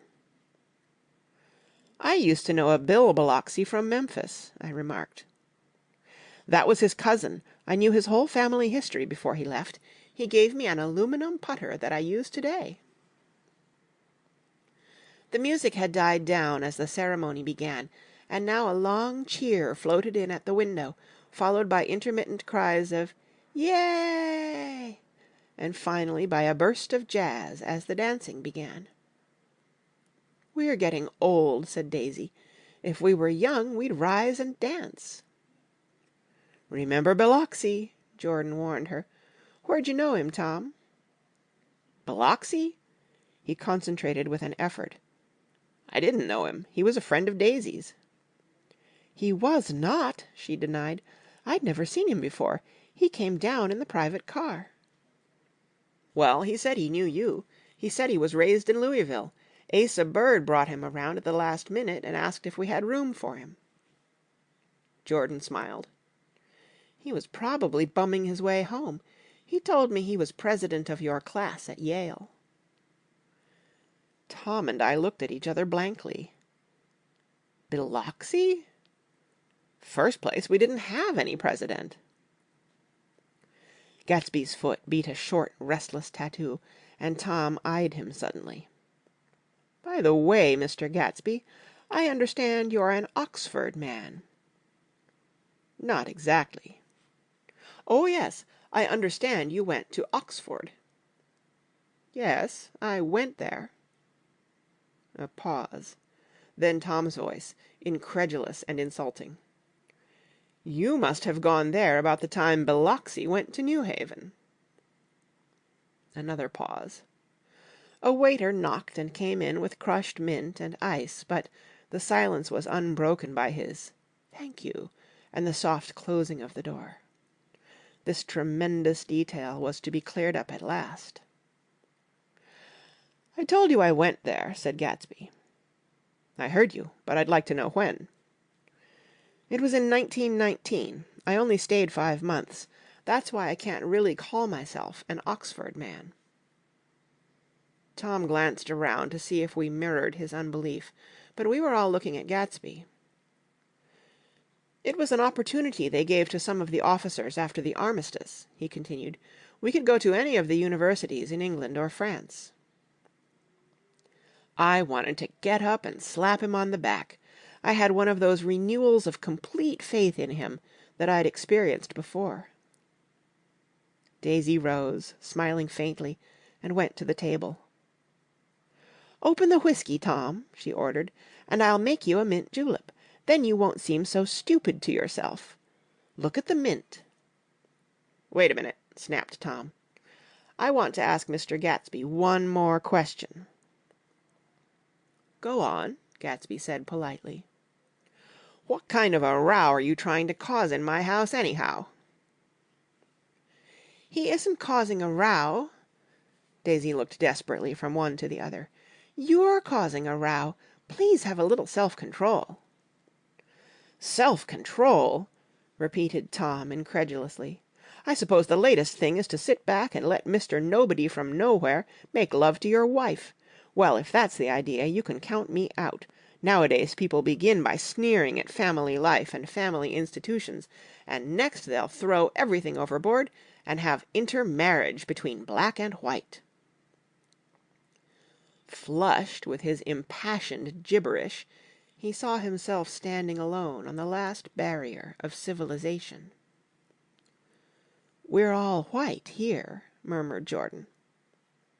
"I know I'm not very popular. I don't give big parties. I suppose you've got to make your house into a pigsty in order to have any friends in the modern world."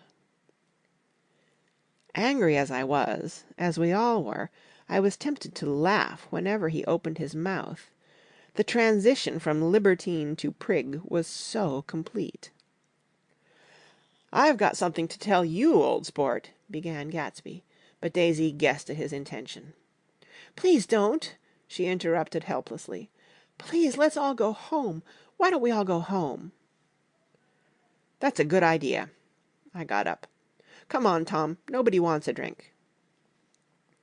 "I want to know what Mr. Gatsby has to tell me." "Your wife doesn't love you," said Gatsby. "She's never loved you. She loves me." "You must be crazy!" exclaimed Tom automatically. Gatsby sprang to his feet, vivid with excitement. "She never loved you, do you hear?" she cried. "She only married you because I was poor and she was tired of waiting for me. It was a terrible mistake, but in her heart she never loved anyone except me." At this point Jordan and I tried to go, but Tom and Gatsby insisted with competitive firmness that we remain, as though neither of them had anything to conceal, and it would be a privilege to partake vicariously of their emotions. "Sit down, Daisy." Tom's voice groped unsuccessfully for the paternal note. "What's been going on? I want to hear all about it." "I told you what's been going on," said Gatsby. "Going on for 5 years, and you didn't know." Tom turned to Daisy sharply. "You've been seeing this fellow for 5 years?" "Not seeing," said Gatsby. "No, we couldn't meet. But both of us loved each other all that time, old sport, and you didn't know. I used to laugh sometimes." But there was no laughter in his eyes. "To think that you didn't know." "Oh, that's all." Tom tapped his thick fingers together like a clergyman and leaned back in his chair. "You're crazy," he exploded. "I can't speak about what happened 5 years ago, because I didn't know Daisy then. And I'll be damned if I see how you got within a mile of her unless you brought the groceries to the back door. But all the rest of that's a goddamned lie. Daisy loved me when she married me, and she loves me now." "No," said Gatsby, shaking his head. "She does, though. The trouble is that sometimes she gets foolish ideas in her head and doesn't know what she's doing." He nodded sagely. "And what's more, I love Daisy, too. Once in a while I go off on a spree and make a fool of myself, but I always come back, and in my heart I love her all the time." "You're revolting," said Daisy. She turned to me, and her voice, dropping an octave lower, filled the room with thrilling scorn. "Do you know why we left Chicago? I'm surprised that they didn't treat you to the story of that little spree." Gatsby walked over and stood beside her. "Daisy, that's all over now," he said earnestly. "It doesn't matter any more. Just tell him the truth, that you never loved him, and it's all wiped out forever." She looked at him blindly. "Why, how could I love him, possibly?" "You never loved him." She hesitated. Her eyes fell on Jordan and me with a sort of appeal, as though she realized at last what she was doing, and as though she had never, all along, intended doing anything at all. But it was done now. It was too late. "I never loved him," she said, with perceptible reluctance. "Not at Kapiolani?" demanded Tom suddenly. "No." From the ballroom beneath, muffled and suffocating chords were drifting up on hot waves of air. "Not that day I carried you down from the punch bowl to keep your shoes dry?" There was a husky tenderness in his tone. "Daisy?" "Please don't." Her voice was cold, but the rancor had gone from it. She looked at Gatsby. "There, Jay," she said, but her hand as she tried to light a cigarette was trembling. Suddenly she threw the cigarette and the burning match on the carpet. "Oh, you want too much!" she cried to Gatsby. "I love you now. Isn't that enough? I can't help what's past." She began to sob helplessly. "I did love him once, but I loved you too." Gatsby's eyes opened and closed. "You loved me too?" he repeated. "Even that's a lie," said Tom savagely. "She didn't know you were alive. Why, there are things between Daisy and me that you'll never know, things that neither of us can ever forget." The words seemed to bite physically into Gatsby. "I want to speak to Daisy alone," he insisted. "She's all excited now." "Even alone I can't say I never loved Tom," she admitted in a pitiful voice. "It wouldn't be true." "Of course it wouldn't," agreed Tom. She turned to her husband. "As if it mattered to you," she said. "Of course it matters. I'm going to take better care of you from now on." "You don't understand," said Gatsby, with a touch of panic. "You're not going to take care of her any more." "I'm not?" Tom opened his eyes wide and laughed. He could afford to control himself now. "Why's that?" "Daisy's leaving you." "Nonsense." "I am, though," she said, with a visible effort. "She's not leaving me." Tom's words suddenly leaned down over Gatsby. "Certainly not for a common swindler who'd have to steal the ring he put on her finger." "Oh, I won't stand this!" cried Daisy. "Oh, please, let's get out." "Who are you, anyhow?" broke out Tom. "You're one of that bunch that hangs around with Meyer Wolfsheim. That much I happen to know. I've made a little investigation into your affairs, and I'll carry it further to-morrow." "You can suit yourself about that, old sport," said Gatsby steadily. "I found out what your drug stores were." He turned to us and spoke rapidly. "He and this Wolfsheim bought up a lot of side street drug stores here and in Chicago and sold grain alcohol over the counter. That's one of his little stunts. I picked him for a bootlegger the first time I saw him, and I wasn't far wrong." "What about it?" said Gatsby, politely. "I guess your friend Walter Chase wasn't too proud to come in on it."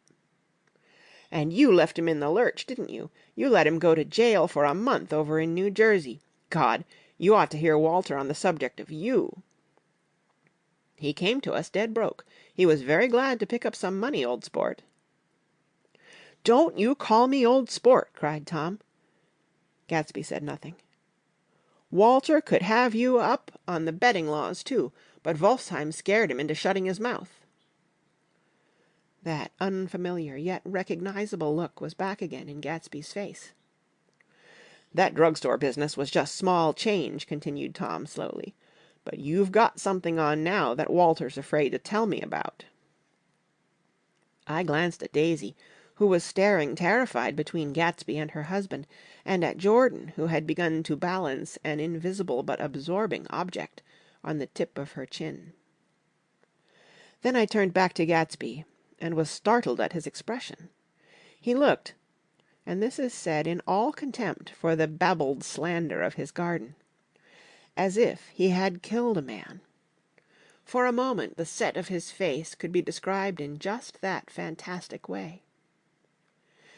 It passed, and he began to talk excitedly to Daisy, denying everything, defending his name against accusations that had not been made.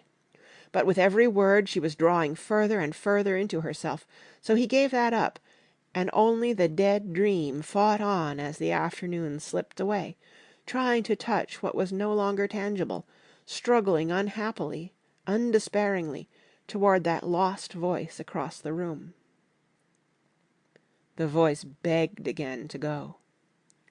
"Please, Tom, I can't stand this any more." Her frightened eyes told that whatever intentions, whatever courage she had had, were definitely gone. "You two start on home, Daisy," said Tom, "in Mr. Gatsby's car." She looked at Tom, alarmed now, but he insisted with magnanimous scorn. "Go on. He won't annoy you. I think he realizes that his presumptuous little flirtation is over." They were gone, without a word, snapped out, made accidental, isolated, like ghosts even from our pity. After a moment Tom got up and began wrapping the unopened bottle of whiskey in the towel. "Want any of this stuff, Jordan? Nick?" I didn't answer. "Nick?" he asked again. "What?" "Want any?" "No. I just remembered that today is my birthday." I was 30. Before me stretched the portentous, menacing road of a new decade. It was 7 o'clock when we got into the coupe with him and started for Long Island.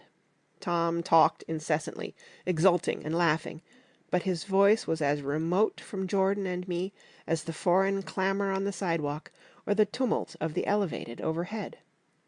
Human sympathy has its limits, and we were content to let all their tragic arguments fade with the city lights behind.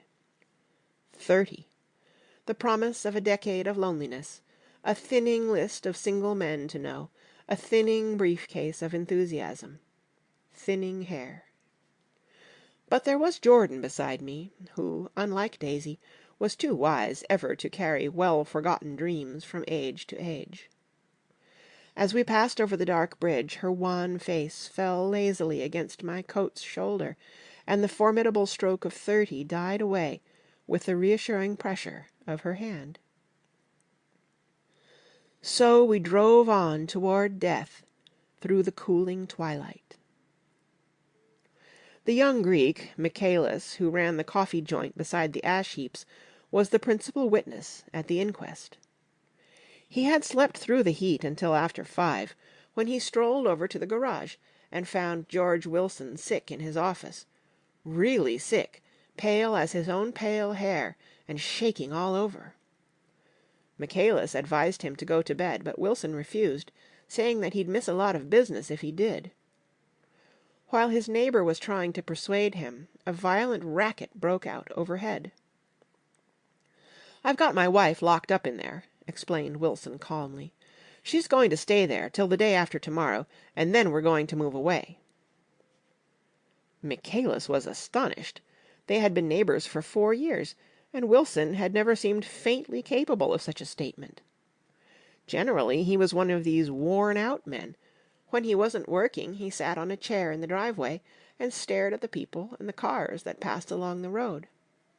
When anyone spoke to him, he invariably laughed in an agreeable, colorless way. He was his wife's man, and not his own. So naturally, Michaelis tried to find out what had happened, but Wilson wouldn't say a word. Instead, he began to throw curious, suspicious glances at his visitor, and ask him what he'd been doing at certain times on certain days. Just as the latter was getting uneasy, some workmen came past the door bound for his restaurant, and Michaelis took the opportunity to get away, intending to come back later. But he didn't. He supposed he forgot to, that's all. When he came outside again, a little after 7, he was reminded of the conversation because he heard Mrs. Wilson's voice, loud and scolding, downstairs in the garage. "Beat me!" he heard her cry. "Throw me down and beat me, you dirty little coward!" A moment later she rushed out into the dusk, waving her hands and shouting. Before he could move from his door, the business was over. The death car, as the newspapers called it, didn't stop. It came out of the gathering darkness, wavered tragically for a moment, and then disappeared around the next bend. Michaelis wasn't even sure of its color. He told the first policeman that it was light green. The other car, the one going toward New York, came to rest 100 yards beyond, and its driver hurried back to where Myrtle Wilson, her life violently extinguished, knelt in the road and mingled her thick, dark blood with the dust. Michaelis and this man reached her first, but when they had torn open her shirtwaist, still damp with perspiration, they saw that her left breast was swinging loose like a flap, and there was no need to listen for the heart beneath. The mouth was wide open and ripped at the corners, as though she had choked a little in giving up the tremendous vitality she had stored so long. We saw the 3 or 4 automobiles and the crowd when we were still some distance away. "Wreck," said Tom. "That's good. Wilson'll have a little business at last." He slowed down, but still without any intention of stopping, until, as we came nearer, the hushed, intent faces of the people at the garage door made him automatically put on the brakes. "We'll take a look," he said doubtfully. "Just a look." I became aware now of a hollow, wailing sound which issued incessantly from the garage, a sound which, as we got out of the coupe and walked toward the door, resolved itself into the words, "Oh, my God!" uttered over and over in a gasping moan. "There's some bad trouble here," said Tom excitedly. He reached up on tiptoes and peered over a circle of heads into the garage, which was lit only by a yellow light in a swinging wire basket overhead. Then he made a harsh sound in his throat, and with a violent thrusting movement of his powerful arms, pushed his way through. The circle closed up again with a running murmur of expostulation. It was a minute before I could see anything at all. Then new arrivals deranged the line, and Jordan and I were pushed suddenly inside. Myrtle Wilson's body, wrapped in a blanket, and then in another blanket, as though she suffered from a chill in the hot night, lay on a work table by the wall, and Tom, with his back to us, was bending over it, motionless. Next to him stood a motorcycle policeman taking down names, with much sweat and correction, in a little book. At first I couldn't find the source of the high, groaning words that echoed clamorously through the bare garage. Then I saw Wilson standing on the raised threshold of his office, swaying back and forth, and holding to the doorposts with both hands. Some man was talking to him in a low voice, and attempting, from time to time, to lay a hand on his shoulder, but Wilson neither heard nor saw.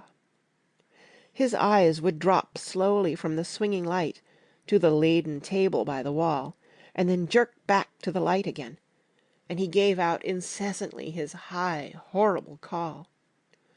"Oh, my God! Oh, my God! Oh, God! Oh, my God!" Presently Tom lifted his head with a jerk, and, after staring around the garage with glazed eyes, addressed a mumbled, incoherent remark to the policeman. "M-A-Y," the policeman was saying. "O—" "No, R," corrected the man. "M-A-Y-R-O." "Listen to me," muttered Tom fiercely. "R," said the policeman. "O. G. G." He looked up as Tom's broad hand fell sharply on his shoulder. "What you want, fella?" "What happened? That's what I want to know." "Auto hit her. Instantly killed." "Instantly killed," repeated Tom, staring. "She ran out in a road. Son of a bitch didn't even stop his car." "There was 2 cars," said Michaelis. "One comin', one goin', see?" "Going where?" asked the policeman keenly. "One goin' each way. Well, she—" His hand rose toward the blankets, but stopped halfway and fell to his side. "She ran out there, and the one comin' from N'York knocked right into her, goin' 30 or 40 miles an hour." "What's the name of this place here?" demanded the officer. "Hasn't got any name."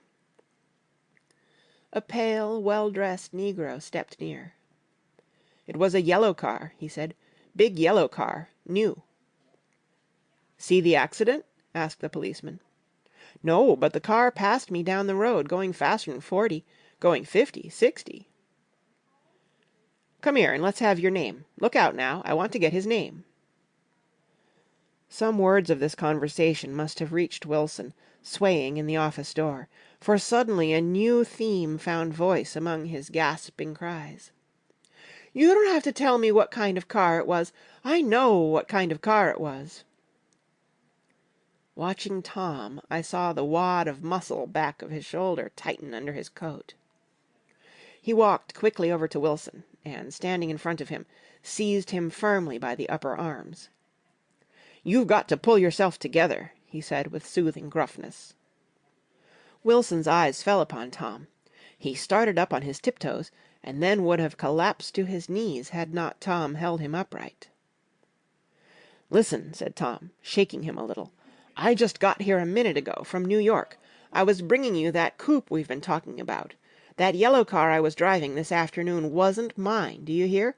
I haven't seen it all afternoon." Only the negro and I were near enough to hear what he said, but the policeman caught something in the tone, and looked over with truculent eyes.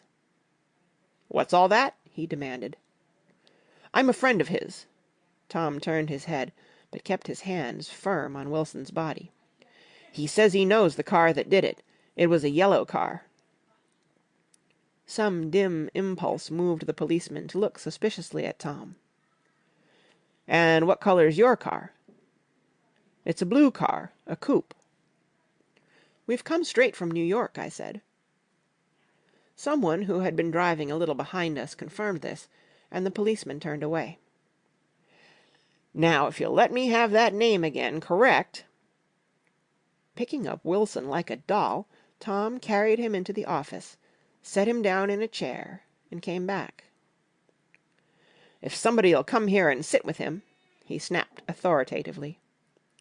He watched while the two men standing closest glanced at each other, and went unwillingly into the room. Then Tom shut the door on them, and came down the single step, his eyes avoiding the table. As he passed close to me, he whispered, "Let's get out."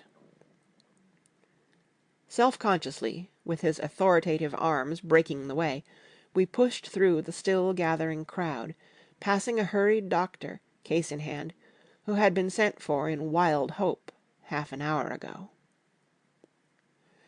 Tom drove slowly until we were beyond the bend, then his foot came down hard, and the coupe raced along through the night. In a little while I heard a low, husky sob, and saw that the tears were overflowing down his face.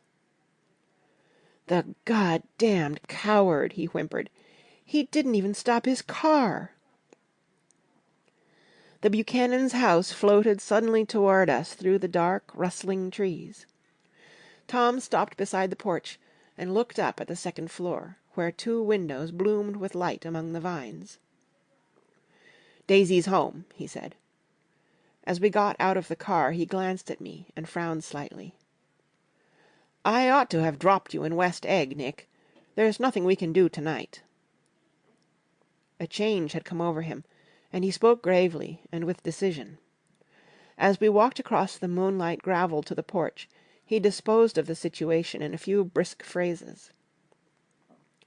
"I'll telephone for a taxi to take you home, and while you're waiting, you and Jordan better go in the kitchen and have them get you some supper, if you want any." He opened the door. "Come in." "No, thanks, but I'd be glad if you'd order me the taxi. I'll wait outside." Jordan put her hand on my arm. "Won't you come in, Nick?" "No, thanks." I was feeling a little sick, and I wanted to be alone, but Jordan lingered for a moment more. "It's only 9:30, she said. I'd be damned if I'd go in. I'd had enough of all of them for one day, and suddenly that included Jordan, too. She must have seen something of this in my expression, for she turned abruptly away and ran up the porch steps into the house. I sat down for a few minutes with my head in my hands, until I heard the phone taken up inside and the butler's voice calling a taxi. Then I walked slowly down the drive away from the house, intending to wait by the gate. I hadn't gone 20 yards when I heard my name, and Gatsby stepped from between two bushes into the path. I must have felt pretty weird by that time, because I could think of nothing except the luminosity of his pink suit under the moon. "What are you doing?" I inquired. "Just standing here, old sport." Somehow that seemed a despicable occupation. For all I knew, he was going to rob the house in a moment. I wouldn't have been surprised to see sinister faces, the faces of Wolfsheim's people, behind him in the dark shrubbery. "Did you see any trouble on the road?" he asked after a minute. "Yes." He hesitated. "Was she killed?" "Yes." "I thought so. I told Daisy I thought so. It's better that the shock should come all at once. She stood it pretty well." He spoke as if Daisy's reaction was the only thing that mattered. "I got to West Egg by a side road," he went on, "and left the car in my garage. I don't think anybody saw us, but of course I can't be sure." I disliked him so much by this time that I didn't find it necessary to tell him he was wrong. "Who was the woman?" he inquired. Her name was Wilson. Her husband owns the garage. How the devil did it happen?" "Well, I tried to swing the wheel—" He broke off, and suddenly I guessed at the truth. "Was Daisy driving?" "Yes," he said after a moment. "But of course I'll say I was. You see, when we left New York she was very nervous, and she thought it would steady her to drive.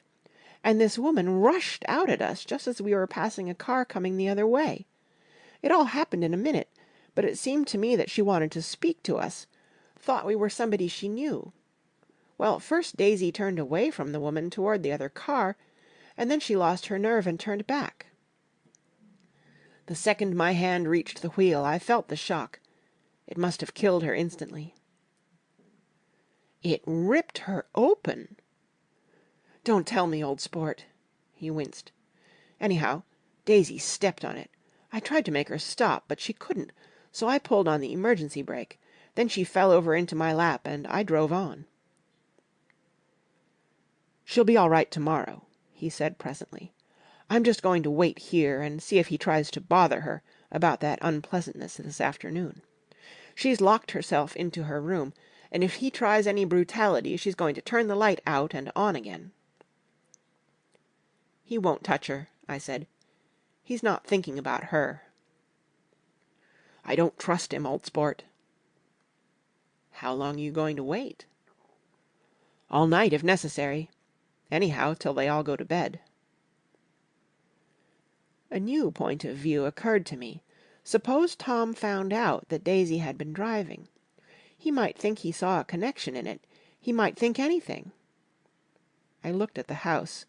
There were 2 or 3 bright windows downstairs, and the pink glow from Daisy's room on the second floor. "You wait here," I said. "I'll see if there's any sign of a commotion." I walked back along the border of the lawn, traversed the gravel softly, and tiptoed up the veranda steps. The drawing-room curtains were open, and I saw that the room was empty. Crossing the porch where we had dined that June night 3 months before, I came to a small rectangle of light, which I guessed was the pantry window. The blind was drawn, but I found a rift at the sill. Daisy and Tom were sitting opposite each other at the kitchen table, with a plate of cold fried chicken between them, and 2 bottles of ale. He was talking intently across the table at her, and in his earnestness his hand had fallen upon and covered her own. Once in a while she looked up at him, and nodded in agreement.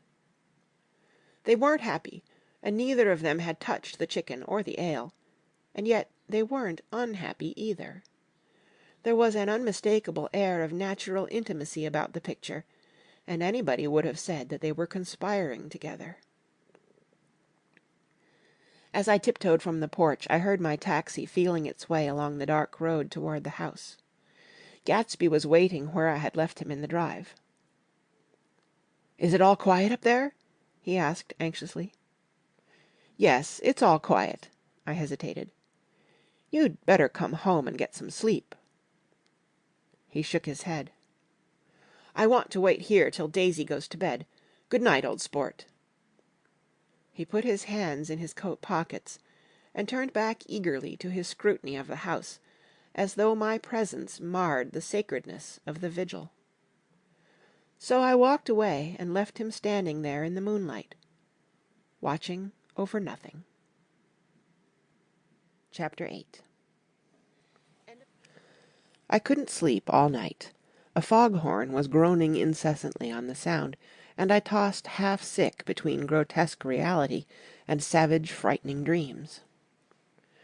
Toward dawn I heard a taxi go up Gatsby's drive, and immediately I jumped out of bed and began to dress. I felt that I had something to tell him, something to warn him about, and morning would be too late. Crossing his lawn, I saw that his front door was still open, and he was leaning against a table in the hall, heavy with dejection or sleep. "Nothing happened," he said wanly. I waited, and about 4 o'clock she came to the window and stood there for a minute, and then turned out the light. His house had never seemed so enormous to me as it did that night, when we hunted through the great rooms for cigarettes. We pushed aside curtains that were like pavilions, and felt over innumerable feet of dark wall for electric light switches. Once I tumbled with a sort of splash upon the keys of a ghostly piano. There was an inexplicable amount of dust everywhere, and the rooms were musty, as though they hadn't been aired for many days. I found the humidor on an unfamiliar table, with 2 stale, dry cigarettes inside. Throwing open the French windows of the drawing-room, we sat smoking out into the darkness. "You ought to go away," I said. "It's pretty certain they'll trace your car." "Go away now, old sport?" "Go to Atlantic City for a week, or up to Montreal." He wouldn't consider it. He couldn't possibly leave Daisy until he knew what she was going to do. He was clutching at some last hope, and I couldn't bear to shake him free. It was this night that he told me the strange story of his youth with Dan Cody. Told it to me because Jay Gatsby had broken up like glass against Tom's hard malice, and the long secret extravaganza was played out. I think that he would have acknowledged anything now, without reserve, but he wanted to talk about Daisy. She was the first nice girl he had ever known. In various unrevealed capacities he had come in contact with such people, but always with indiscernible barbed wire between. He found her excitingly desirable. He went to her house, at first with other officers from Camp Taylor, then alone. It amazed him. He had never been in such a beautiful house before, but what gave it an air of breathless intensity was that Daisy lived there. It was as casual a thing to her as his tent out at camp was to him. There was a ripe mystery about it, a hint of bedrooms upstairs, more beautiful and cool than other bedrooms, of gay and radiant activities taking place through its corridors, and of romances that were not musty and laid away, already in lavender, but fresh and breathing and redolent of this year's shining motor cars, and of dances whose flowers were scarcely withered. It excited him, too, that many men had already loved Daisy. It increased her value in his eyes. He felt their presence all about the house, pervading the air with the shades and echoes of still vibrant emotions. But he knew that he was in Daisy's house by a colossal accident. However glorious might be his future as Jay Gatsby, he was at present a penniless young man without a past, and at any moment the invisible cloak of his uniform might slip from his shoulders. So he made the most of his time. He took what he could get, ravenously and unscrupulously. Eventually he took Daisy one still October night, took her because he had no real right to touch her hand. He might have despised himself, for he had certainly taken her under false pretenses. I don't mean that he had traded on his phantom millions, but he had deliberately given Daisy a sense of security. He had let her believe that he was a person from much the same stratum as herself, that he was fully able to take care of her. As a matter of fact, he had no such facilities. He had no comfortable family standing behind him, and he was liable at the whim of an impersonal government to be blown anywhere about the world. But he didn't despise himself, and it didn't turn out as he had imagined. He had intended, probably, to take what he could and go, but now he found that he had committed himself to the following of a Grail. He knew that Daisy was extraordinary, but he didn't realize just how extraordinary a nice girl could be.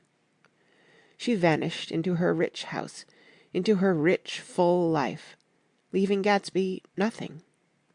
He felt married to her, that was all. When they met again, 2 days later, it was Gatsby who was breathless, who was, somehow, betrayed. Her porch was bright with the bought luxury of starshine. The wicker of the settees squeaked fashionably as she turned toward him, and he kissed her curious and lovely mouth. She had caught a cold, and it made her voice huskier and more charming than ever, and Gatsby was overwhelmingly aware of the youth and mystery that wealth imprisons and preserves, of the freshness of many clothes, and of Daisy, gleaming like silver, safe and proud above the hot struggles of the poor. I can't describe to you how surprised I was to find out I loved her, old sport. I even hoped for a while that she'd throw me over, but she didn't, because she was in love with me, too. She thought I knew a lot, because I knew different things from her. Well, there I was, way off my ambitions, getting deeper in love every minute, and all of a sudden I didn't care. What was the use of doing great things, if I could have a better time telling her what I was going to do? On the last afternoon before he went abroad, he sat with Daisy in his arms for a long, silent time. It was a cold fall day, with fire in the room, and her cheeks flushed. Now and then she moved, and he changed his arm a little, and once he kissed her dark, shining hair. The afternoon had made them tranquil for a while, as if to give them a deep memory for the long parting the next day promised. They had never been closer in their month of love, nor communicated more profoundly one with another than when she brushed silent lips against his coat's shoulder, or when he touched the end of her fingers, gently, as though she were asleep. He did extraordinarily well in the war. He was a captain before he went to the front, and following the Argonne battles he got his majority and the command of the divisional machine guns. After the armistice he tried frantically to get home, but some complication or misunderstanding sent him to Oxford instead. He was worried now. There was a quality of nervous despair in Daisy's letters. She didn't see why he couldn't come. She was feeling the pressure of the world outside, and she wanted to see him and feel his presence beside her, and be reassured that she was doing the right thing after all. For Daisy was young, and her artificial world was redolent of orchids and pleasant, cheerful snobbery, and orchestras which set the rhythm of the year, summing up the sadness and suggestiveness of life in new tunes. All night the saxophones wailed the hopeless comment of the Beale Street blues, while 100 pairs of golden and silver slippers shuffled the shining dust. At the grey tea hour there were always rooms that throbbed incessantly with this low, sweet fever, while fresh faces drifted here and there like rose petals blown by the sad horns around the floor. Through this twilight universe Daisy began to move again with the season. Suddenly she was again keeping 6 dates a day with 6 men, and drowsing asleep at dawn with the beads and chiffon of an evening dress tangled among dying orchids on the floor beside her bed. And all the time something within her was crying for a decision. She wanted her life shaped now, immediately, and the decision must be made by some force, of love, of money, of unquestionable practicality, that was close at hand. That force took shape in the middle of spring with the arrival of Tom Buchanan. There was a wholesome bulkiness about his person and his position, and Daisy was flattered. Doubtless there was a certain struggle and a certain relief. The letter reached Gatsby while he was still at Oxford. It was dawn now on Long Island, and we went about opening the rest of the windows downstairs, filling the house with grey-turning, gold-turning light. The shadow of a tree fell abruptly across the dew, and ghostly birds began to sing among the blue leaves. There was a slow, pleasant movement in the air, scarcely a wind, promising a cool, lovely day. "I don't think she ever loved him." Gatsby turned around from a window and looked at me challengingly. "You must remember, old sport, she was very excited this afternoon. He told her those things in a way that frightened her, that made it look as if I was some kind of cheap sharper. And the result was she hardly knew what she was saying." He sat down gloomily. "Of course, she might have loved him just for a minute, when they were first married, and loved me more even then, do you see?" Suddenly he came out with a curious remark. "In any case," he said, "it was just personal." What could you make of that? except to suspect some intensity in his conception of the affair that couldn't be measured.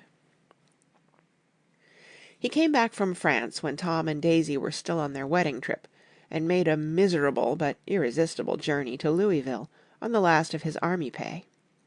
He stayed there a week, walking the streets where their footsteps had clicked together through the November night, and revisiting the out-of-the-way places to which they had driven in her white car. Just as Daisy's house had always seemed to him more mysterious and gay than other houses, so his idea of the city itself, even though she was gone from it, was pervaded with a melancholy beauty. He left feeling that if he had searched harder, he might have found her, that he was leaving her behind. The day coach, he was penniless now, was hot. He went out to the open vestibule and sat down on a folding chair, and the station slid away, and the backs of unfamiliar buildings moved by. Then out into the spring fields, where a yellow trolley raced them for a minute, with people in it who might once have seen the pale magic of her face along the casual street. The track curved, and now it was going away from the sun, which, as it sank lower, seemed to spread itself in benediction over the vanishing city where she had drawn her breath.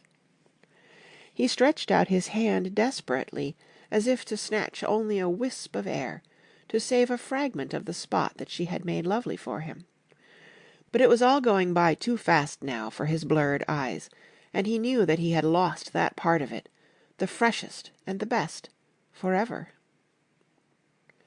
It was 9 o'clock when we finished breakfast and went out on the porch. The night had made a sharp difference in the weather, and there was an autumn flavour in the air. The gardener, the last one of Gatsby's former servants, came to the foot of the steps. "I'm going to drain the pool today, Mr. Gatsby. Leaves'll start falling pretty soon, and then there's always trouble with the pipes." "Don't do it today," Gatsby answered. He turned to me apologetically. "You know, old sport, I've never used that pool all summer." I looked at my watch and stood up. 12 minutes to my train." I didn't want to go to the city. I wasn't worth a decent stroke of work, but it was more than that. I didn't want to leave Gatsby. I missed that train, and then another, before I could get myself away. "I'll call you up," I said finally. "Do, old sport." "I'll call you about noon." We walked slowly down the steps. "I suppose Daisy'll call too." He looked at me anxiously, as if he hoped I'd corroborate this. "I suppose so." "Well, good-bye." We shook hands, and I started away. Just before I reached the hedge, I remembered something, and turned around. "They're a rotten crowd," I shouted across the lawn. "You're worth the whole damn bunch put together." I've always been glad I said that. It was the only compliment I ever gave him, because I disapproved of him from beginning to end. First he nodded politely, and then his face broke into that radiant and understanding smile, as if we'd been in ecstatic cahoots on that fact all the time. His gorgeous pink rag of a suit made a bright spot of colour against the white steps, and I thought of the night when I first came to his ancestral home, 3 months before. The lawn and drive had been crowded with the faces of those who guessed at his corruption, and he had stood on those steps, concealing his incorruptible dream, as he waved them good-bye. I thanked him for his hospitality. We were always thanking him for that, I and the others. "Good-bye," I called. "I enjoyed breakfast, Gatsby." Up in the city, I tried for a while to list the quotations on an interminable amount of stock. Then I fell asleep in my swivel chair. Just before noon the phone woke me, and I started up with sweat breaking out on my forehead. It was Jordan Baker. She often called me up at this hour, because the uncertainty of her own movements between hotels and clubs and private houses made her hard to find in any other way. Usually her voice came over the wire as something fresh and cool, as if a divot from a green golf links had come sailing in at the office window, but this morning it seemed harsh and dry. "I've left Daisy's house," she said. "I'm at Hempstead, and I'm going down to Southampton this afternoon." Probably it had been tactful to leave Daisy's house, but the act annoyed me, and her next remark made me rigid. "You weren't so nice to me last night." How could it have mattered then? Silence for a moment. Then, "However, I want to see you." "I want to see you too." "Suppose I don't go to Southampton, and come into town this afternoon?" "No, I don't think this afternoon." "Very well." "It's impossible this afternoon. Various—" We talked like that for a while, and then abruptly we weren't talking any longer. I don't know which of us hung up with a sharp click, but I know I didn't care. I couldn't have talked to her across a tea table that day if I'd never talked to her again in this world. I called Gatsby's house a few minutes later, but the line was busy. I tried 4 times. Finally, an exasperated central told me the wire was being kept open for long distance from Detroit. Taking out my timetable, I drew a small circle around the 3:50 train. Then I leaned back in my chair and tried to think. It was just noon.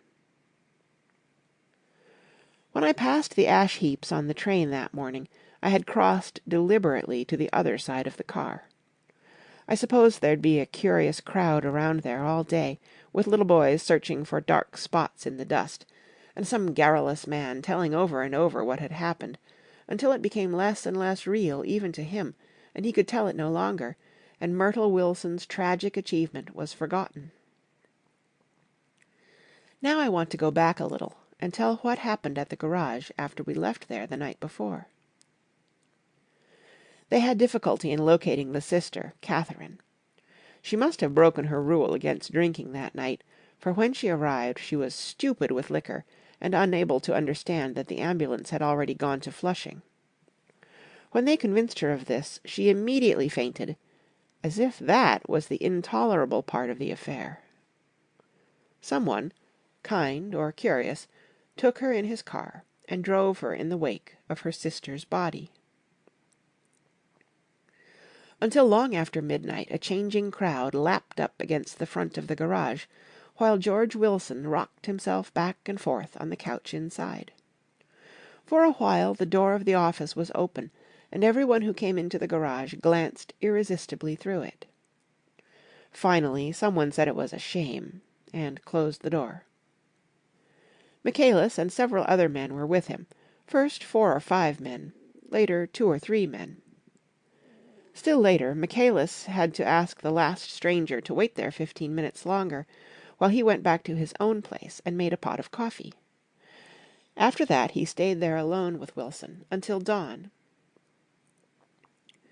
About 3 o'clock the quality of Wilson's incoherent muttering changed.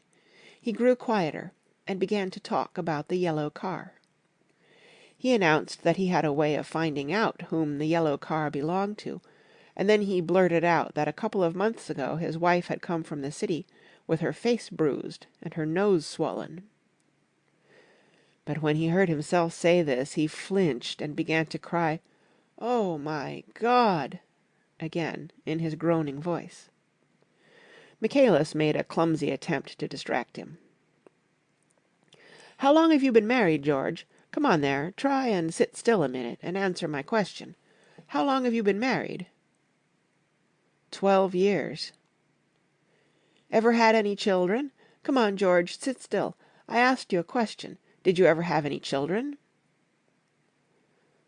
The hard brown beetles kept thudding against the dull light, and whenever Michaelis heard a car go tearing along the road outside, it sounded to him like the car that hadn't stopped a few hours before.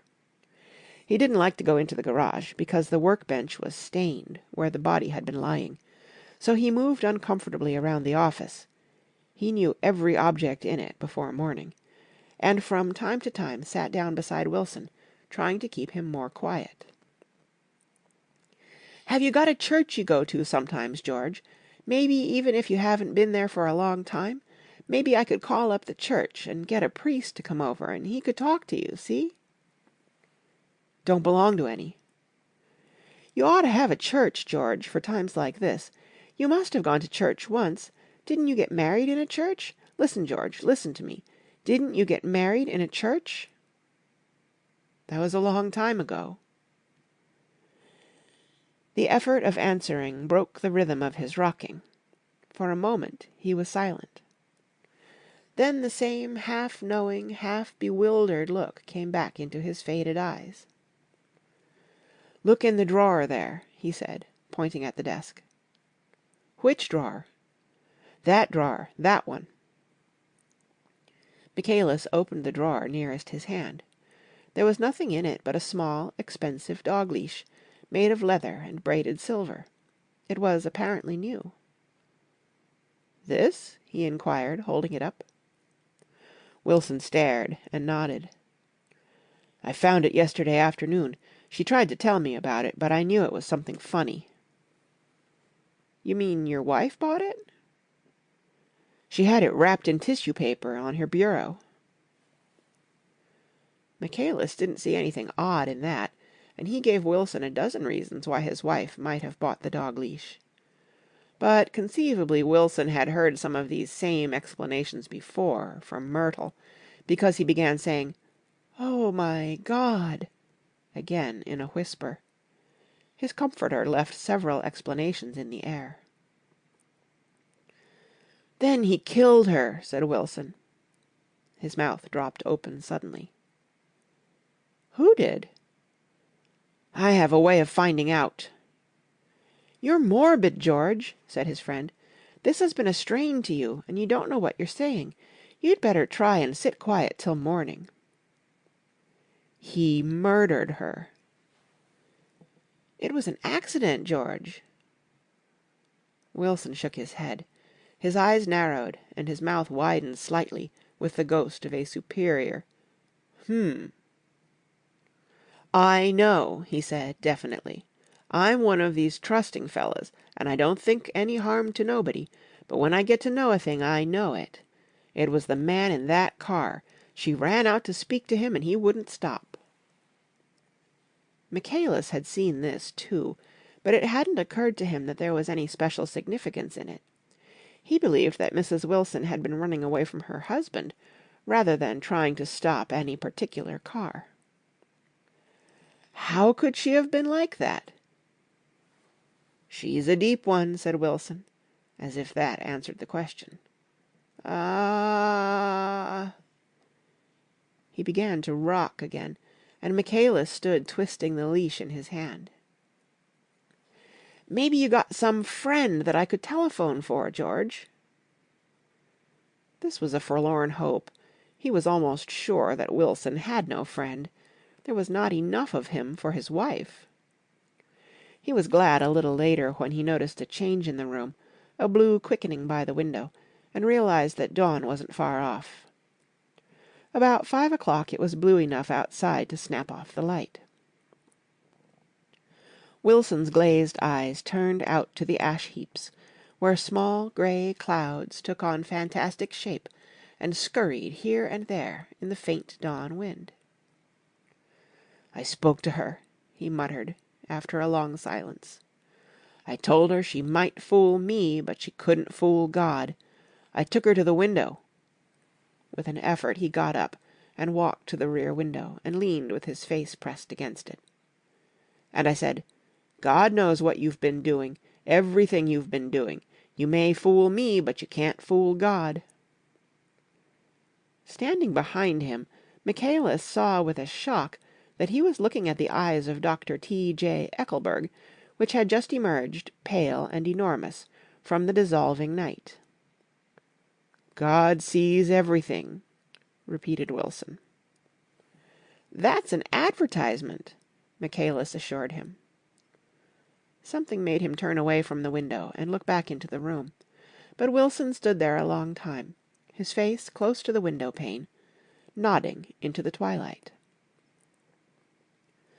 By 6 o'clock Michaelis was worn out, and grateful for the sound of a car stopping outside.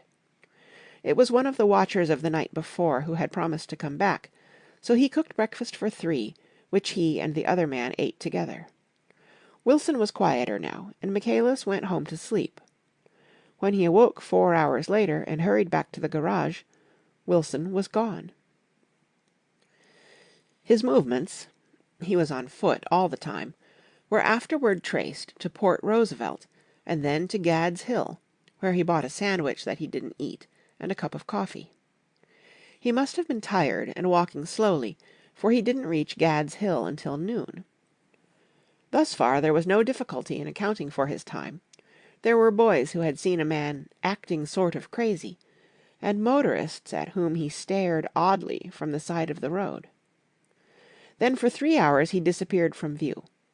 The police, on the strength of what he said to Michaelis, that he had a way of finding out, supposed that he spent that time going from garage to garage thereabout, inquiring for a yellow car. On the other hand, no garage man who had seen him ever came forward, and perhaps he had an easier, surer way of finding out what he wanted to know. By 2:30 he was in West Egg, where he asked someone the way to Gatsby's house. So by that time he knew Gatsby's name. At 2 o'clock Gatsby put on his bathing suit, and left word with the butler that if anyone phoned, word was to be brought to him at the pool. He stopped at the garage for a pneumatic mattress that had amused his guests during the summer, and the chauffeur helped him pump it up. Then he gave instructions that the open car wasn't to be taken out under any circumstances, and this was strange, because the front right fender needed repair. Gatsby shouldered the mattress and started for the pool. Once he stopped and shifted it a little, and the chauffeur asked him if he needed help, but he shook his head, and in a moment disappeared among the yellowing trees. No telephone message arrived, but the butler went without his sleep and waited for it until 4 o'clock, until long after there was anyone to give it to, if it came. I have an idea that Gatsby himself didn't believe it would come, and perhaps he no longer cared. If that was true, he must have felt that he had lost the old warm world, paid a high price for living too long with a single dream. He must have looked up at an unfamiliar sky through frightening leaves, and shivered as he found what a grotesque thing a rose is, and how raw the sunlight was upon the scarcely created grass. A new world, material without being real, where poor ghosts, breathing dreams like air, drifted fortuitously about, like that ashen, fantastic figure gliding toward him through the amorphous trees. The chauffeur, he was one of Wolfsheim's protégés, heard the shots. Afterward he could only say that he hadn't thought anything much about them. I drove from the station directly to Gatsby's house, and my rushing anxiously up the front steps was the first thing that alarmed anyone. But they knew then, I firmly believe. With scarcely a word said, 4 of us, the chauffeur, butler, gardener, and I, hurried down to the pool. There was a faint, barely perceptible movement of the water as the fresh flow from one end urged its way toward the drain at the other. With little ripples that were hardly the shadows of waves, the laden mattress moved irregularly down the pool. A small gust of wind that scarcely corrugated the surface was enough to disturb its accidental course with its accidental burden. The touch of a cluster of leaves revolved it slowly, tracing, like the leg of a compass, a thin red circle in the water. It was after we started with Gatsby toward the house that the gardener saw Wilson's body a little way off in the grass. And the Holocaust was complete. End of Chapter 8. Read by Kara Shack. Chapter 9. After 2 years, I remember the rest of that day, and that night, and the next day, only as an endless drill of police and photographers and newspaper men in and out of Gatsby's front door.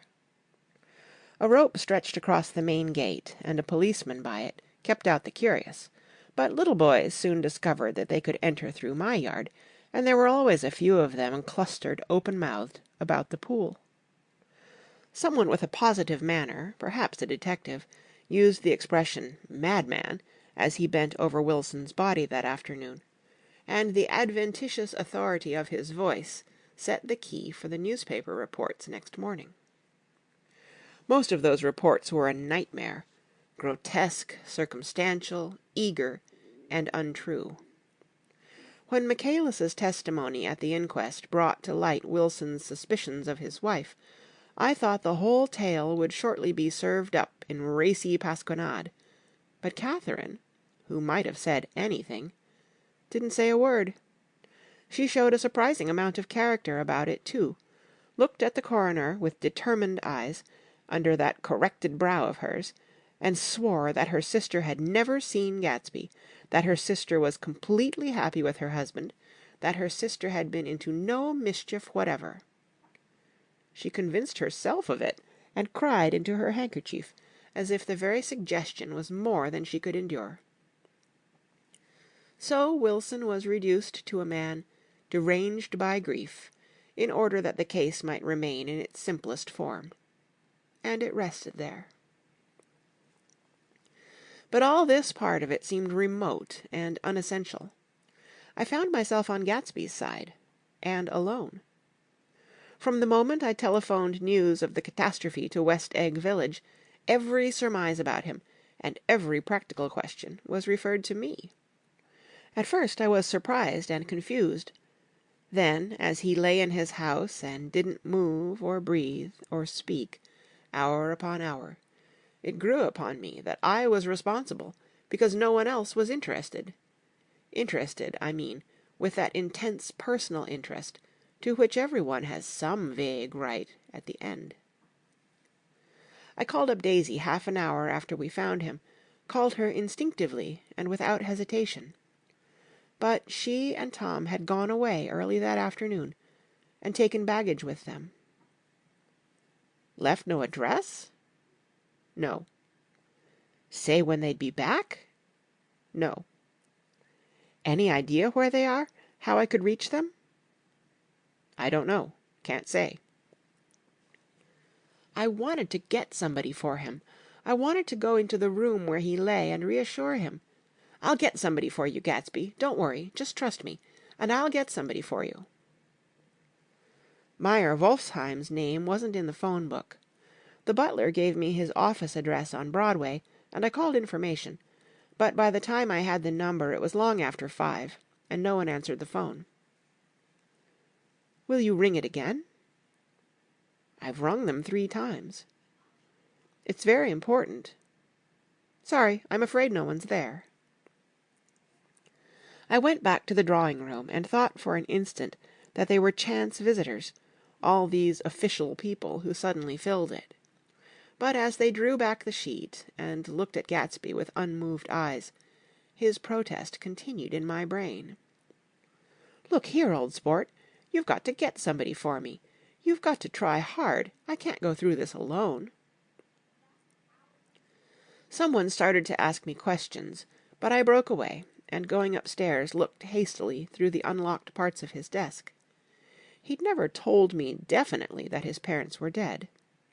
But there was nothing, only the picture of Dan Cody, a token of forgotten violence, staring down from the wall. Next morning I sent the butler to New York with a letter to Wolfsheim, which asked for information and urged him to come out on the next train. That request seemed superfluous when I wrote it. I was sure he'd start when he saw the newspapers, just as I was sure there'd be a wire from Daisy before noon. But neither a wire nor Mr. Wolfsheim arrived. No one arrived except more police and photographers and newspaper men. When the butler brought back Wolfsheim's answer, I began to have a feeling of defiance, of scornful solidarity between Gatsby and me, against them all. Dear Mr. Carraway, this has been one of the most terrible shocks of my life to me. I hardly can believe it that it is true at all. Such a mad act as that man did should make us all think. I cannot come down now, as I am tied up in some very important business, and cannot get mixed up in this thing now. If there is anything I can do a little later, let me know in a letter by Edgar. I hardly know where I am when I hear about a thing like this, and am completely knocked down and out. Yours truly, Meyer Wolfsheim. And then hasty addenda beneath. Let me know about the funeral, etc. Do not know his family at all. When the phone rang that afternoon, and long distance said Chicago was calling, I thought this would be Daisy at last, but the connection came through as a man's voice, very thin and far away. "This is Slagle speaking." "Yes?" The name was unfamiliar. "Hell of a note, isn't it? Get my wire?" "There haven't been any wires." "Young Park's in trouble," he said rapidly. "They picked him up when he handed the bonds over the counter. They got a circular from New York giving 'em the numbers just 5 minutes before. What do you know about that, hey? You never can tell in these hick towns." "Hello!" I interrupted breathlessly. "Look here, this isn't Mr. Gatsby. Mr. Gatsby's dead."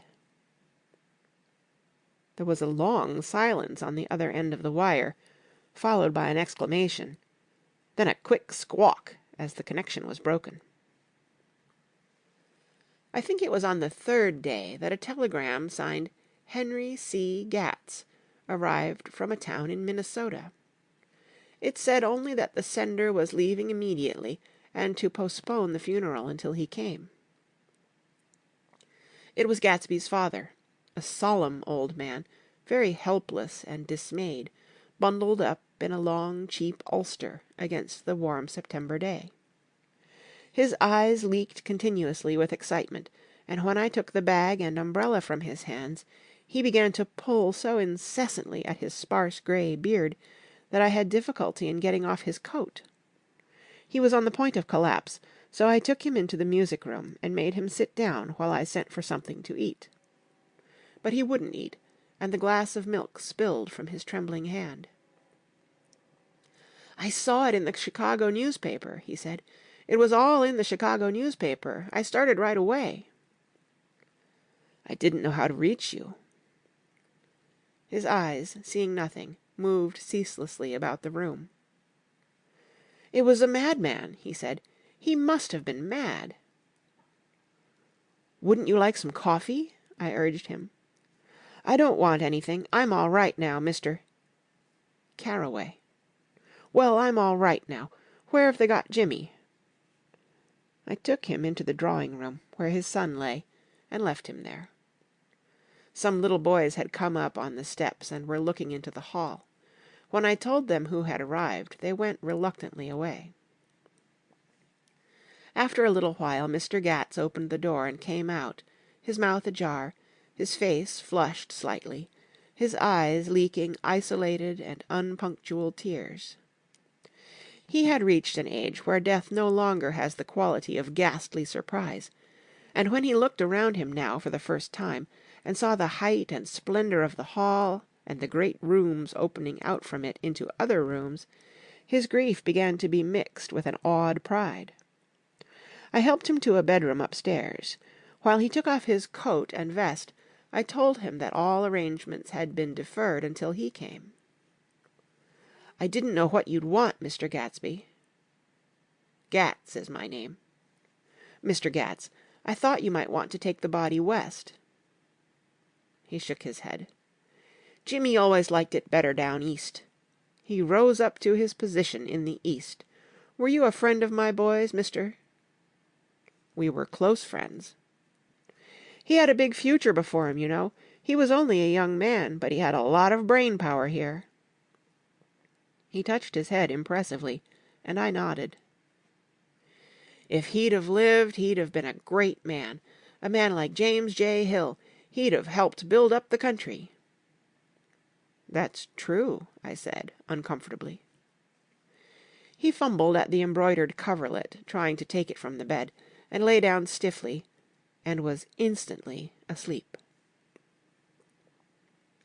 That night an obviously frightened person called up, and demanded to know who I was before he would give his name. "This is Mr. Carraway," I said. "Oh!" He sounded relieved. "This is Klipspringer." I was relieved, too, for that seemed to promise another friend at Gatsby's grave. I didn't want it to be in the papers and draw a sightseeing crowd, so I'd been calling up a few people myself. They were hard to find. "The funeral's tomorrow," I said. 3 o'clock, here at the house. I wish you'd tell anybody who'd be interested." "Oh, I will," he broke out hastily. "Of course, I'm not likely to see anybody, but if I do—" His tone made me suspicious. "Of course, you'll be there yourself." "Well, I'll certainly try. What I called up about is—" "Wait a minute," I interrupted. "How about saying you'll come?" "Well, the truth of the matter is that I'm staying with some people up here in Greenwich, and they rather expect me to be with them tomorrow. In fact, there's a sort of picnic or something. Of course, I'll do my very best to get away." I ejaculated an unrestrained "Huh!" and he must have heard me, for he went on nervously. "What I called up about was a pair of shoes I left there. I wonder if it'd be too much trouble to have the butler send them on. You see, they're tennis shoes, and I'm sort of helpless without them. My address is care of B.F." I didn't hear the rest of the name, because I hung up the receiver. After that I felt a certain shame for Gatsby. One gentleman to whom I telephoned implied that he had got what he deserved. However, that was my fault, for he was one of those who used to sneer most bitterly at Gatsby, on the courage of Gatsby's liquor, and I should have known better than to call him. The morning of the funeral I went up to New York to see Meyer Wolfsheim. I couldn't seem to reach him any other way. The door that I pushed open, on the advice of an elevator boy, was marked "The Swastika Holding Company," and at first there didn't seem to be anyone inside. But when I had shouted "Hello!" several times in vain, an argument broke out behind a partition, and presently a lovely Jewess appeared at an interior door and scrutinized me with black, hostile eyes. "Nobody's in," she said. "Mr. Wolfsheim's gone to Chicago." The first part of this was obviously untrue, for someone had begun to whistle "The Rosary" tunelessly inside. "Please say that Mr. Carraway wants to see him." "I can't get him back from Chicago, can I?" At this moment a voice, unmistakably Wolfsheim's, called "Stella!" from the other side of the door. "Leave your name on the desk," she said quickly. "I'll give it to him when he gets back." "But I know he's there." She took a step toward me, and began to slide her hands indignantly up and down her hips. "You young men think you can force your way in here any time," she scolded. "We're getting sick and tired of it. When I say he's in Chicago, he's in Chicago." I mentioned Gatsby. "Oh!" She looked at me over again. "Will you just... What was your name?" She vanished. In a moment Meyer Wolfsheim stood solemnly in the doorway, holding out both hands. He drew me into his office, remarking in a reverent voice that it was a sad time for all of us, and offered me a cigar. "My memory goes back to when I first met him," he said. "A young major just out of the army and covered over with medals he got in the war. He was so hard up he had to keep on wearing his uniform because he couldn't buy some regular clothes. First time I saw him was when he came into Weinbrenner's pool room at 43rd Street and asked for a job. He hadn't eat anything for a couple of days. 'Come on, have some lunch with me,' I said. He ate more than $4 worth of food in half an hour."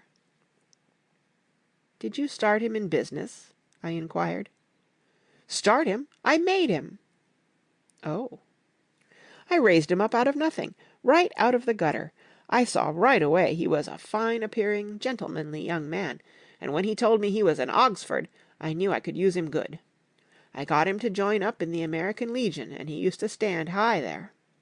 Right off he did some work for a client of mine up to Albany. We were so thick like that in everything." He held up 2 bulbous fingers. "Always together." I wondered if this partnership had included the World Series transaction in 1919. "Now he's dead," I said after a moment. "You were his closest friend, so I know you'll want to come to his funeral this afternoon." "I'd like to come." "Well, come then." The hair in his nostrils quivered slightly, and as he shook his head his eyes filled with tears. "I can't do it. I can't get mixed up in it," he said. "There's nothing to get mixed up in. It's all over now." "When a man gets killed, I never like to get mixed up in it in any way. I keep out. When I was a young man it was different. If a friend of mine died, no matter how, I stuck with them to the end. You may think that sentimental, but I mean it. To the bitter end." I saw that for some reason of his own he was determined not to come, so I stood up. "Are you a college man?" he inquired suddenly. For a moment I thought he was going to suggest a connection, but he only nodded and shook my hand. "Let us learn to show our friendship for a man when he is alive, and not after he is dead," he suggested. "After that, my own rule is to let everything alone." When I left his office the sky had turned dark, and I got back to West Egg in a drizzle. After changing my clothes, I went next door and found Mr. Gats walking up and down excitedly in the hall. His pride in his son, and in his son's possessions, was continually increasing, and now he had something to show me. "Jimmy sent me this picture." He took out his wallet with trembling fingers. "Look there." It was a photograph of the house, cracked in the corners, and dirty with many hands. He pointed out every detail to me eagerly. "Look there!" and then sought admiration from my eyes. He had shown it so often that I think it was more real to him now than the house itself. "Jimmy sent it to me. I think it's a very pretty picture. It shows up well." "Very well. Had you seen him lately?" "He come out to see me 2 years ago and bought me the house I live in now. Of course we was broke up when he run off from home, but I see now there was a reason for it. He knew he had a big future in front of him. And ever since he made a success he was very generous with me." He seemed reluctant to put away the picture, held it for another minute, lingeringly, before my eyes. Then he returned the wallet and pulled from his pocket a ragged old copy of a book called Hopalong Cassidy.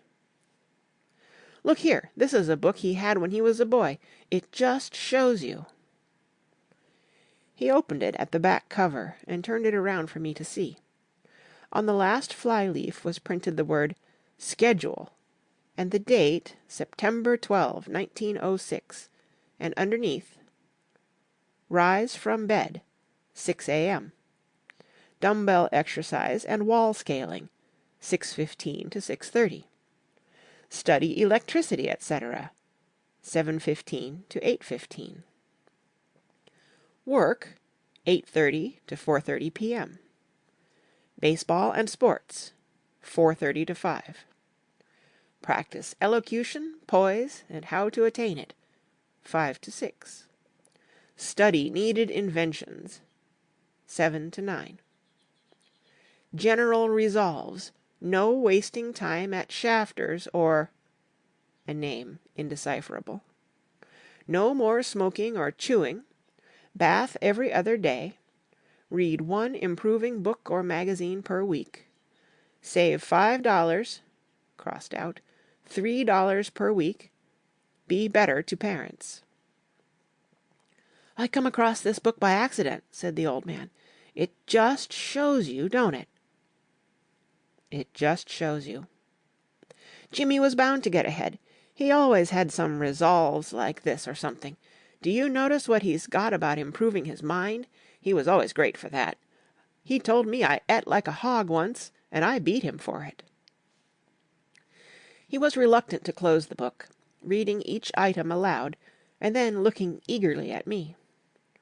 I think he rather expected me to copy down the list for my own use. A little before 3 the Lutheran minister arrived from Flushing, and I began to look involuntarily out the windows for other cars. So did Gatsby's father. And as the time passed, and the servants came in and stood waiting in the hall, his eyes began to blink anxiously, and he spoke of the rain in a worried, uncertain way.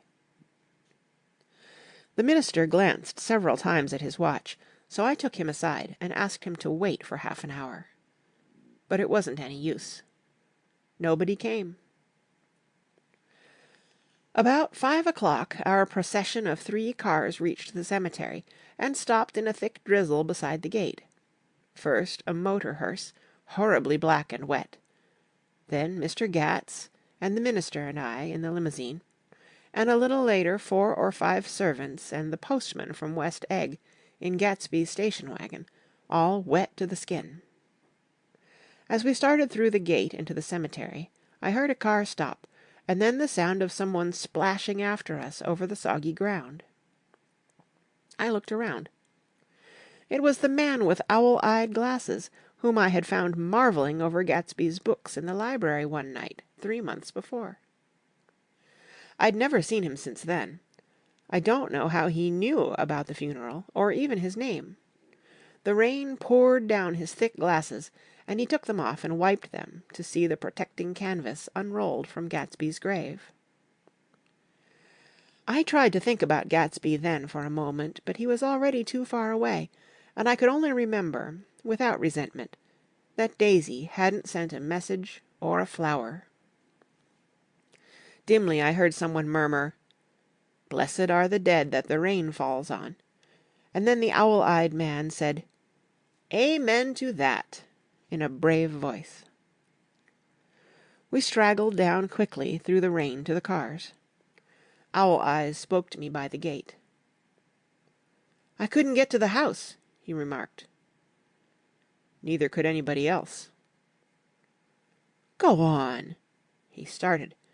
"Why, my God, they used to go there by the hundreds!" He took off his glasses and wiped them again, outside and in. "The poor son of a bitch," he said. One of my most vivid memories is of coming back west from prep school, and later from college, at Christmas time. Those who went farther than Chicago would gather in the old dim Union Station at 6 o'clock of a December evening, with a few Chicago friends, already caught up into their own holiday gaieties, to bid them a hasty good-bye. I remember the fur coats of the girls returning from Miss This or That's, and the chatter of frozen breath, and the hands waving overhead as we caught sight of old acquaintances, and the matchings of invitations. "Are you going to the Ordways? The Herseys? The Schultzes?" And the long green tickets clasped tight in our gloved hands. And last the murky yellow cars of the Chicago, Milwaukee, and St. Paul Railroad, looking cheerful as Christmas itself on the tracks beside the gate. When we pulled out into the winter night and the real snow, our snow began to stretch out beside us and twinkle against the windows, and the dim lights of small Wisconsin stations moved by, a sharp, wild brace came suddenly into the air. We drew in deep breaths of it as we walked back from dinner through the cold vestibules, unutterably aware of our identity with this country for one strange hour, before we melted indistinguishably into it again. That's my Middle West. Not the wheat, or the prairies, or the lost Swede towns, but the thrilling returning trains of my youth, and the street lamps and sleigh bells in the frosty dark, and the shadows of holly wreaths thrown by lighted windows on the snow. I am part of that, a little solemn with the feel of those long winters, a little complacent from growing up in the Carraway house in a city where dwellings are still called through decades by a family's name. I see now that this has been a story of the West. After all, Tom and Gatsby, Daisy and Jordan and I were all Westerners, and perhaps we possessed some deficiency in common which made us subtly unadaptable to Eastern life. Even when the East excited me most, even when I was most keenly aware of its superiority to the bored, sprawling, swollen towns beyond the Ohio, with their interminable inquisitions which spared only the children and the very old, even then it had always for me a quality of distortion. West Egg, especially, still figures in my more fantastic dreams. I see it as a night scene by El Greco, 100 houses, at once conventional and grotesque, crouching under a sullen, overhanging sky and a lustreless moon.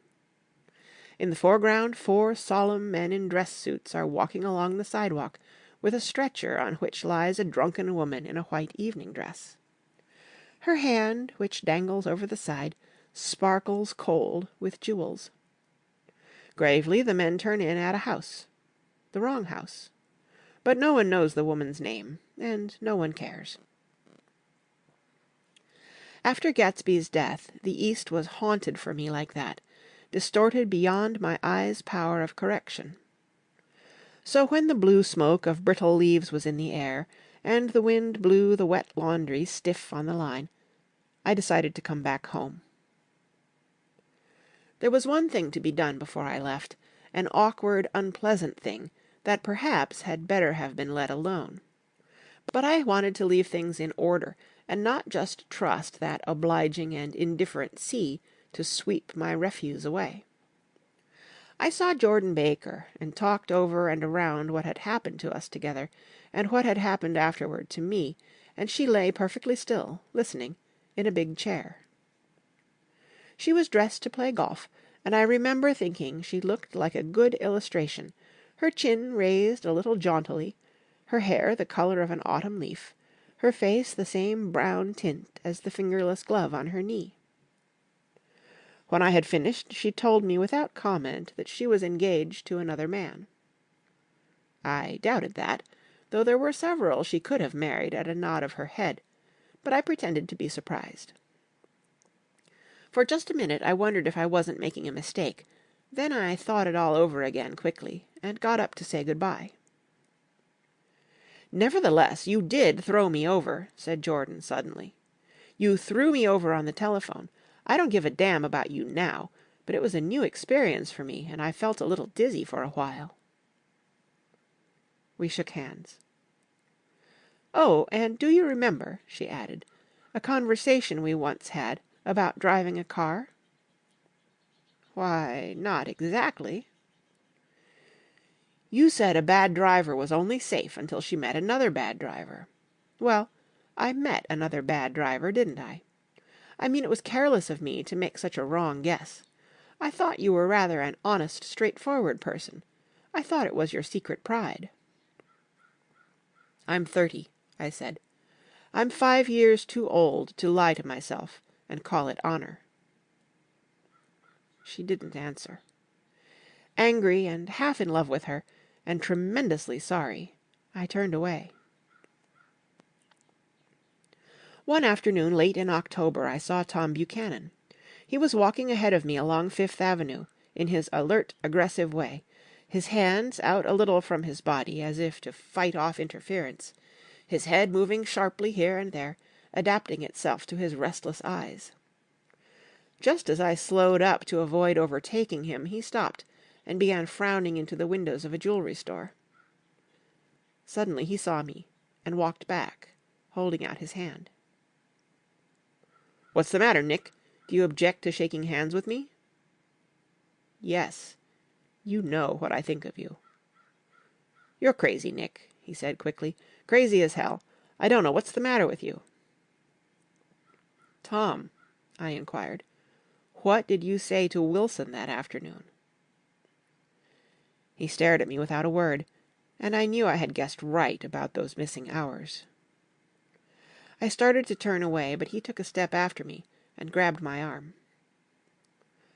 "I told him the truth," he said. "He came to the door while we were getting ready to leave, and when I sent down word that we weren't in, he tried to force his way upstairs. He was crazy enough to kill me if I hadn't told him who owned the car. His hand was on a revolver in his pocket every minute he was in the house." He broke off defiantly. "What if I did tell him? That fellow had it coming to him. He threw dust into your eyes just like he did in Daisy's, but he was a tough one. He ran over Myrtle like you'd run over a dog, and never even stopped his car." There was nothing I could say, except the one unutterable fact that it wasn't true. And if you think I didn't have my share of suffering, look here, when I went to give up that flat and saw that damn box of dog biscuits sitting there on the sideboard, I sat down and cried like a baby. By God, it was awful." I couldn't forgive him or like him, but I saw that what he had done was, to him, entirely justified. It was all very careless and confused. They were careless people, Tom and Daisy. They smashed up things and creatures, and then retreated back into their money, or their vast carelessness, or whatever it was that kept them together, and let other people clean up the mess they had made. I shook hands with him. It seemed silly not to, for I felt suddenly as though I were talking to a child. Then he went into the jewelry store to buy a pearl necklace, or perhaps only a pair of cuff buttons, rid of my provincial squeamishness forever. Gatsby's house was still empty when I left. The grass on his lawn had grown as long as mine. One of the taxi drivers in the village never took a fare past the entrance gate without stopping for a minute and pointing inside. Perhaps it was he who drove Daisy and Gatsby over to East Egg the night of the accident, and perhaps he had made a story about it all his own. I didn't want to hear it, and I avoided him when I got off the train. I spent my Saturday nights in New York because those gleaming, dazzling parties of his were with me so vividly that I could still hear the music and the laughter, faint and incessant, from his garden, and the cars going up and down his drive. One night I did hear a material car there, and saw its lights stop at his front steps. But I didn't investigate. Probably it was some final guest who had been away at the ends of the earth and didn't know that the party was over. On the last night, with my trunk packed and my car sold to the grocer, I went over and looked at that huge, incoherent failure of a house once more. On the white steps an obscene word, scrawled by some boy with a piece of brick, stood out clearly in the moonlight, and I erased it, drawing my shoe raspingly along the stone. Then I wandered down to the beach and sprawled out on the sand. Most of the big shore places were closed now, and there were hardly any lights except the shadowy, moving glow of a ferry boat across the Sound. And as the moon rose higher, the inessential houses began to melt away, until gradually I became aware of the old island here that flowered once for Dutch sailors' eyes, a fresh green breast of the New World. Its vanished trees, the trees that had made way for Gatsby's house, had once pandered in whispers to the last and greatest of all human dreams. For a transitory enchanted moment, man must have held his breath in the presence of this continent, compelled into an aesthetic contemplation he neither understood nor desired, face to face for the last time in history with something commensurate to his capacity for wonder. And as I sat there brooding on the old unknown world, I thought of Gatsby's wonder when he first picked out the green light at the end of Daisy's dock. He had come a long way to this blue lawn, and his dream must have seemed so close that he could hardly fail to grasp it. He did not know that it was already behind him, somewhere back in that vast obscurity beyond the city, where the dark fields of the Republic rolled on under the night. Gatsby believed in the green light, the orgastic future that year by year recedes before us. It eluded us then, but that's no matter. Tomorrow we will run faster, stretch out our arms farther, and one fine morning...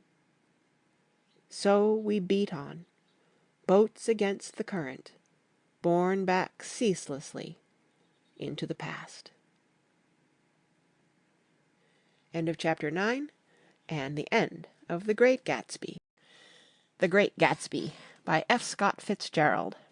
Chapter 1. In my younger and more vulnerable years, my father gave me some advice.